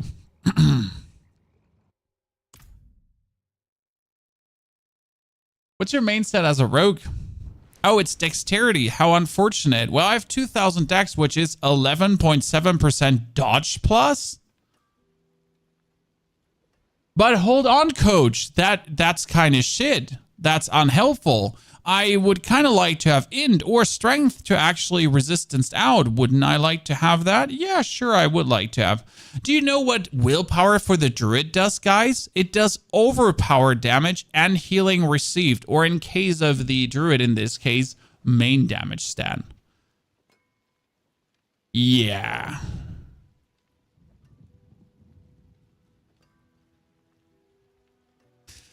So it's kind of like that non-strength and intelligence classes are inherently bummed out straight away. I mean, look at my rogue currently. I am playing a helmet. I'm playing a chest for the resistance, right? And we're barely getting the resistance done despite having this with 99 resistance to all elements, correct? So we're still barely getting this done. And then we have the... pants are the only item that can have total armor percentage, and my boots have a 320 armor roll. So I have total armor percentage. I have my pants with an armor roll, right? And yet I am barely getting enough armor, even though I'm rocking the Grand Skulls, and I have to put in bonus strength items into my pants to get the armor. I mean, I do actually like this. Right? So don't get me wrong, this is not me complaining. I think this is cool because you're finally in a position where there's some struggle, right? Where you might consider, hey, maybe I should just stay in Torment 3 for a bit until I get better gear, right? Because that's the thing. You have it in your hands. So if you don't have Tyrell's Might, right? Oh no, I would have to be in Torment 1 currently, so my resistances are somewhat up to the game. But my armor is also up to the game. So in the case of me being in Torment 1 right now, I could consider removing 2 of the armor gems, right? We get 2 armor gems, 1 armor gem back up. And I could actually play 2 diamonds if I then though wish to, if I actually had Grand Diamonds, right? We don't know how long it's going to take to actually get Grand Diamonds together. But in this case, I could play 2 Grand Diamonds to be resistanced out. Now, if I'm actually swapping over to World Tier 2 then, to Torment 2, oh, suddenly, shit, we're missing the armor, but I could put on like any kind of armor piece, right? So we're going to put on a random chest that is enough armor. And my resistances are now like somewhat okay-ish, right? Would have to get all resistance on my pants and I would be good. I mean, if I get all resistance on my pants and Masterwork give it up, we would be fine, or all resistance on the boots. So it wouldn't be impossible to get that under. But as soon as we're actually in Torment 3, that's where things are difficult, because then suddenly we're down to 708, right? Our resistances are non-existent. Ouch. But I do think this gives you at least this moment where stop, hammer time. We have to think about the next steps that we're planning to do. Briefly, at least. What our plan is. I hate everything about the changes. That's okay. If you hate everything about the changes, you have the option to stay in World Tier 1 and get anything everyone else gets. This is in my eyes an interesting change. So yes, this is more loot, and this is more loot, and this is more loot. But realistically, you can't just stay in Torment 1 forever. And you never have to care improving your character further on, because you're just going to blast everything. Right? My issue with the neck and rings, only 2 gems are viable. Yes. Doma. I wish that on rings and the amulet, you could essentially put anything meaningful. But I'm absolutely with you. I mean, the resistance and the armor is essentially what you're doing, because everything else giving you plus 60 resistance technically is too much. I mean, nowadays it makes a bit more sense, because if I now go for World Tier 4 without a Tyrails, actually having a gem give you plus 60 lightning resistance kind of seems good, right? I mean, why would I go for plus 12 all resistance, right? When over the Paragon board, I have a lot of cold resistance. I would be better off getting like a plus 60 lightning resi as I'm sitting like at minus 2.5 here currently. I mean, obviously, then we put this item on and suddenly everything is fixed, right? Then you're suddenly putting that item on and everything is fixed. Ta-da! It's magic. Mythics can drop anywhere starting at Torment 1 or higher. Yes. So everything can drop in Torment 1. You can get Ancestrals, you can get Uniques, you can get Mythics Uniques, you can get all of it. I guess the biggest downside of Torment 1 is really the 300% experience versus the 600% experience, because we're looking at the chance to actually get 300 Paragon points. And already now, maxing out on Paragon points is going to take quite a while. But if maxing out on Paragon points is going to take quite a while, wouldn't I then want to have as much possible XP as there is to cut down on that time? Does anybody have real drop rates now? No, Rafflecopter. I mean, we just know that obviously Torment 4 is supposed to have an increased legendary, unique, and mythic item per Torment tier drop rate. I have not noticed. Right? I have simply, in any capacity, not noticed a more loot. Apart from the bosses that you summon, instead of dropping 1 unique item, they drop like 4 unique items. But it's not the more loot that you're expecting, like, right? I've done like now 20 pits, and in 20 pits, I have gotten maybe 2 ancestral items. And I wish I was exaggerating. It's like, Pony, you surely did not do 20 pits and only got 2 ancestral items. Well, I did. It's really bad. The 300 Paragon points won't happen for 90% of players. As much as I agree that you probably won't get the 300 Paragon points as a normal player, still the sentiment is that if you're playing the game with 600% bonus XP, you're still more likely to ever remotely get close to that number than when you're playing with non-existent 600% XP and only 300%. So yeah. What do you think? How long L300 when season starts? Are we talking about 20 or more than 100 hours? Oh, like the interesting part is it's not going to feel bad because you're essentially grinding the pit to get the glyphs upgraded. And if you want to get the glyphs to level 100, you're inevitably going to get Paragon points. To answer your question though is we have played not too much. We've played like 20 hours of Necromancer on the PDR. Separated in 2 characters, so we've played quite some of the Blood Surge character, and we have played quite some of the Bone Spirit Charm, and the XP gets harder and harder. So we're looking at currently with 229, you're looking at 46 million, and later I think it's like 80 million or something like that. So it's kind of there. You're still making good XP. You're making a couple of million. Yeah, I'm sorry. Like the Paragon points are shared between the characters. So we have made so far like a brand new pushed character was sitting at 200 Paragon. So we've made 29 Paragon points in all our existence on the test server. Or were you sitting at 215? So you're looking more at hundreds of hours. Like, I mean, I will probably not reach 300 Paragon points. Right? Which makes it kind of hard to make guides now, because how are you going to make a guide? Am I going to tell you, am I going to have to give you 2 Paragon point boards? Am I have to give you the Paragon board with 200 points, and I'm going to have to give you the Paragon board with 300 points? Is that the way what I have to do now to make this reasonable, understandable? Right? Because that's the thing, like, right, with 200 XXX points, it looks different because, like, look at how many things I'm taking. I'm taking, like, 90 different dexterity nodes here.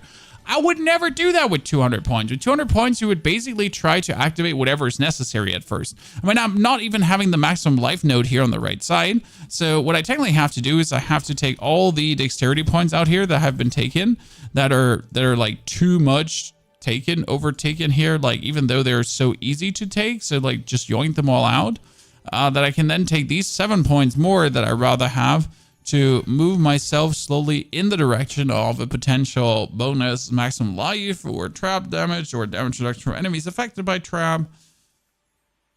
Right? Other streamers are saying something about 200 hours to 300 Paragon points.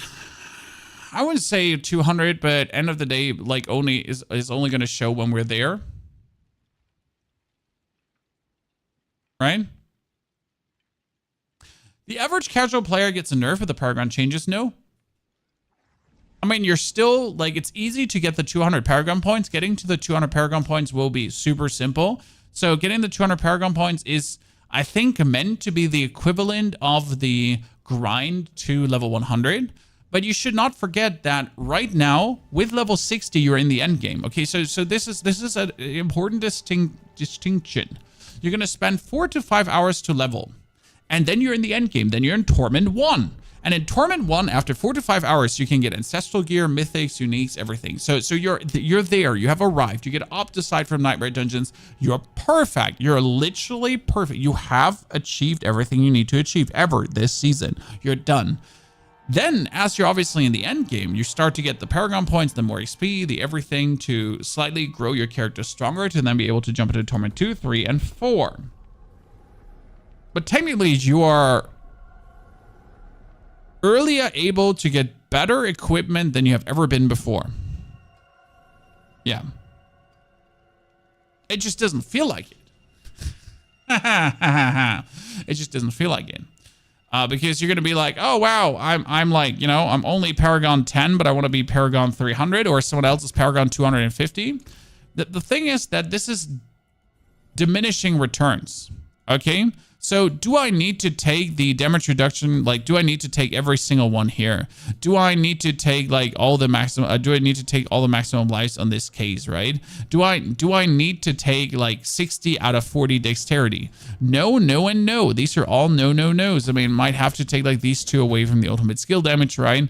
So you have to be in the beginning a bit more efficient about your pathing and how you're getting there. Like, I'm not going to take 54 glyphs to straight up push my exploit as high as possible. Right? These are all things you don't need to do them. What you need to do is activate the legendary nodes, and then you're slowly going to fill out. And the more Paragon points you get, I mean, for example, on my on the Spirit Wave build we did today. So today I did a Spirit Wave build, and I actually filled out the Paragon board, okay? So after 220 points, everything else was bullshit, okay? So I put a meaningful 220 to 230 points into this build, okay? So this is the Paragon board. 220 to 230 points are meaningful. Then you see this. This is the Eliminator glyph, which boosts every node in range, like every normal node in range. Like, obviously, if I have 300 points, I'm going to boost, like, I'm going to fill this out, right? I'm going to fill this out. But the thing is, like, do I need to get, like, here, do I need to get this damage to injured enemies? I don't need to. Do I need to get this damage to injured enemies? No, I don't need to, but I would still get it. Then we're over here in the Blood Baguettes board. So in the Blood Baguettes board, I have taken the damage after picking up a Blood Orb. All of these don't need this. Do I need the Blood Orb healing? No, I don't need. I still picked it up. Do I need the potion healing? Nope. Do I need the 25 life per second? Nope. I don't need this as well, but I had 300 points, so might as well take it, right? Do I need the in the middle damage reduction from vulnerable with the armor, and all that kind of stuff? No, I don't need it, but I still took it because I had 300 points. Correct?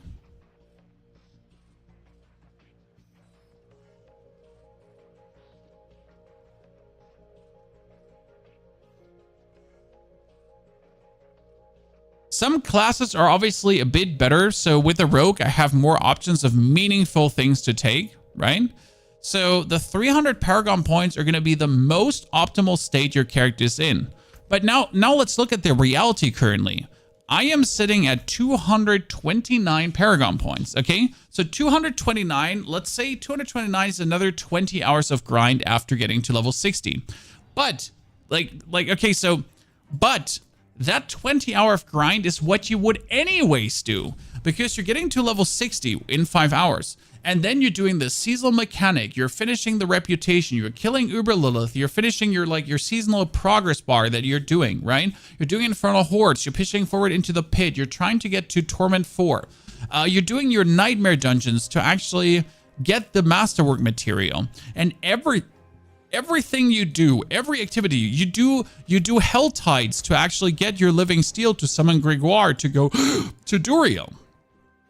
And all of the things you do gives you XP, right? So right now, everything you do grants you experience, and everything you do granting you experience makes everything you do worth it. So if I now decide to spend an hour in a Helltide, that's not useless. That's great, right? That's great because it pushes me forward. You know what's also great is if I finish a Whisper, but I don't need a single piece of gear anymore, that Whisper still gives me XP towards my Paragon points. Whatever I do, whatever activity I engage in, Paragon points. Okay? Paragon, like everything you essentially engage with. And like to just emphasize on this, what is very important. So I'm again at 229 Paragon. So no actual crazy amount of Paragon points we are at. We're at a measly 229. But the interesting part is that with this measly 229, which is by no means close to the 300, right? Like we might be another 50 hours out or whatever we are. And yet in the current state of the game and in the current state of how everything is going, I can go to the Artificer's Pit, I can turn it to 100, and I can actually beat a tier 100 pit. So it's not like that you need the 300 Paragon points to actually beat the game.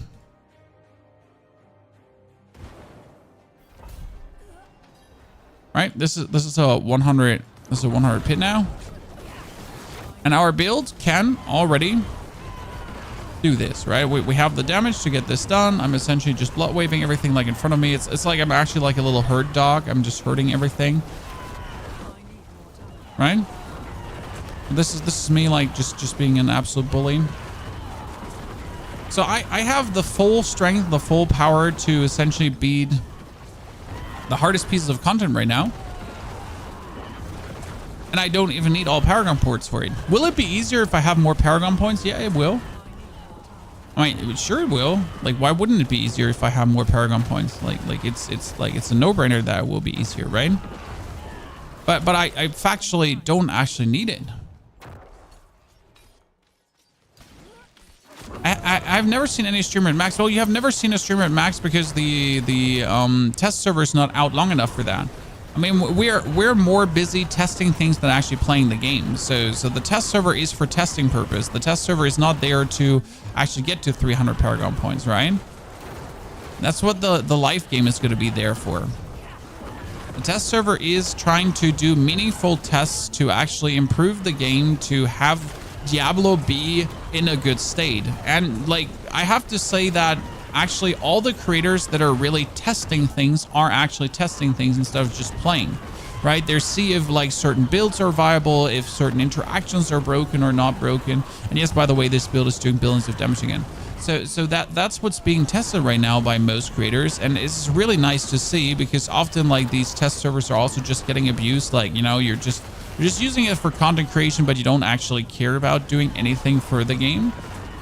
Surprisingly, like Diablo has a bunch of nice creators in that regard that does actually care about the success of the game. You know, that tries to actively improve the game. Then what is the point of having 300 Paragon points? I mean, like, so it will be easier. If I have 300 Paragon points, I'll be able to do this even easier. But what's the goal behind 300 Paragon points? Well, just to give you something. I mean, I am doing this 100 pit right now, correct? And I would do this 100 pit to level up a glyph if I didn't have all my glyphs leveled up. But the thing is that every opponent I kill in this 100 pit right now, so every opponent I absolutely demolish, gives me experience towards the Paragon point. So unless I have all the Paragon points done, there is always progress to be made. So I'm never wasting my time, because everything I do gives me progress. And it's more like, what is it good for? It's just a very good feeling to not just waste your time. I mean, if I have to do hell tides to essentially get boss materials, it sometimes feels bad because I'm only doing this for boss materials, right? I'm not doing this for glyph XP or getting better items. But if I'm now doing this for the sake of getting the boss materials, and on top of getting the boss materials, I'm actually getting my bonus experience now towards my Paragon points. Well, guess what? That actually feels good from a psychological standpoint, right? Is Horde still going to be a thing in Season 6? Yes, but the compasses now seem to only drop from the pit, and they are very rare dropping. I hope they actually do fix this or reiterate their stance on currently how the Hordes are seeming to present themselves in Season 6. Because the Hordes were single-handedly the most fun leveling part that I've had in ever in Diablo. I'm going to be honest, that was in ever. Like, there has never been a better time to level than with the Infernal Hordes. It has just been a straight great experience. Right? Is this a late game build? So this is a late game build, and the earliest you can shift into this is when you actually get the unique chest piece, the Blood Artisan's Cuirass. So before you get the Blood Artisan's Cuirass, you can essentially, it's impossible to play this build. It's not even a question of like, what does your other gear say? It is like you're factually impossible to play this build because you're going to be lacking the main key piece to make this work. Because without the Blood Artisan's Cuirass, you can't summon the ghost, and then if you can't summon the ghost, you can't do what the build does, right? It will turn out if it's motivation or people get frustrated. Well, I see it following. If I don't need the 300 Paragon points to beat the content, then I don't see a reason to get frustrated. So this is me personally, okay, Chad? I don't know if you agree or disagree, but if I don't need the 300 Paragon points to beat the content, and the 300 Paragon points are heavily diminishing returns, then I am not mad, even as the casual player, if I'm never able to reach that threshold, because the difference would be, do I do 1 billion damage or do I do 1.5 billion damage, right?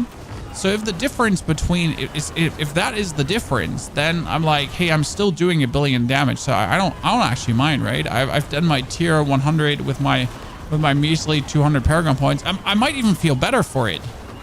I mean, imagine you have a player with 300 Paragon points, but that player with 300 Paragon points is not able to actually beat certain pieces of content, while you're able with your like 205 Paragon points are able to already do something. So I don't necessarily think that it's like a negativity contest, right? It's also like something to celebrate. Like you have less Paragon points, but you're still able to do certain pieces of content even easier than people with the amount of Paragon points. You're actually good. So L300 pick Spiritborn, total overpower build, and crush the 100 pit. I mean, we're already crushing the 100 pit right now. But yes, the Spiritborn is most likely going to be overpowered. Blazer, thank you for the 44 months of support. Blazer, appreciate it. I mean, Spiritborn is essentially like, no matter if it's power level wise overpowered or just design wise, but Spiritborn has an adaptability, key passive, like changing stuff, like the build variety that no other build can, that no other class can match. I mean, you essentially have one, like you have a key passive, like, right? Your actual existing class character passive allows you to turn your skills into other skills from your other guardians to mix and match and go around and adapt to every scenario perfectly. Which other class can do that? There is no other class that in any capacity can do what the Spiritborn can do. Like with the basic passive you get at level 15, 25 or whatsoever, right? Like the Spiritborn is mental when it comes down to that.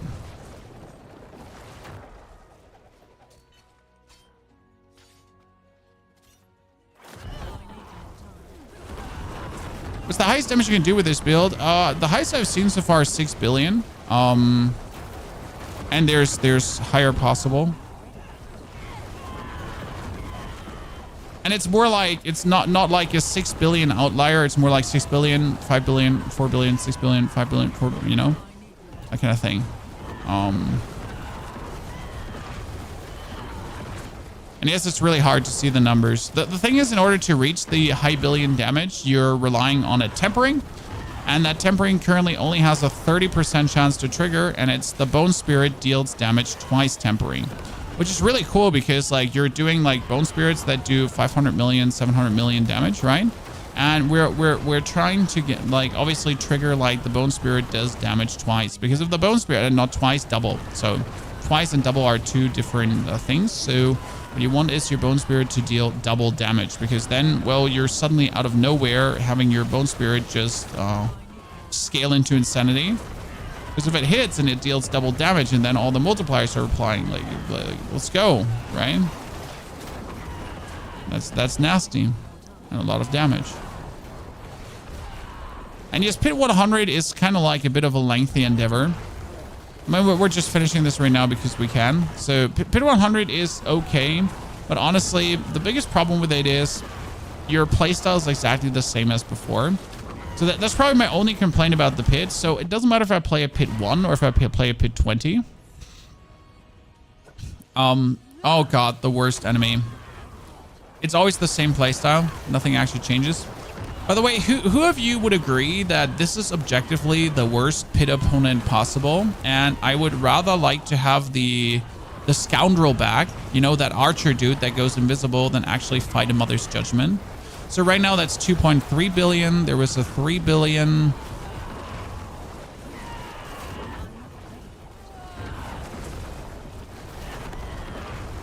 So we're essentially just like spamming Bloodwave with 0 cooldown. We're getting Petrify and Warcry consistently because we're spamming this, right? That also leads to, by the way, these crazy crit numbers, because if you have a Petrify landing, I mean, Petrify obviously gives you another 50% bonus damage, right? Which is quite immense. And the fun part is that you can essentially not die, because we are sitting here with essentially a barrier that gets permanently filled up with every single blood wave. There's a 1.3 billion. There's a 1 billion.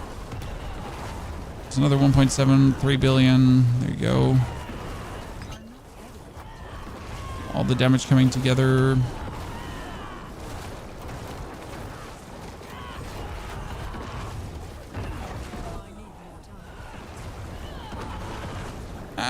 I'm so slow. Don't kill me, Mom. I'm so slow. I mean, seriously. I am.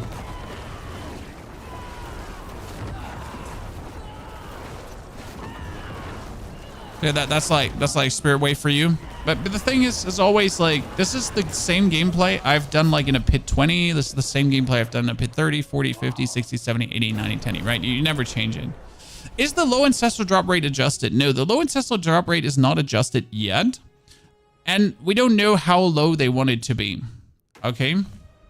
Is the werewolf boss still in the pit? Yes, the werewolf boss is still in the pit and is actually okay. The Mother's Judgment is at least for this build the worst because she keeps just like teleporting away. I'd rather have someone like standing still. The boss fight in the pits are lame. Yeah, especially if you make a tanky character, then you don't have to like care about any consequences anymore of getting killed or whatever, right? So the pit, the ancestral drop rates are still low, but we don't know how low they want them to be. The thing is,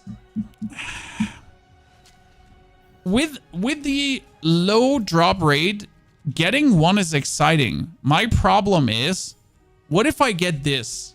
That's Dex, damage over time, and poison resistance. I found this from a pit, and it's useless. Right? This is a double greater affix ring. I'm happy that I found it. Then I look at the stats, and I'm like, oh, fuck this shit. I mean, what do you want? Like, that's horror. I don't want to play anymore, right? I mean, imagine you find a triple greater affix item and it's going to be poison resistance, impairment reduction, and life per second. And you're like, why am I even playing? I mean, with the current drop rate, like, it's just so low that it borders to the ultimate frustration, right? It's too low until you get them guaranteed from the Horde. Well, we do have some Infernal Compasses, but they're sadly not showing up. But I do have the Infernal Compasses on my other character. So on my normal characters, I still have them. And it does actually say that there is the chest there. So if I go on my Necro right now, correct?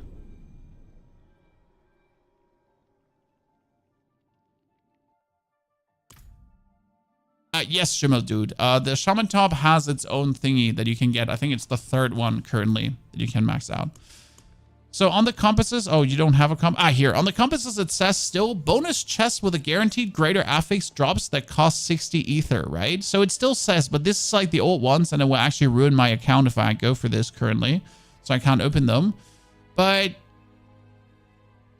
technically, the greater affix chest should still be there. Well, I mean, Infernal Compasses are rare themselves. So unless, I mean, if we can't craft Infernal Compasses anymore, because you can't, right? If I go to the vendor currently, I cannot craft an Infernal Compass. I can only craft Nightmare Sigils. So if the compasses are rare now, relatively rare, then I think they could still keep the guaranteed chest. Because you know what happens if you find a compass, you know you have a guaranteed greater affix item. And you're going to be super excited of running it. But not only are you going to be super excited of running it, you're going to be anxious at the same time because what if I fail? What if I do this in Torment 4 and I'm not strong enough? Infernal Hordes are not active. I can't go into an Infernal Horde chat. They are not active right now.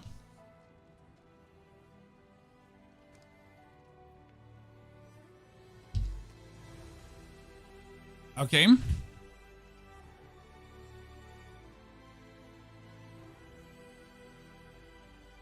So yeah, that's like with the Infernal Compass. I think it's like, it's okay that we would expect to... It needs to be a greater affix. Honestly, I would be really peeved if it's not anymore. I mean, we're already getting it taken away from leveling. That being said, there's going to be a new something as well. Chat, don't forget. There's going to be something new, and it's right here in Nahan 2, and it's called the Undercity. The thing is, the Undercity is also only available for people that have the expansion. So right now, we're going to have in season... Let me hear. So season 6 stuff to do, right? So season 6 stuff to do plus expansion. So we got the pit. That's for torment tiers and glyph XP. Then you got nightmare dungeons, and nightmare dungeons are for XP and masterwork materials, right? We got the infernal hordes, and they're gonna be for items, mats, and gold, technically, right? You got the gauntlets still for edict measuring. And then you got the Dark Citadel, as Dark Citadel is the endgame raid, and that is expansion only. Wait, let's do this with expansion. That is Dark Citadel. Then you got expansion that is Undercity. You got expansion that is Mercs. And you get expansion which is runes, just as levels, right?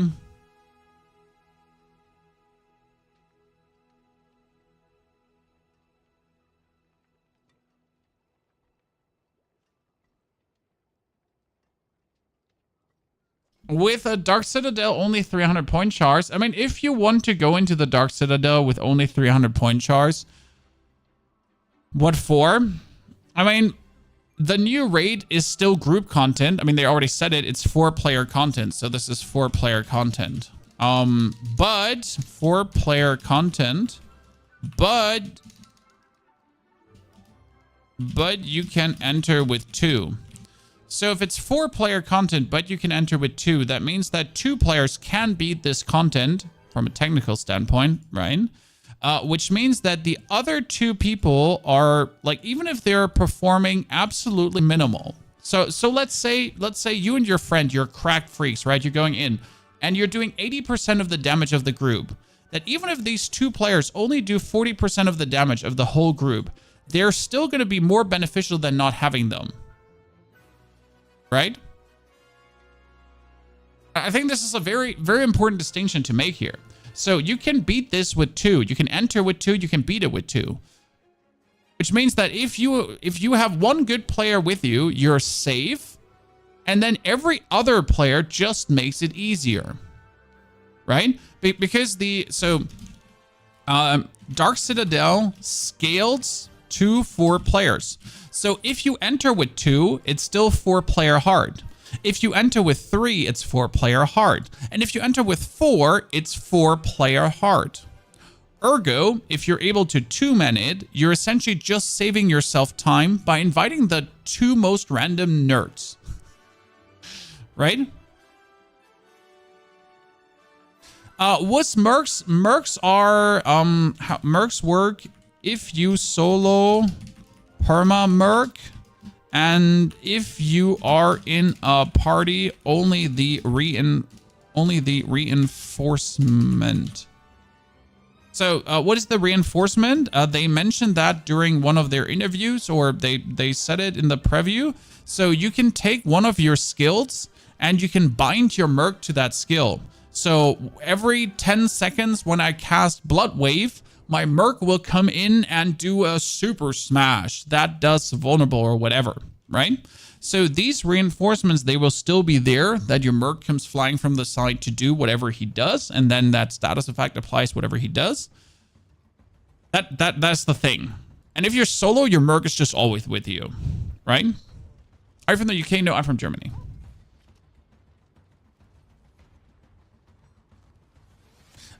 Reality and S tier build can solo and 3 players can leech. Well, you need at least 2 players that know what they're doing.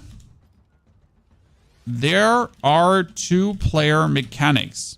So what we have seen so far is a pressure plate mechanic.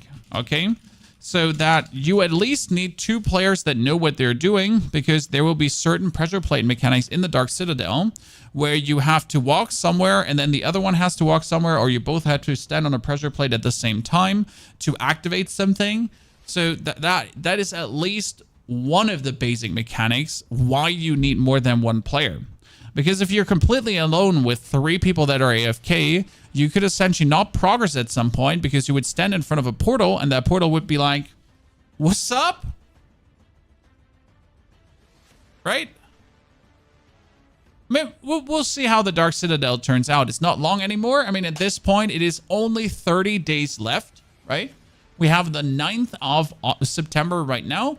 And in 30 days, we are able to then fully dive into Nahantu. I personally have to decide, what am I going to do? Am I going to play the story and essentially go through the campaign to get myself to level 60 with the first character? Might be a thing. On the other hand, I might also just level my character. Like, the thing is, if you're playing the story, right, you could level with a story. So it's kind of like, if you already do the story, you might as well level with it to then get, like, right? I mean, like, you want to do it anyways. So why not, like, clap 2 flies with 1 swat? Right? As you say in Germany. And get the most out of it.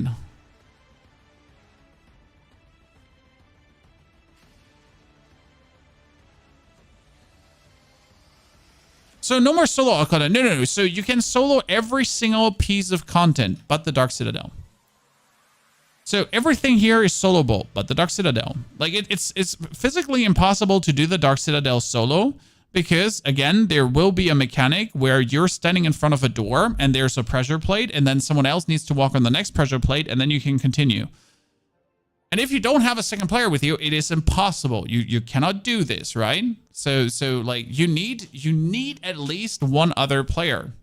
But again, I mean, if you're an absolute cracked super freak, then you're just gonna open your socials. You're gonna go into find a party. You're going to list a party and you're going to say, hey, I want to do dungeons and I would like to do a Dark Citadel, right? So Vessel of Hatred, and I would like to do the Dark Citadel. Playstyle is relaxed and I am newcomers welcome, right? And the gameplay is challenge. And you're going to be like, so people know what they're signing up for, and then they know it's Dark Citadel, and you're going to get like 3 people. And since you put in your thing that, like, it's probably going to be new people, they're hopefully going to listen to what you have to say. Will the campaign be from the start with the old one as well? I mean, right now, if you skip the campaign, you essentially enter in the middle of Kjorvatshad. But where you're entering is right at the end of the campaign. So I am right now, after skipping the campaign, at the end of the campaign. Which means if there's a new campaign, that by skipping the campaign, I should technically land at the start of the other campaign. Right? I mean, you probably are going to have a menu where you choose to skip both. I would assume, right? Because right now, if I'm then gonna make a new character,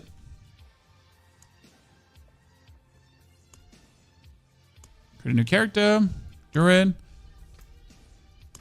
So what we have start with the original campaign completed, okay? Or change campaign state, start with the original campaign, right? So I think this is the choice you have to make. And I guess for season 7, we might see another mark here. After you then beat the new campaign, you're probably going to start with the original campaign, completed, and then start with the expansion campaign completed. So I would assume that there's like a third option coming for people that then have the... Oh, wait, my wife's calling. Yeah?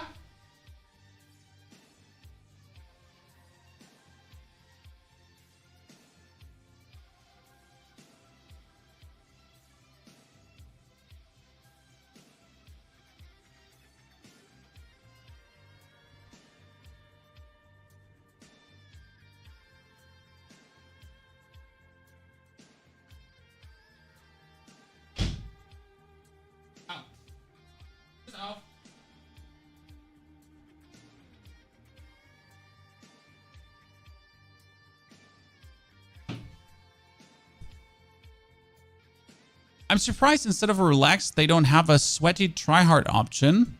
I mean, I think there is a sweaty tryhard option in the party finder, if I'm not mistaken.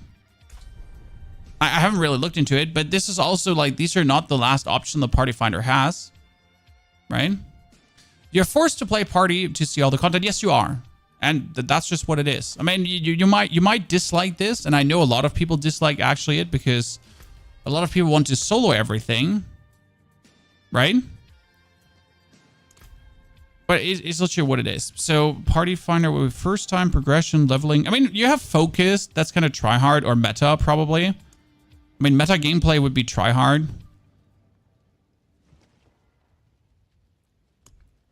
Right? I mean, you got quick clear, you got blasting. Blasting is technically for, like, blasting is for people that's try hard already, right?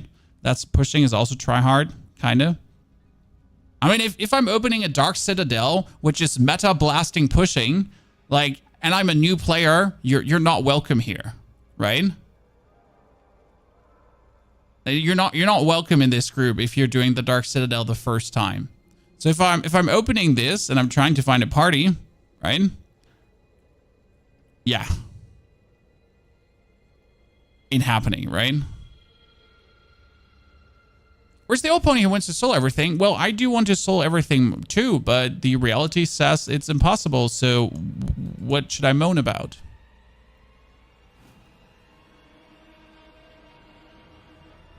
Right? What should I moan about? If it's not possible, then it's not possible. Everybody's going to pick the tryhard option. Well, Doma, the thing is that you cannot restrict people from joining you. So how does the party finder actually work? In case you've never seen the party finder, how does it work? So you list a party, okay? And then as soon as I have the party listed, it can be found and people can just join this party, okay? I cannot stop anyone from joining this party.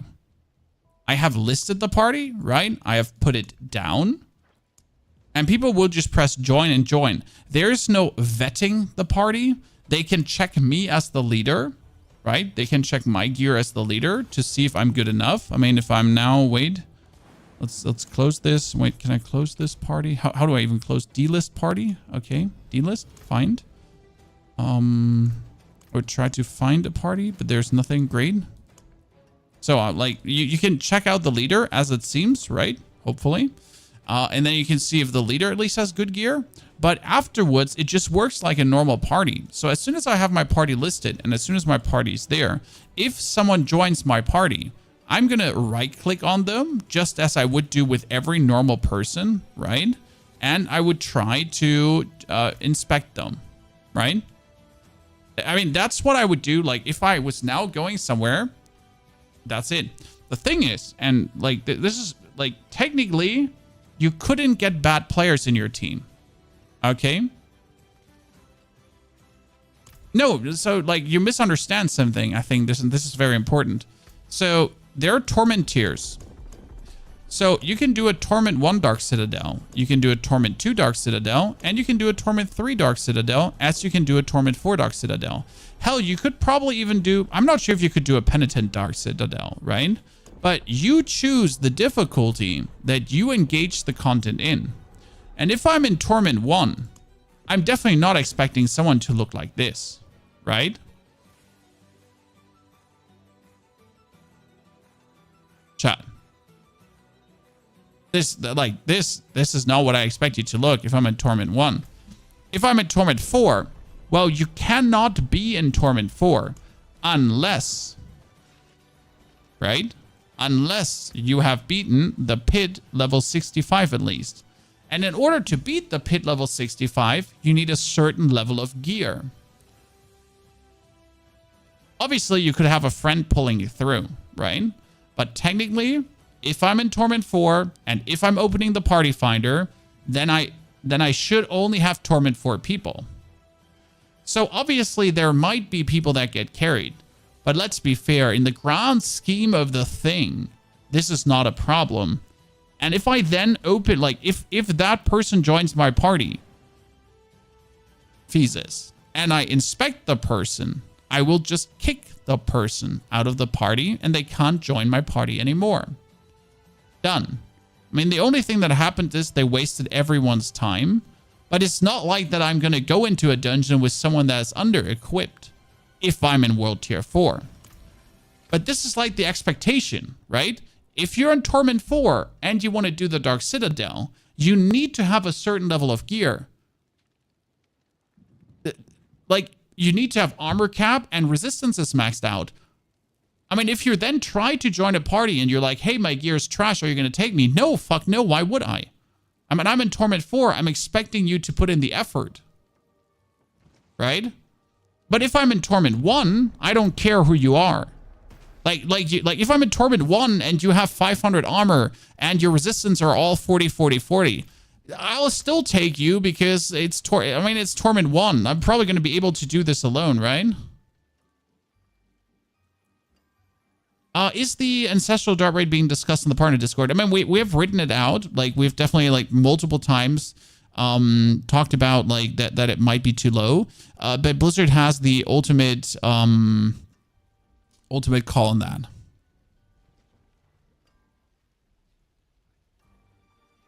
Right?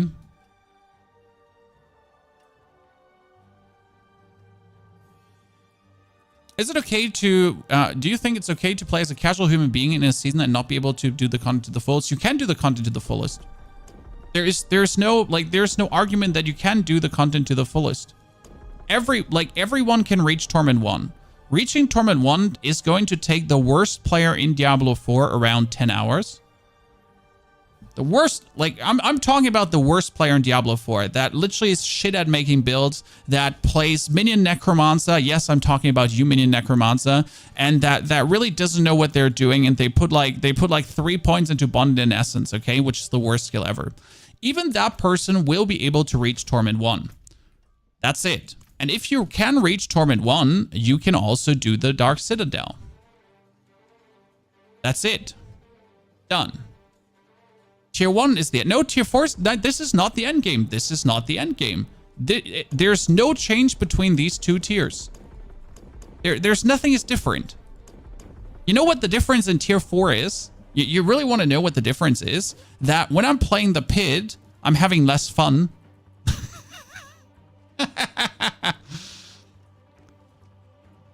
From Tier 4 on, the pit stops being any fun. You know how much fun a Tier 50 pit is? Here, let me swap over to my rogue for this. Right? It's not a matter of opinion. This is not an opinion.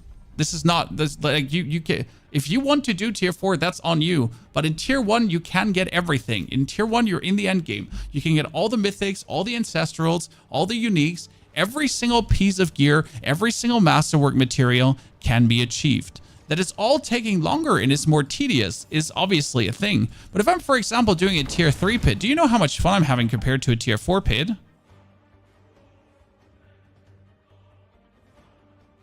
Kind of blacksmith at the end of the dungeon. I think, Bragash, we've already said that multiple times already. See, like, I can go through this, like, with my gear right now, and, you know, like, this is so great, right? This is the opposite from what I'm doing in Tier 4. You know, this makes me feel good. I am so powerful. I have ginormous genitalia in my pants. In case you didn't know this, like, I didn't want to say it live on stream, but that's just what it is, right? I'm like, my internet like equipment is huge. So I'm going to say that people that stay in Torment 1 or 2 are tendentially going to have more fun with the game than people that go higher. Because going higher really does not make the game more fun or more challenging. Because the gameplay you see right now here is exactly the same, right? So this is like one of the probably critique points or main points in Diablo. The game doesn't change. Like, no matter what Torment tier you're in, the game is the same. At least from the gameplay standpoint. I mean, do I have to look out a bit more that I don't die? Yes. Do I have to use more skills? Do I have to be a bit more considerate? Yes.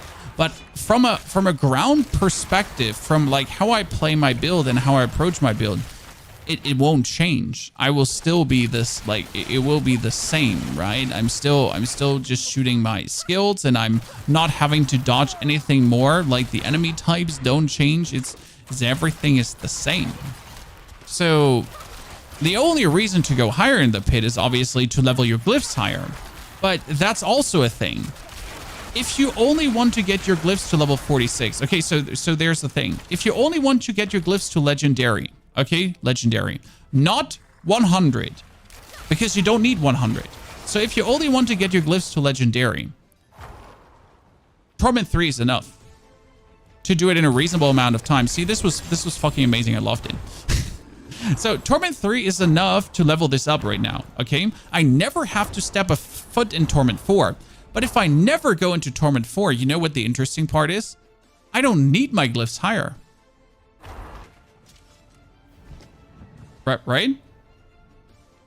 So if my glyphs are level 46 in Torment 3, maximum level 64, I'm gonna be a god. I'm an absolute god, right? I'll just tear everything into pieces. Like it feels like I'm fighting paper warriors. If I step into Torment 4, things change and they get a bit different, right?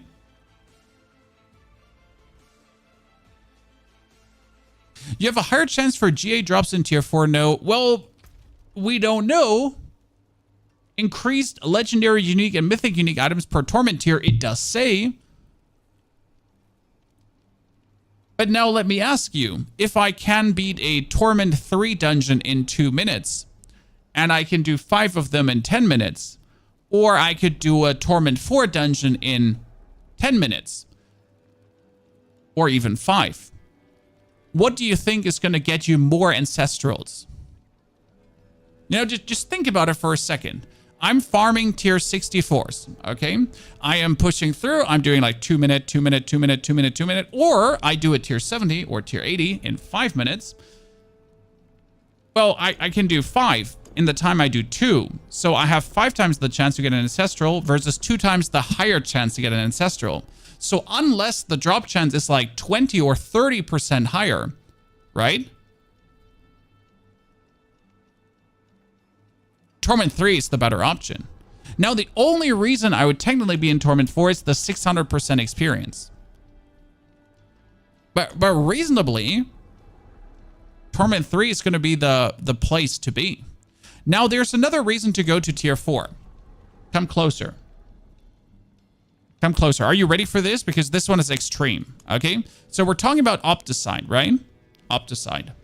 A Torment 4 Nightmare Dungeon can drop 2 to 3,000 Opticide. A Torment 3 dungeon is going to be 400 to 500. Torment 2, 200 to 300. Torment 1, 100 to 150. But come closer, come closer. That doesn't matter. That doesn't matter. Why does this not matter? If I'm in Torment 1, I never need a gear over 4 times upgraded, right? I mean, look at me. 4 times, 4 times, 4 times, 4 times, 4 times, 4 times. This is 8, 8, 12, 12, 8. In Torment 1, if I have all my gear 4 times upgraded, and the 4 times upgrading a gear is super cheap, right? I mean, I take this weapon, I temper this. That is 10, 30 in total, another 30, so 60 and 40. That's only 100 to actually get this fully upgraded. That's nothing. I get 150 for a Nightmare Dungeon. So if I do farm normal Nightmare Dungeons, right, I always have enough. And I'm always strong enough for Torment 1. If I then go into Torment 2 and I get 2 to 300 per Nightmare Dungeon, then obviously it's looking better because we're finally going, we're upgrading. Okay, so now it gets juicy because we're looking at the ring, right? And this is 60. So that's where it gets expensive. That's 60, then 120. So that's 180 already to upgrade, right? 180, that's a lot. But then it's 240. Okay, so we're looking at 420. Jesus Christ. Okay, 420. That's 360. I mean, now we're like looking at 780 to actually get my item upgraded 12 times. So for 780 Opticide, you want to be in Torment 3 to make the grind worth it. But you also only need 8 times upgraded items to kind of be in Torment 4. So unless you want to go for Torment 4, you kind of don't need it, right?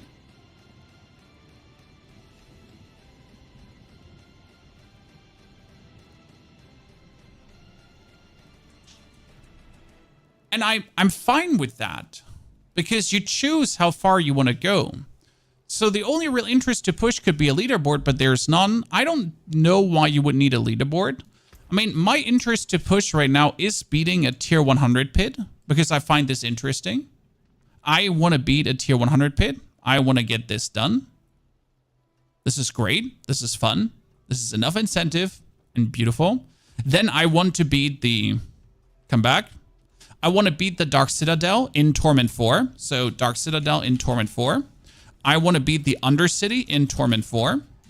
Whatever the Undercity is, we don't know what the Undercity is, but I want to beat it in Torment 4. I want to beat the Infernal Hordes in Torment 4. Right?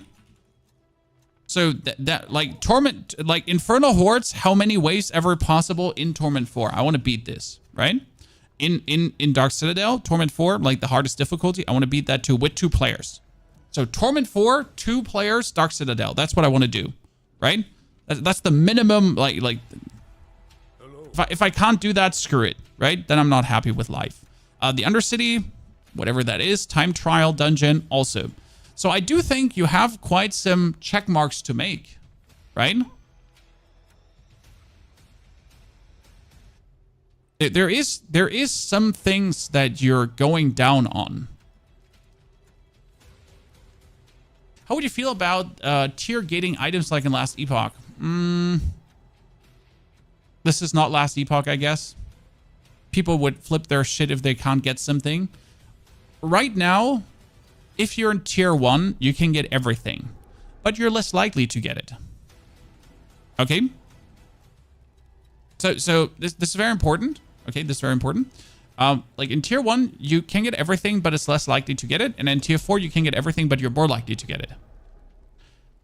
Right?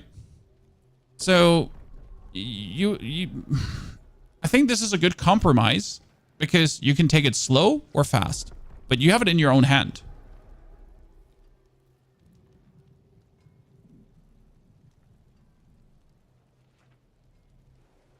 Who cares about the leaderboard? You'd be going against modded characters for sure. You want interaction, PvP, or the other dungeons with leaderboards. I mean, leaderboards will come at some point, but right now this is essentially the introduction of a complete new system to the game. This is reworking the game from the base up to be something new, to be something different, right? To be something that has never been there before, quotation marks. I mean, they're changing the complete progression as well, how you go through the game. And obviously with season 7, 8, and furthermore, we could expect then more leaderboards and different kind of contents, right? I mean, this is the first time you're going to be forced to actually interact with a group, right? This is also their first expansion, right? This is the first expansion we're getting where people are going to be not able to do every content.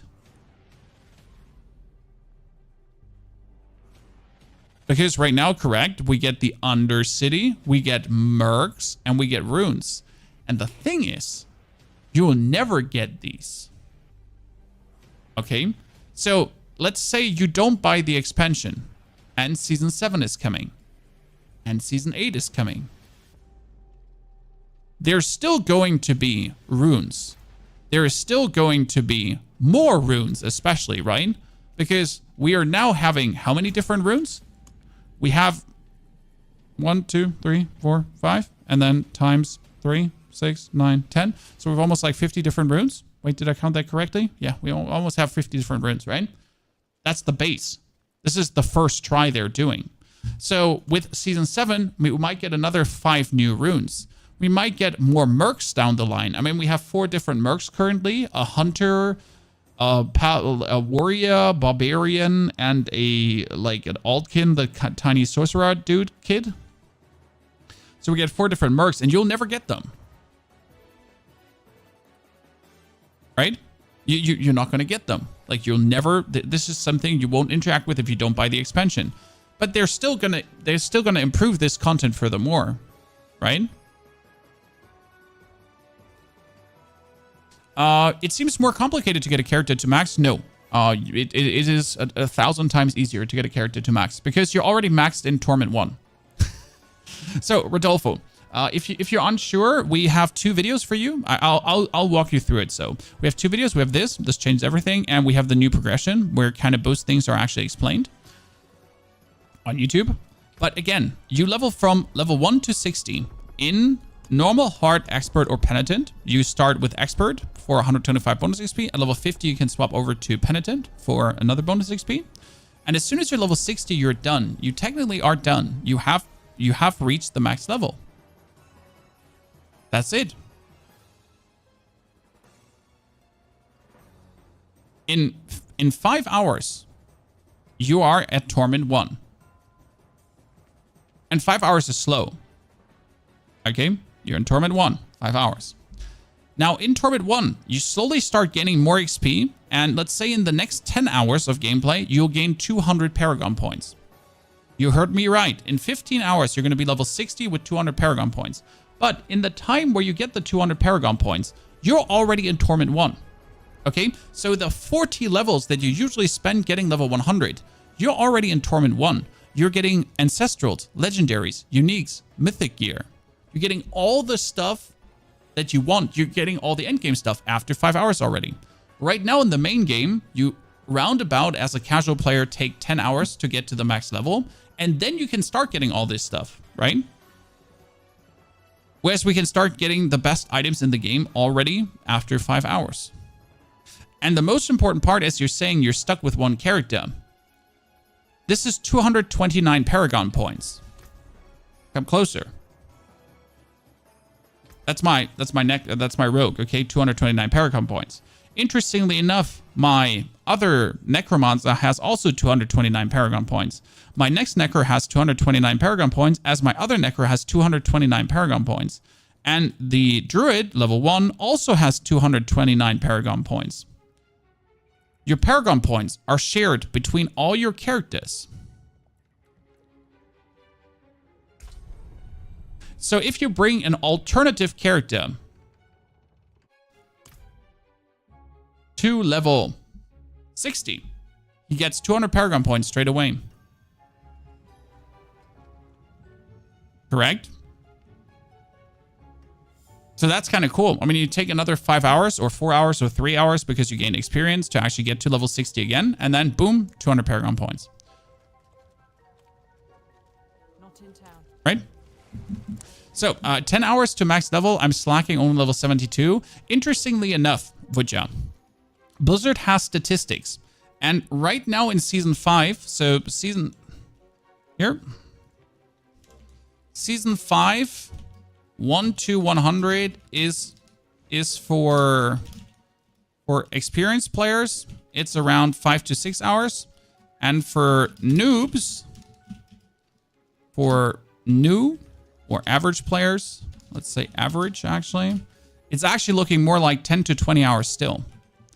Now that sounds crazy, right? But that's actually what the numbers are saying. Well, now with Season 6, we have 1 to 60.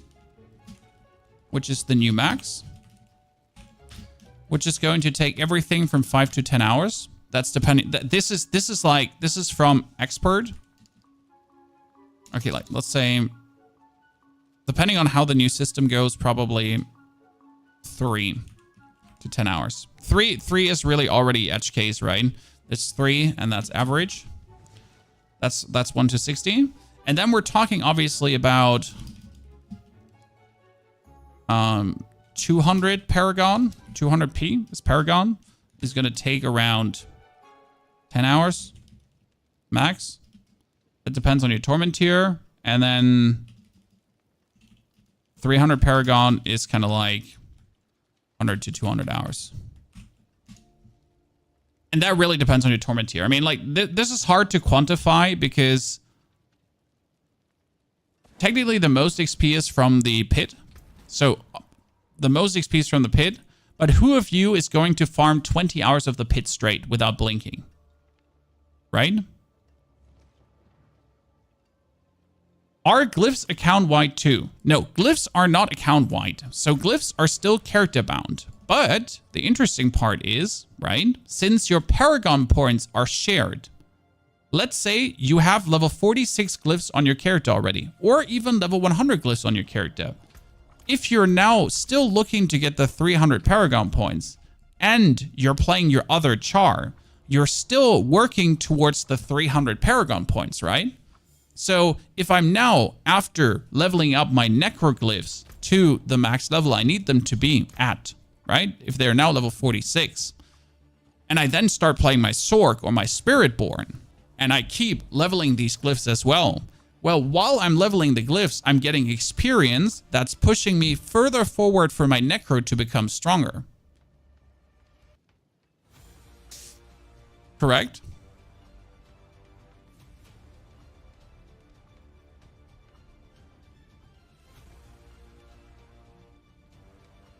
Yeah, technically you don't have to go above 50 pit to get the 46 glyph. You should go for 56. So the highest pit you ever have to do is 56. Why 56, guys?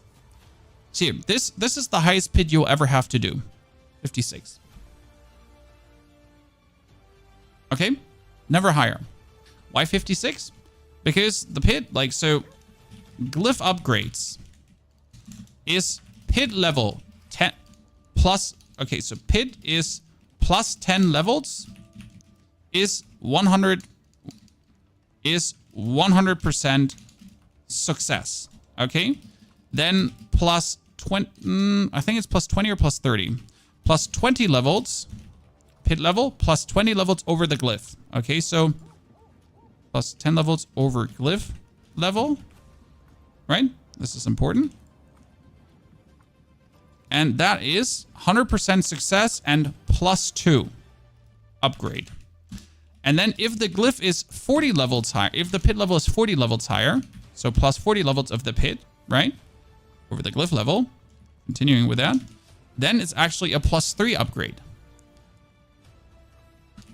So now, if you are actually doing a pit 56, you're guaranteed to always upgrade with plus 1. So it's plus 1 and 100% success. Okay?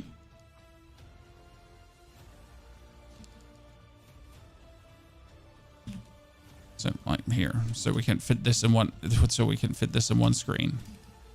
Does that make sense to you?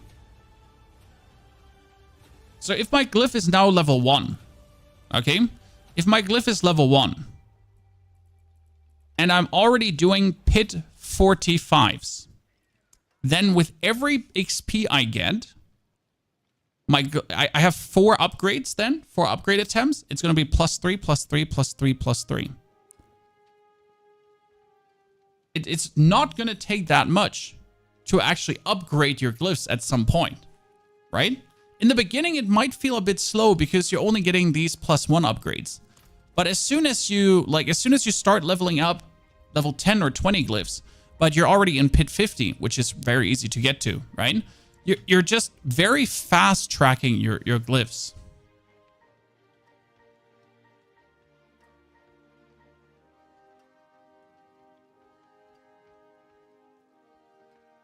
So yeah. Around pit 70 should be the best breakpoint. Yeah. I mean, there's going to be like something to really get used to. I mean, at some point, if you want to keep up, like if your glyph, so example,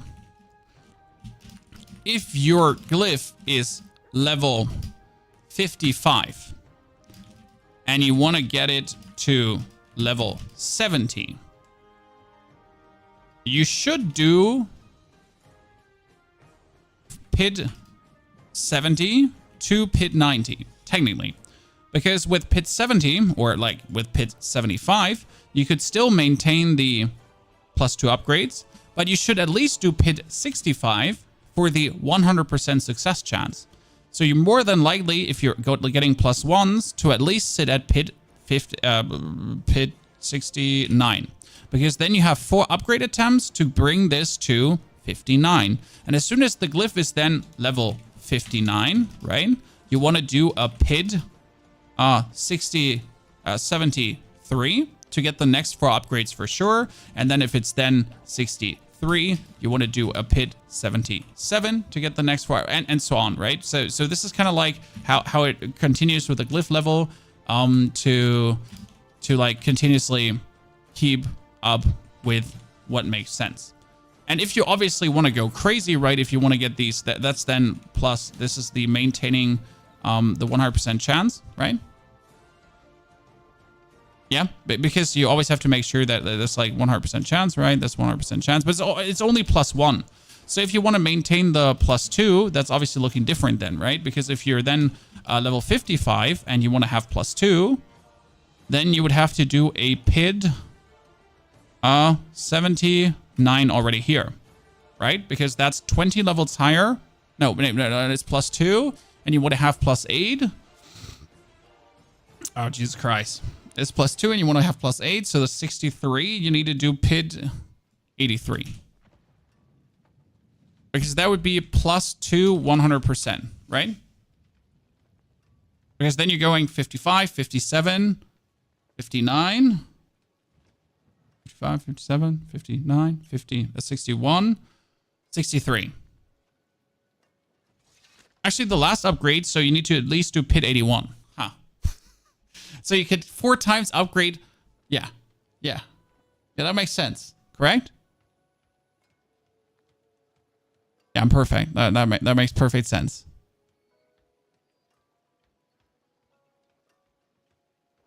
I mean, the failed upgrade concept only plays a role from Glyph 90 on. If you have your Glyph level 90, you only do PID 90s. Or PID 80s, to be honest. Because at this point, you have a Glyph fail chance of 55%, I think. Right? Yeah, 26 levels higher than the Glyph. So it's always 26 levels higher. So if you then have a level 60 and you want to do the 100% success, you're going to do a PID 86, right? So that would again be this. So that's kind of like the math behind it. So if you do less than 10 levels, I think it drops down. If you do +0 levels over the Glyph, right? Then it is a 55% success, if I'm not mistaken. Yeah.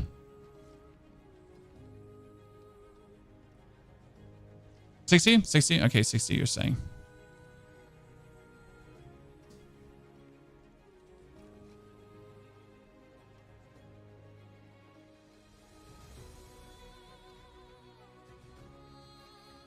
$2.6 billion blood surge.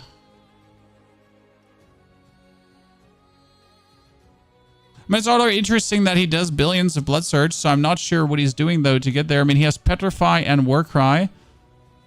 I mean, like if you're looking at the gear, he has 10,000 life. We're looking at 3,000 ind. Yeah, sure. You'll be able to get the blood surge up to 1 billion, I guess, in this case. But only if you have everything greater affix. So what we're probably looking at here is a greater affix core skill, masterwork triple times to get this up, right? To in any way get to that level. So it should be only possible under these circumstances to actually get to the 1 billion. As you're saying, like he needs to have the thingy, like maximum life maxed out and masterworked, obviously. Then the maximum life greater affix item to the core skills to the greater affix intelligence to the armor to the maximum life, and to the greater affix strain. So like the funny part is it can survive. This build is insane. The thing is, like, in order to get to this level, right? So I have a blood surge build similar. So like you see this gear, right? So we have the, wait, is he showing the level of gear at some, like he has it here on screen right at the end. So this is the level of gear we have here from him right now, correct? This is gear that's going to take you like 50 hours plus to get, if you're even getting it after 50 hours, okay? So this is my blood surge with like this is the version where you invest like 10 billion gold into, right? And you're spending way too much time playing the game. Real, right? And then you have essentially my gear. So I'm have like a normal cruise embrace. My chest piece is shitty. My helmet is fun, right? So we're doing like this here, like with like below gear in comparison. Not even 12 times master worked, right? This kind of stuff. So essentially the same that he's doing, just slightly different. Okay. Obviously, the different helmet. So the helmet is a good choice. He's actually taking because of that 60% bonus damage. So, right? And the intriguing part is, like, I do 150 million max, right? 150 million max. But the thing is, if you're now comparing this to the other character, right? So now we have the spirit wave char. So you see like this level of dedication, right? This level of 12 times masterwork and everything to essentially be able to do this. And if we're now comparing this to the spirit wave, right? The spirit wave has like obviously the Doombringer as well, and still like 4 times, 4 times, 4 times, and 4 times masterwork and everything. And I have like really random things. I don't even have like the greater affix here on core skills. I have like lucky hit chance and so on. So this build already does more damage than this build essentially fully maxed out. Right? So like this is the build max. This is essentially the pinnacle version of the build. Quotation marks, pinnacle version. And this is like the I just threw together what I had kind of version of the build. Right? And we're doing like vastly more damage than it like with the Blood Surge does. But it's good to see that the Blood Surge could actually get to this level. I mean, this makes me curious if the Helmet of Perdition, because there is actually a funny part he's doing for the Blood Surge build. This is actually a very, very fun thing he chooses to put in. Because what he is getting at is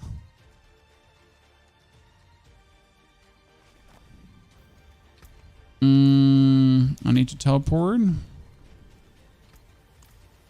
Give a chat. So we're having a ring with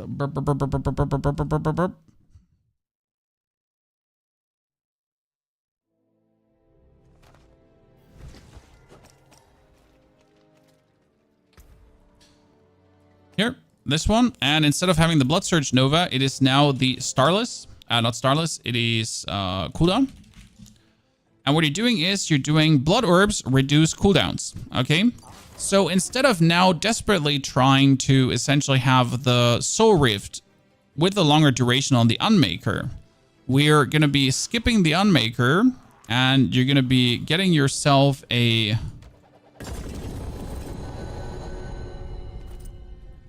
Helmet of Perdition, which is a very good helmet. Don't get me wrong, right? And now we're going to say screw the Unmaker. We get the helmet.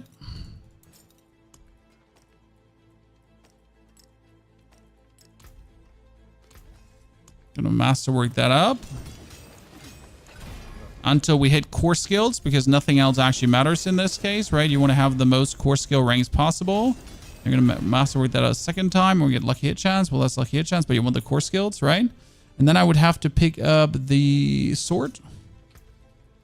Actually, that needs to have a greater affix life, or we're not going to even play that. I mean, I have a perfectly upgraded version of this, but let me just make one so I don't have to swap these around all the time.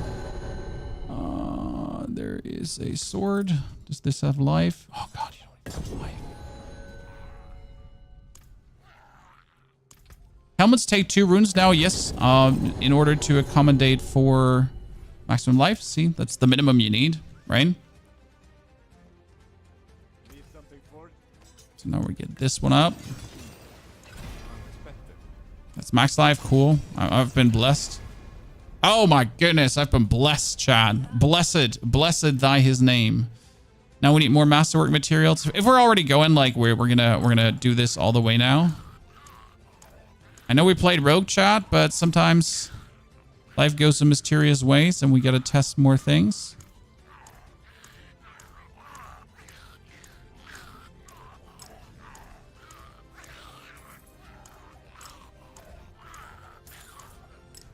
Not sure if that's enough material to upgrade this, because you're getting like, I think you're getting like 500 opticide per click or something like this. Yeah.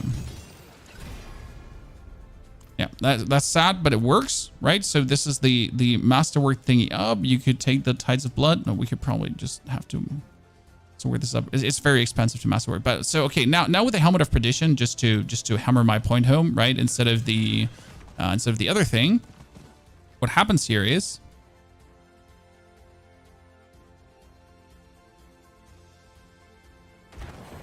we're gonna have critical strike chance of 89.1%. Armor cap is 1,000. Yes. We're gonna activate the boss. We're gonna go for Soul Rift.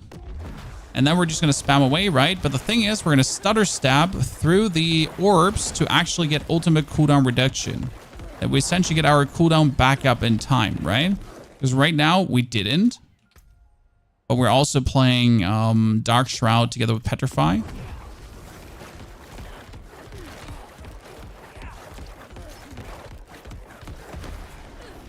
Have that together, right?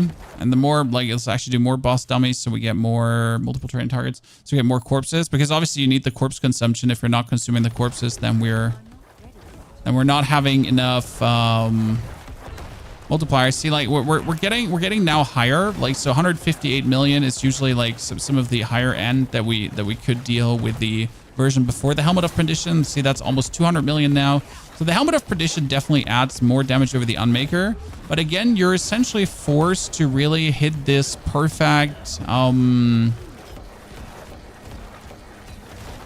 You're forced to, like, always get enough blood orbs that you're essentially reducing your cooldown hard enough. And alternative, you're kind of forced to actually get tempers for Soul Rift duration. Right?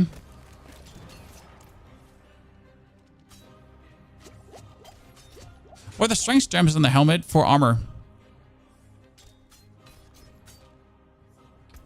But yeah, you notice how this makes like a huge difference if you essentially have if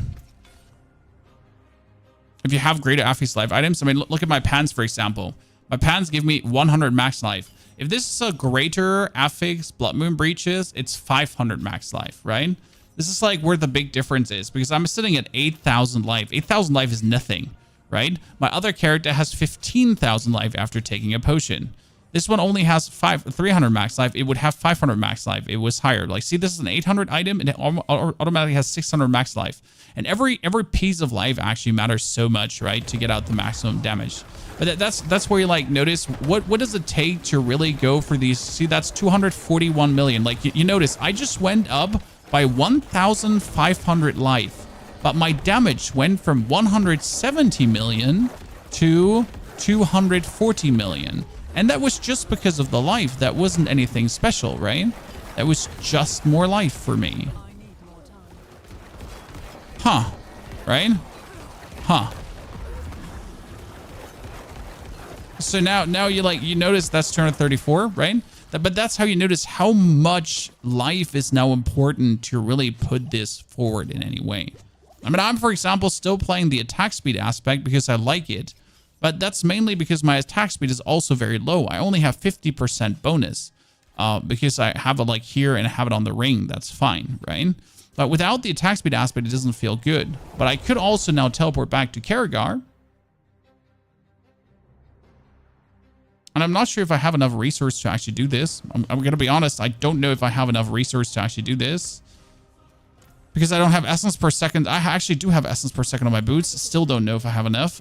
We could technically remove this to put on the...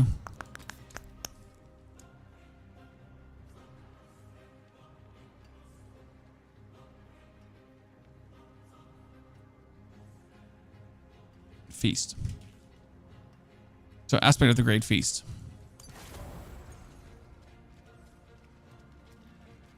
Which is another 45% damage multiplier, right?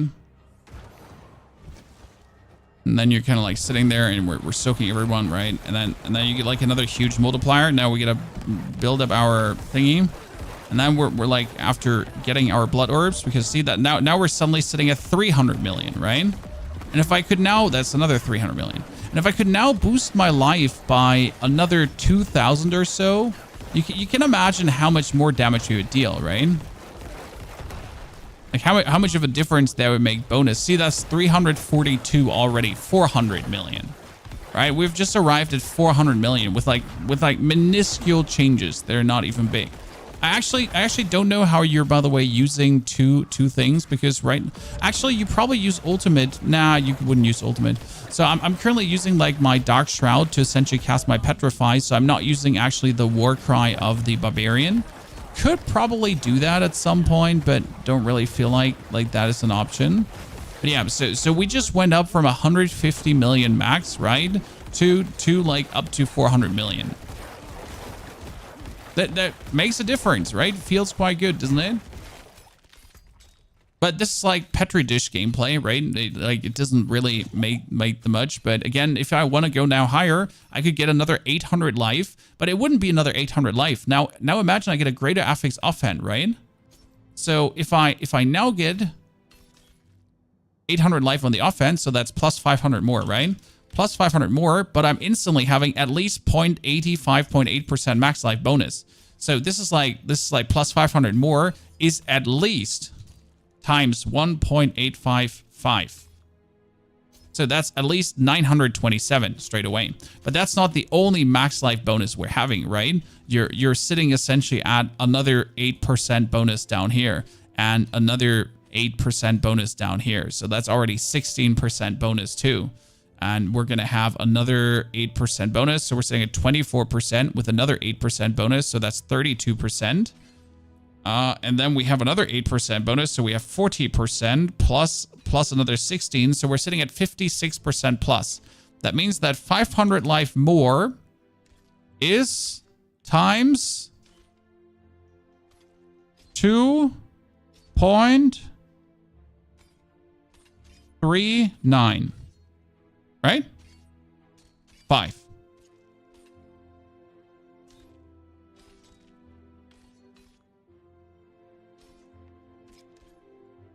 So that's like, yeah, that's 1,197 life more, right? So immediately, if I now get this, that's already 1,000 life more. Then this as a greater affix item is another 1,000 life more, right? So we're looking already at 12,000 and 2,000 life more, as we figured out, right, with a potion. Like if I drink a normal potion now, correct? So that's a normal potion that does nothing, resourcefulness. So if we have like 2,000 life less currently, our max damage is suddenly 200 million instead of 400 million.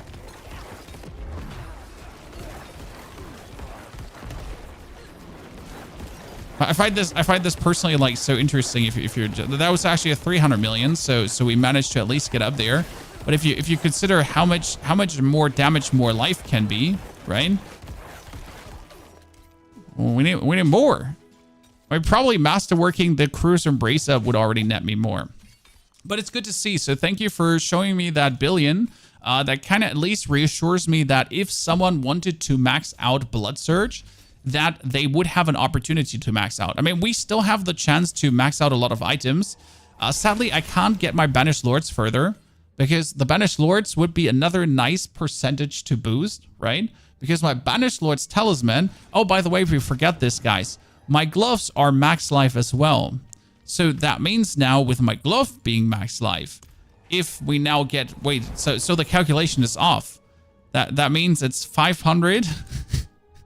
It's 500 times 2.695. So it's actually 1,400 life. Yeah, sorry. Sorry, chat, I lied to you. I was wrong. My calculations were off because they're even better. So what would be the best case scenario is I would now make a bunch of necromancers to get a bunch of greater affix items to then give these greater affix items to my necro in case they're going to be life items to then see how high could you possibly go. Which I might actually do for a video if I'm honest with you. Right? But I should probably do this for a video to kind of figure out. And see where this could lead us, right? And what we can definitely do is we can take this one and we can masterwork it now up. Wait, I had so few masterwork materials. This is so weird, right? I've been clicking on the material now so many times, and he just gave me, he didn't. Or did I just click on unlock all masterworking the whole time? Check. Did I just click on unwork all masterworking instead of the grant all materials? I hope I didn't. Education. I mean, this is why test servers exist. This is why I'm really happy about the material vendor. I'm unhappy that they didn't give us max resources, but I think it would have broken the server. Are we level 229? That's Paragon points. So I'm pretty sure this would have probably broken the server if they just gave us an option to click this button now, right? I mean, imagine. Okay. 2,000 only. This is so inconsistent how many you're getting. So we're at 22% life.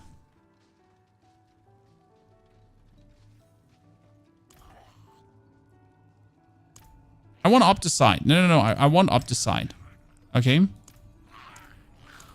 By the way, we could also Obol gamble until you get greater affix items. It would be an interesting study how much Obol gamble you would have to do until you actually get greater affix items. Right? What do you think? How much Obol gamble would you have to do?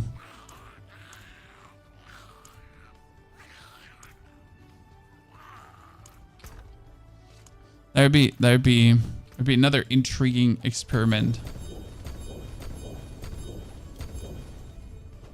It's a lot. I did actually get a mythic from Obol gambling. So in case you didn't know this, Chad, because it's actually crazy to even say this, but we were gambling for Obols and we suddenly get a mythic.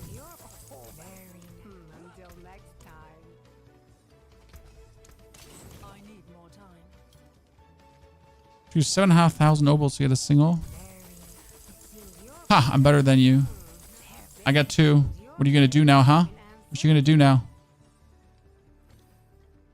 See, but this is what I meant. So now we get one that has maximum life, correct? So automatically this item is better than the one I have by existing, right?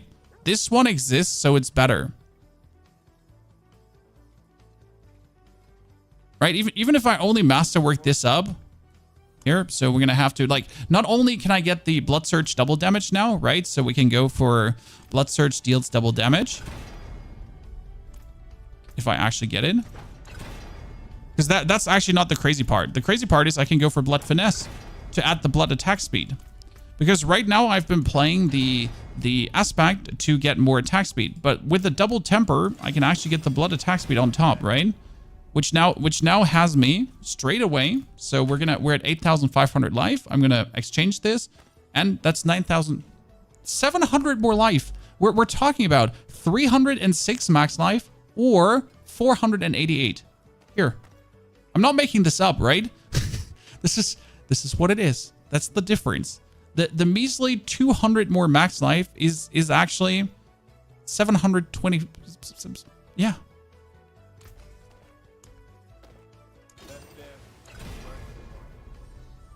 That's how crazy it can go. Right, and obviously now if you would be like trying to go, I mean, obviously you want the Blood Surge to deal double damage. That's no question, right? You would upgrade this further and you would hope that you hit the max life. Obviously I didn't hit the max life, so I'm now like absolutely peeved. We have to reroll this into critical strike chance. But this is how we could now try to work on getting the billions of damage going on this character, right?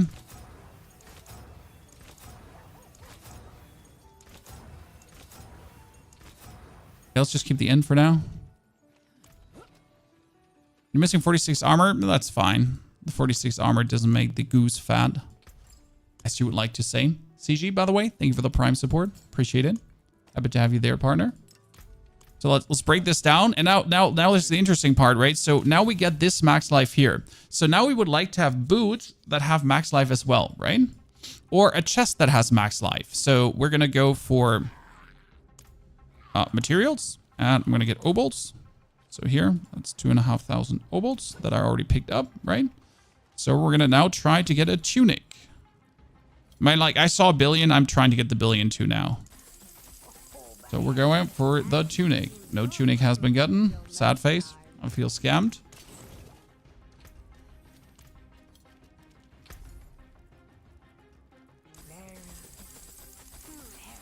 So essentially, it doesn't matter what greater affix item we're getting, right? We're just looking for a greater affix item.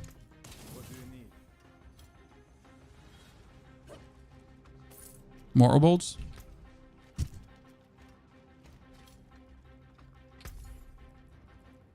Tunic. Oh, I got a unique. Okay. That's kind of fun. The problem is that this is not the reality, right? The amount that's another unique. I'm actually not happy about this.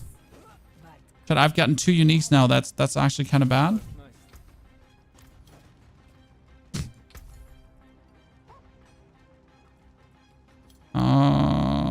Where's tunic? I'm blind.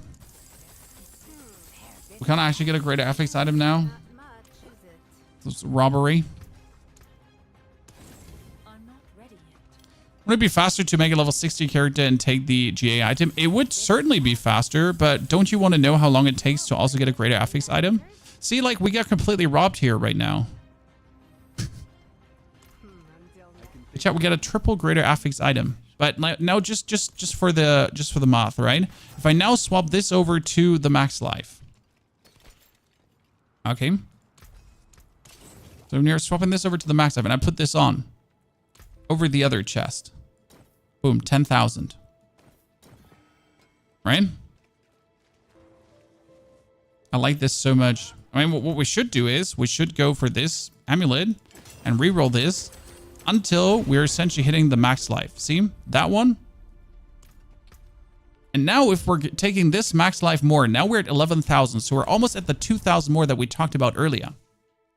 Chat, we're almost at the 2,000 more we talked about earlier. So let's see where that puts us. Okay? Because we're saying if we get up to 12,000 life, we should be dealing what? Maybe 600 million? Hopefully. Let's take that in our backpack. Move our fat ass over here.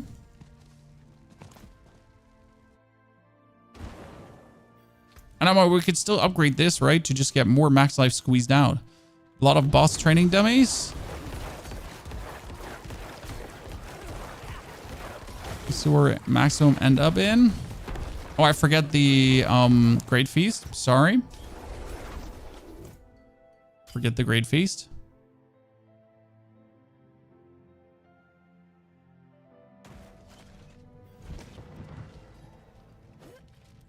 It's our 45% damage multiplier that's missing.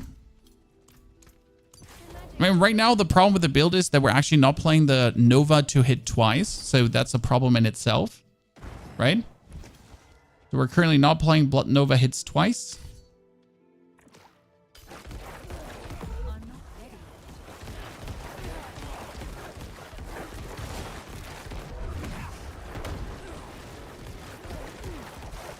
Need to walk through these kobolds. That's 400 million that we've seen there. When we're not at least seeing a 500 million, we're going to be disappointed for all the work that we put in, right, Chad? 300. The way I don't have to worry about not seeing the number because he will always like make outlier numbers bigger, right? That's a 498. Come on, you could do it. Give me the super outlier. 452. I mean, we're getting more regular 400 millions, so I guess that's already a relief, right? I mean, the number readability is working well. Use intercom. Intercom is not an option because you actually need to stutter step around in this build to pick up the orbs, because the orbs are actually boosting your damage. Significant.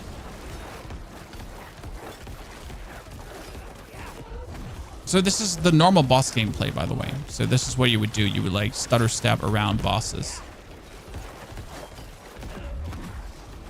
Oh, let's see. There's the 455.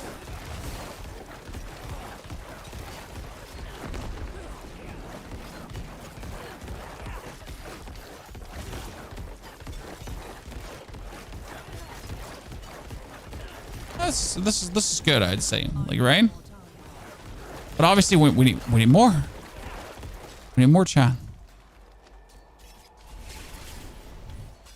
No 500 million. No, 498 million was the maximum we've seen right now. It's to my great disappointment that sadness ruled supreme. Right? The stat squishing works great. Again, please understand, this is a level 100 character that's wielding 1, 2, 3 mythics.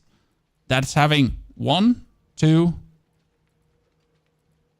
3 ancestral items, also rare. I have an ancestral unique, exactly the one I need, with exactly the greater affix I need. I have every single glyph upgraded to 100, which is crazy amounts of damage bonus, right? We're talking about 30% physical strike, physical damage bonus. We're talking about another 40% bonus. We're talking about another 30% bonus, right? We're talking about another 30% bonus. So this is not just like that, right? This is tons of damage more. Interestingly enough, look at my critical strike, look at my overpower damage. So we're currently sitting at 10,000 damage overpower damage, right? So we're sitting at here, 10,000, which is kind of weak. So what we can do is we can pick up this willpower, that willpower, and this willpower, and that willpower. Okay? So seems like minuscule, right? But suddenly we're sitting at 11,131. Yay! That's where we're like still diminishing returns, but more's more. Right? So this is like not just simply going to happen overnight, okay?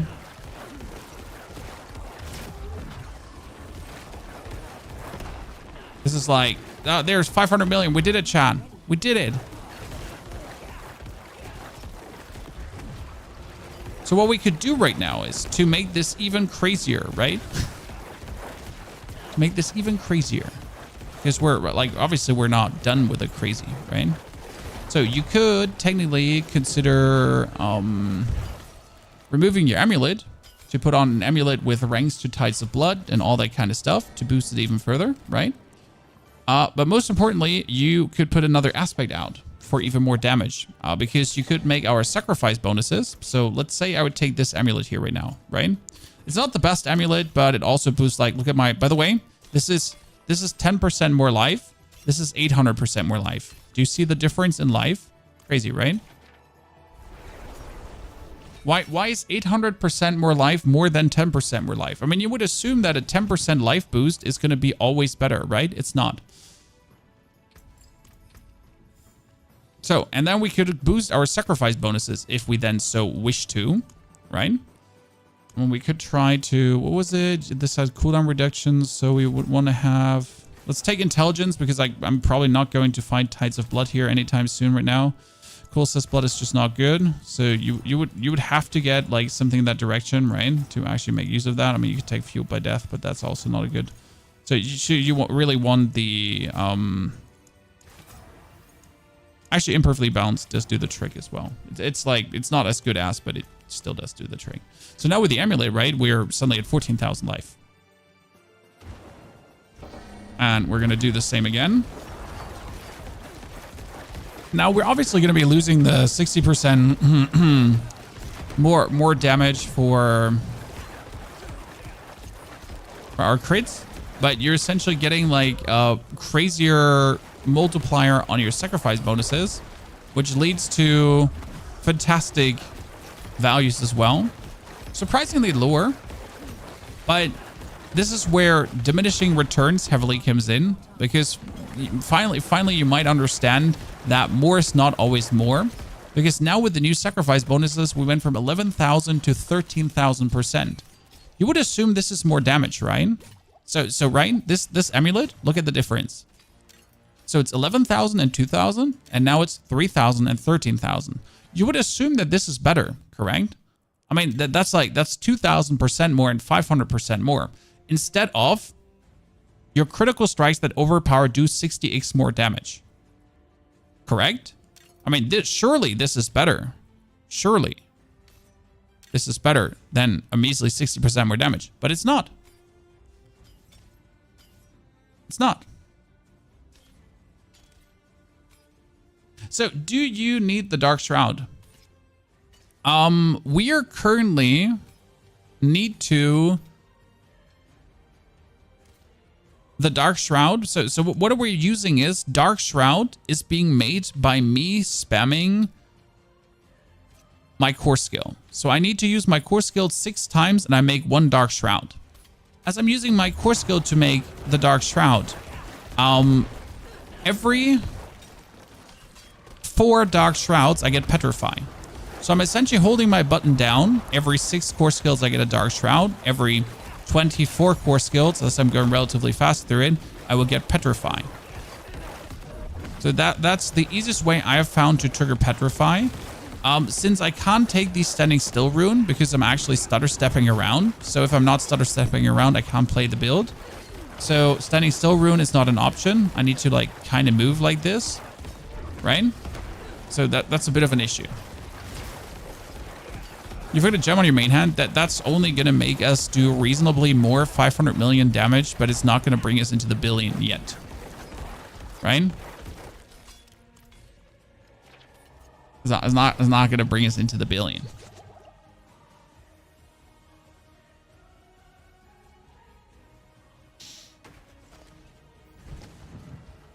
Do you think the damage per Dark Shroud temper from Rogue would boost damage at all? No, that is unreasonable because you're losing your Dark Shrouds too fast, right? Where do you get the Ancestral Gear? I mean, it can drop everywhere. You can be lucky. You can oboe gamble it in many ways. Also, you can farm Ancestral Legendaries by boost all resetting, stash your main gear. Yeah, so you could do this. That's an option, right? You could stash your main gear like this. Like take every piece of gear, put it into your stash. And then as you say, I could go to Curvachat and do that. But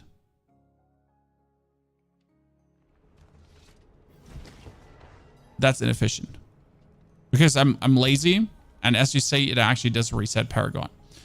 But sure, we could do this, but we're not. I mean, this was like my big test right now. If I could just get a bit more damage values for the Blood Surge, so I feel good in higher Nightmare tiers. So this makes me happy that Blood Surge could actually clear a tier 100.